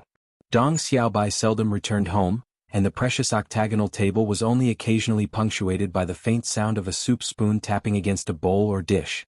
The woman seated at the head of the table was dressed in an exquisitely tailored outfit, the epitome of elegance and luxury. She ate only a couple of bites before setting down her chopsticks, her voice neither cold nor warm. Uncle? Mu Yining had gotten used to her demeanor. The ritual banquet is at the end of the month. Mu Yujun looked well preserved. Nearing 50 years old, she appeared just over 30. Taking a silk handkerchief from the butler behind her, she gently wiped her mouth. Jechen's aunt has returned. I might not have time then. I'll ask again about Gao Yi and Jechen. Put simply, aside from the elderly patriarch, there was no one in the Mu family worth her making a special trip for. It depends on your schedule. Mu Yining scooped up a spoonful of crab roe soup, his back straight. Your matters take precedence. Since the Gao family had an esteemed daughter, their status had risen like the tide, becoming an unchallenged force in Jiangjing, where no one dared offend. As for the nearly diminished Mu family, the Gao family naturally didn't consider them important. Mu Xiangguang was not involved in the affairs, and Mu Yining also had his own pride. The Mu family was not the kind to curry favor and draw close to power. Even though Mu Yujun had married into the Gao family, the Mu family never boasted about their relationship with the Gao family. Consequently, Mu Yujun's life in the Gao family was quite pleasant. After bearing Gao Jechen, her status further escalated. The butler did once lament over Gao Jechen, wishing he was a member of the Mu family. But clearly he did not have the audacity to compete with the Gao family for people.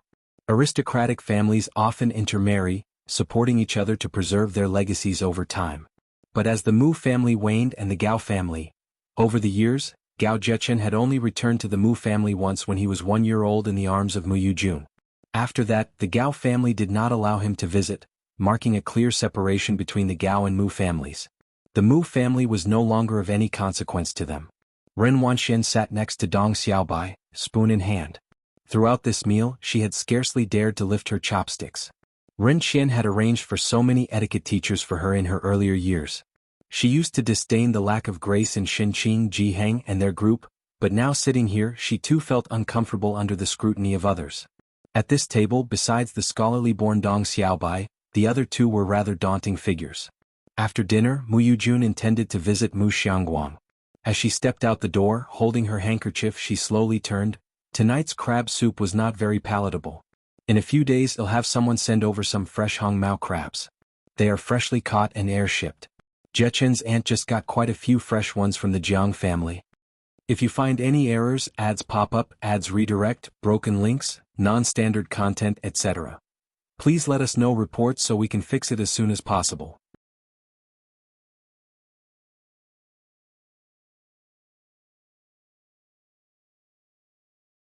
Chapter 683, 271. Following her was the special assistant to President Jian, Gao family _3. Mu Yining was momentarily startled, then remembered who Gao Jechen's young aunt was, and the relationship between the Gao family and the Jiang family, all supported by that one aunt. All right. Just caught from the coastline, there were few families so wealthy and bold as to use their own planes to transport these goods. Mu Yining accompanied Mu Yujun to visit the old master. After they left, Ren Wanxian finally exhaled a long breath of relief. Dong Xiaobai stood by her side, watching her reaction with amusement. That's your aunt too. That's just the way she is. The Gao family has many rules, but she doesn't come back often, so you needn't be too nervous. Her son Gao Jechen, now that's a formidable character. Dr. Gao?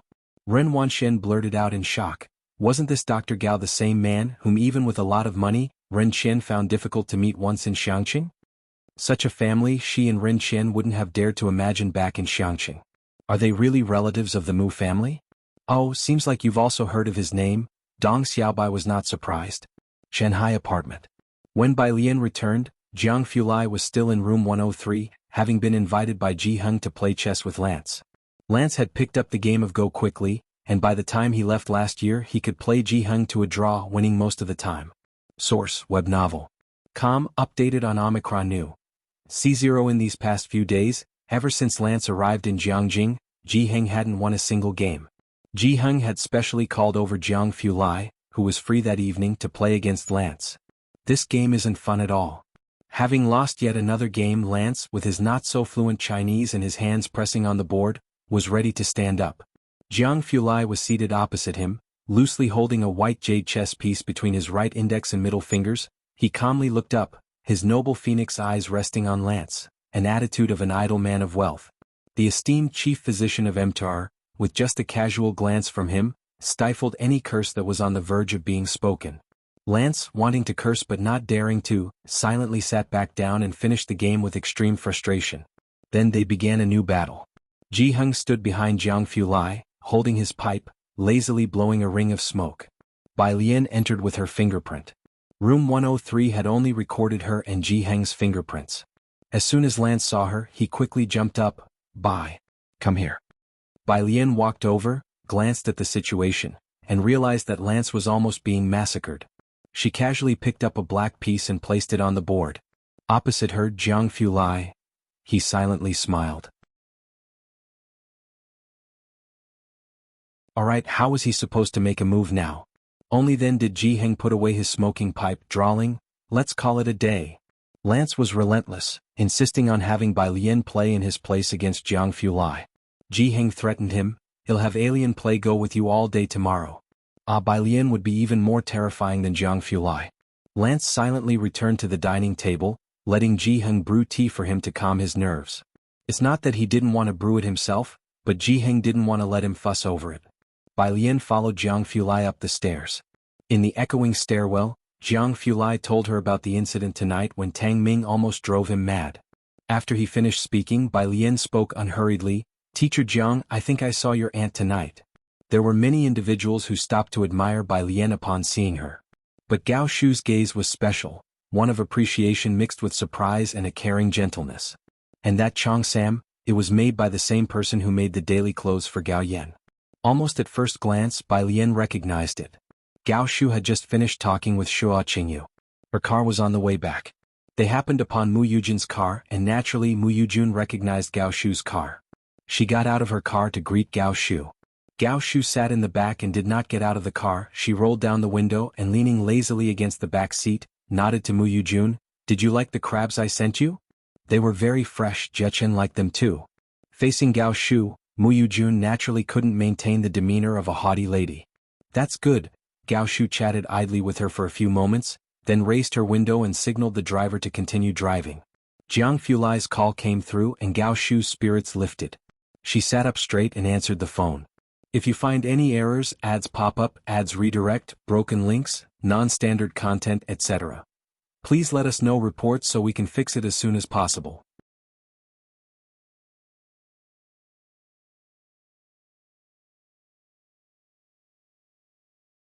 Chapter 684, 272 Mysterious Shanghai Residential Complex, a table for 1 second update, _1 Young Master Jiang, Gao Shu said, somewhat surprised as Jiang Fulai seldom called her.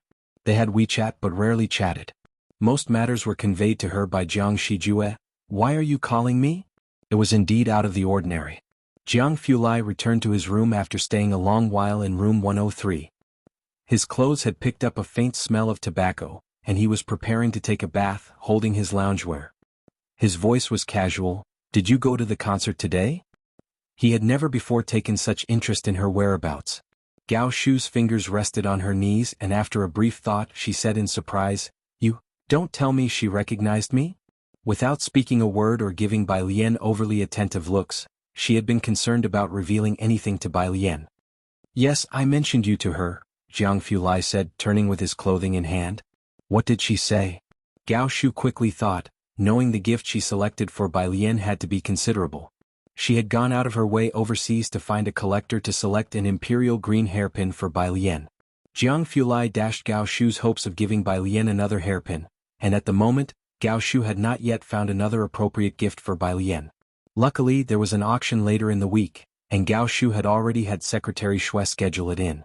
Gao Shu stated formally, if not, then don't wait any longer. Take me to meet her. Jiang Fulai reached for the bathroom door, stopping in front of the mirror. It depends on her schedule. Source, web novel. Com, updated on Omicron.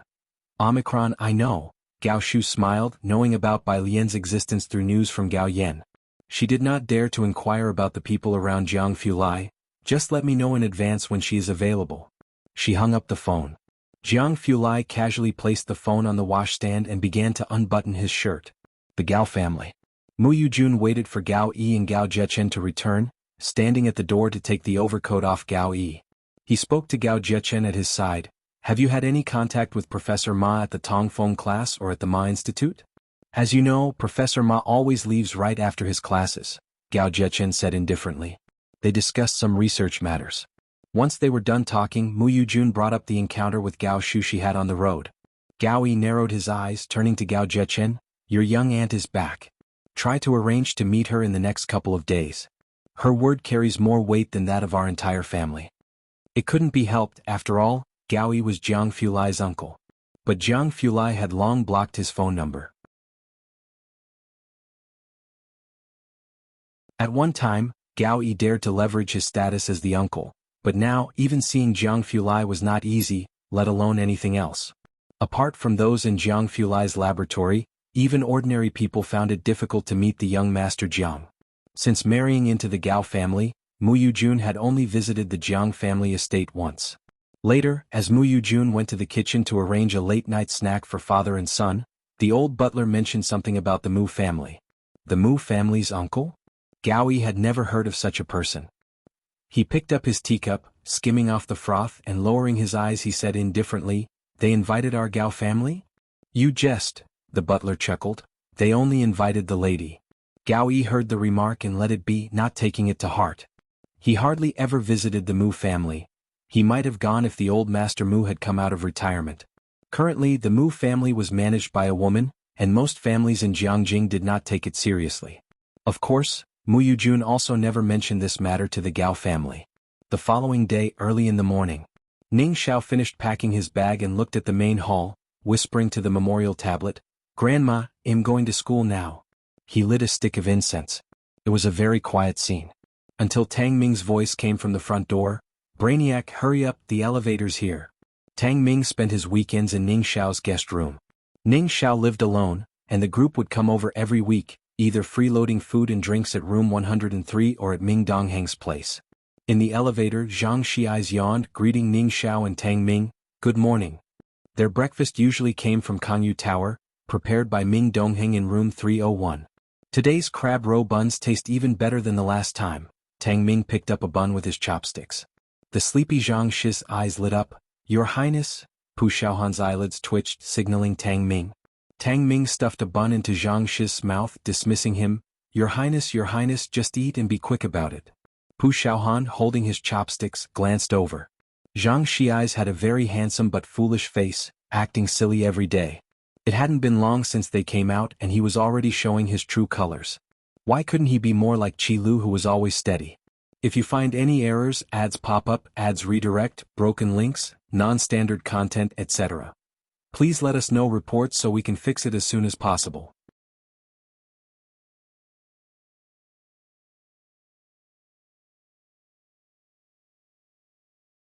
Chapter 685, 272 Mysterious Shanghai Residential Complex. A table for 1 second update. _2 Thinking of Qi Lu's chef's hat, Pu Xiaohan paused slightly. If only others could take a leaf out of Jiang's brother's book and exhibit a little elegance and charm. Outside the door, Bai Lian and Jiang Fulai came in. Pu Xiaohan was struck with awe. Yes, there was an air of grandeur. Bai Lian had a fondness for the breakfast at Kangyu Tower, which itself boasted a century-old heritage and had produced several imperial chefs. Their breakfasts were delivered from there every weekend. From Monday to Friday, Ming Dongheng also wanted to deliver breakfast to Bai Lian. The chefs at Kangyu Tower of course wanted to please Miss Bai even more. But she had refused them, preferring the cafeteria while at school. After all, she still held the canteen card from Master Jiang. Since then, Ming Dongheng had lost a morning task each day, which left him quite desolate. There was also a food container beside them, filled with freshly prepared crab roe buns. Ji Heng and Lance had not yet woken up so early, so Ming Dongheng had saved them for the two of them. The buns are very fresh today, Bai Lian said as she held the chopsticks, having eaten 2 more crab roe buns than usual today and not touched the other snacks as much. Ming Dongheng picked up his small phone, made a note, and instructed Jiang Shijue to dispatch 2 more teams to procure crabs. It was indeed the right season for enjoying crabs. Source: Web Novel. Com. Updated on Omicron New. These fresh items might not yet have appeared at the Jiang family home, but here at Bai Lian's place they were already on the table. Days flew by. Lance's medical summit came to an end on Tuesday. During this period, instead of staying at the state guest house, he lived with Ji Heng. There were many waiting for him there. After attending the last summit, even the assistant who drove Lance to Shanghai apartment found it surprising. One would think, given Lance's status, many in Jiangjing would want to meet him. Wherever he was, there were always many people lying in wait, many of whom were business tycoons with hired personnel on the lookout. Oddly enough, there were none at Shanghai apartment. This complex maintained a state of tranquility. The assistant escorted Lance to Building 5 and saw Lance confidently get out of the car without seeking any protection. "Professor, please be wary of the crowd," he cautioned. Lance waved it off, unconcerned. "No problem, don't worry about me." The assistant, watching his back, trembled with apprehension. Thankfully, no one came forward. As he drove out of the complex, he noticed 2 security guards at the gate, both tall and burly. Even those sweeping the streets in the complex flexed noticeable muscles when raising their arms. The assistant glanced carefully. Clearly, this place was filled with capable individuals. Then he called someone from MTR, expressing his admiration. "This complex is really incredible. It's quieter here, Professor Lance will have better rest." Whenever Lance was free, he would join Ji Heng, taking their chessboard to the nearby park to challenge the students of Jiang University. The Jiang University Forum even had a post about 2 mischievous old legends playing Go in the college town park, unbeatable by any gifted student. Many talented students were eager to test themselves, making the morning hours bustling with activity. In the afternoons, the pair would go fishing. They were also invited to attend a small-scale concert by director Jian. On Friday morning, Ji Heng took Lance to visit the Su family to see Su Siki. The 2 old men seemed busier every day than Bai Lian. Afternoon. 1:03. As the end of the month neared, the building butler came to see Ji Heng with 2 boxes of gifts and to discuss the end-of-month ceremony. He also delivered a crab sent by Mu Yujun to Ji Heng's home. Very fresh, it was just 2 in total. The Mu family kept 1 and the other was for Ji Heng. Half the size of a pot. Ji Heng handed the building butler the 2 large boxes of unsteamed fresh buns to take to Mu Yining, crab roe buns. "Lance and I can't eat too much, so take these back for Yining to try. They're pretty good." The butler nodded, accepting the boxes without much question. What delicacy didn't the Mu family have? He then discussed with Ji Heng the matter of the Mu family ceremony at the end of the month. Bai Lian finished her week without literature reports and returned early. She pressed her fingerprint on room 103 and greeted Ji Heng first. "Grandpa, I'm back." Tang Ming followed behind her, calling out, "Grandpa, I'm back too." Ji Heng smiled, his eyes crinkling with joy as he went to the kitchen to bring them fruit to take up to their rooms while they did their homework. The building butler promptly stood up from the sofa to greet Bai Lian. "Miss Bai, will you be coming next Saturday?" To accommodate the student schedules, Mu Yining had also moved the date to the weekend. Holding her laptop and dressed in a white coat with tendrils of hair falling over her forehead, her eyes and brows relaxed, Bai Lian glanced at the butler. "Next Saturday?" Concentrated on her studies, Bai Lian hadn't been told by Ji Heng about Ji Shayan's upcoming event. He handed her the fruit and explained leisurely, "It's about your uncle." He didn't bring up Ji Mulan. Mentioning her might indeed make Bai Lian too disinterested to continue listening. After thinking for a moment, Bai Lian agreed, "Then I'll go." The butler internally rejoiced at her decision. If Miss Bai attended, the old master would certainly make an appearance. He hid his excitement and added, "Your classmates are also very welcome." Tang Ming thanked the butler. Without lingering, Bai Lian simply told Ji Heng before leaving, "Grandpa, I'll be going out to eat later." Ji Heng acknowledged with an "oh," and asked Tang Ming, shouting, "Will you all go out to eat too?" "Grandpa, she's going to eat with Brother Jiang," Tang Ming whispered, raising his hand to speak with Ji Heng. "Ji Heng." He lifted his smoking pipe just as Jiang Fulai was mentioned. "Is Xiaojiang coming on Saturday?" Bai Lian, unbothered, replied that Jiang Fulai was having dinner with his aunt later. "I'll ask him later." "He wouldn't miss it," Tang Ming muttered under his breath. As the young people ascended the stairs, Ji Heng closed the door, stuffed his pipe with tobacco and lit it up. To prevent a repeat of the last incident, he methodically said to the butler, "Xiaojiang will probably go too. Su In is sitting with your business partners, just prepare a separate table for us. If you find any errors, ads pop up, ads redirect, broken links, non-standard content, etc. Please let us know reports so we can fix it as soon as possible."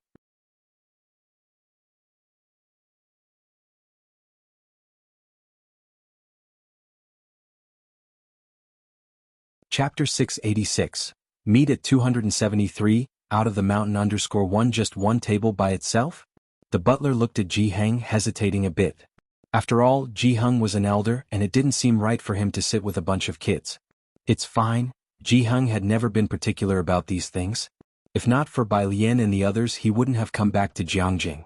Seeing the butler's hesitation, he lowered his head and took a drag of his cigarette. You arrange it like that. He'll go back and discuss it with the young lady. Outside the courtyard gate, Lance and Jiang He were still squatting under the sun umbrella, looking at the newly sown seeds.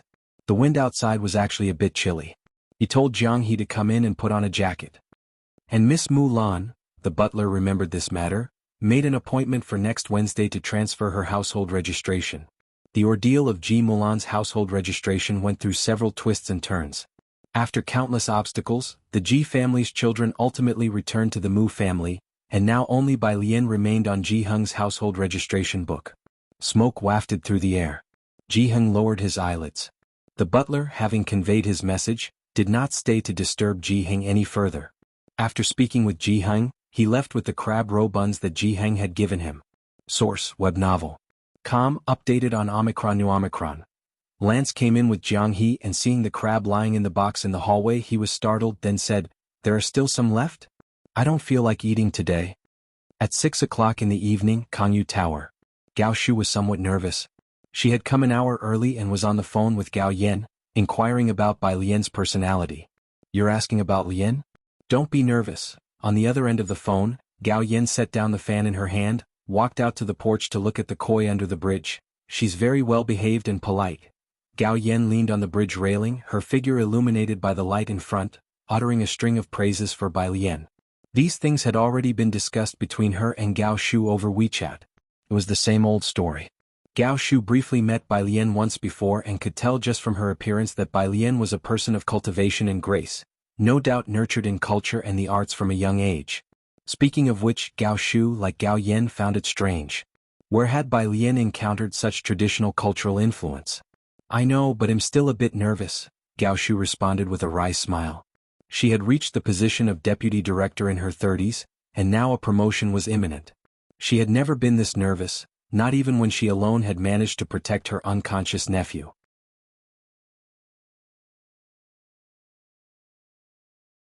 Sigh, it hasn't been easy getting to today, and I still don't know if that girl can put up with his temper. Jiang Fulai and his sister and brother-in-law bore no resemblance to each other. Since his parents passed away at the age of 8, he turned into a completely different person. Aloof. He was indifferent toward everyone, sparing little words or laughter, even scolding Jiang Shijue for no reason. "You don't have to worry about that," Gao Yen said, raising her eyebrows when Gao Shu mentioned this subject. Gao Shu hung up the phone, somewhat surprised. She had just asked Gao Yen about Bai Lian's preferences and had Secretary Shui call over Kangyu Tower's manager to discuss the dishes, pastries and teas to be served later. The manager bowed respectfully as he entered, replying to Gao Shu, "Jiang Xiao has already arranged these." "He did it himself?" Gao Shu stood up, surprised. "Yes." Gao Shu was quite astonished. Considering Jiang Fulai's expression, which always seemed to say, "Who are you?" he was nonchalant even about his own meals. Jiang He was so picky and only Ming Dongheng and Jiang Shijue would look after him. It seemed somewhat fantastical. After the manager left, Gao Shu took her seat by the window again, and Secretary Shui poured her a cup of tea. "Now you can relax too." Gao Shu took the teacup and nodded his head. There was still time. Secretary Shui stood beside her, bringing up a formal issue. "Yesterday Shaoli saw Mr. Shua having dinner with Deputy Director Jiu." "Deputy Director Jiu? Why is he so persistent in his grudge against you?" "Shua Qingyu had dinner with Gao Shu last week, where they discussed the issue of composing. This week Jiu Yinghui reached out to Shua Qingyu. Gao Shu had a certain influence in both the Jiang family and the scientific research circle. However, in the drama theater, Gao Shu had fought her way to where she was today all on her own. Her son, though learning piano behind Master Jian, knew Master Jian treated all 3 of his disciples equally. "If only Master Jian were still composing now," Gao Shu said softly, skimming off the surface foam, "I wouldn't have to contend with Jiu Yinghui anymore." Master Jian was Gao Shu's first choice. Secretary Shui was momentarily at a loss for words, aware of the difficulties Gao Shu had faced along her journey, but aside from Lu Jiu, no one in the Gao family stood side by side with her. Lu Jiu was still an apprentice and hadn't inherited Gao Shu's artistic talent. What he could do was indeed minimal. At 6:50 Bai Lian and Jiang Fulai arrived. "If you find any errors, Ads pop up, ads redirect, broken links, non-standard content, etc. Please let us know reports so we can fix it as soon as possible. You're tuning in to the Han Lee's Wuxia Chronicles YouTube channel. We're so grateful for your support, and don't forget to subscribe to join us on this incredible journey through captivating stories. Your generosity through donations truly makes a world of difference, as it's the primary source of revenue that allows me to expand and enhance this channel for you. Thank you from the bottom of my heart for being a part of this adventure.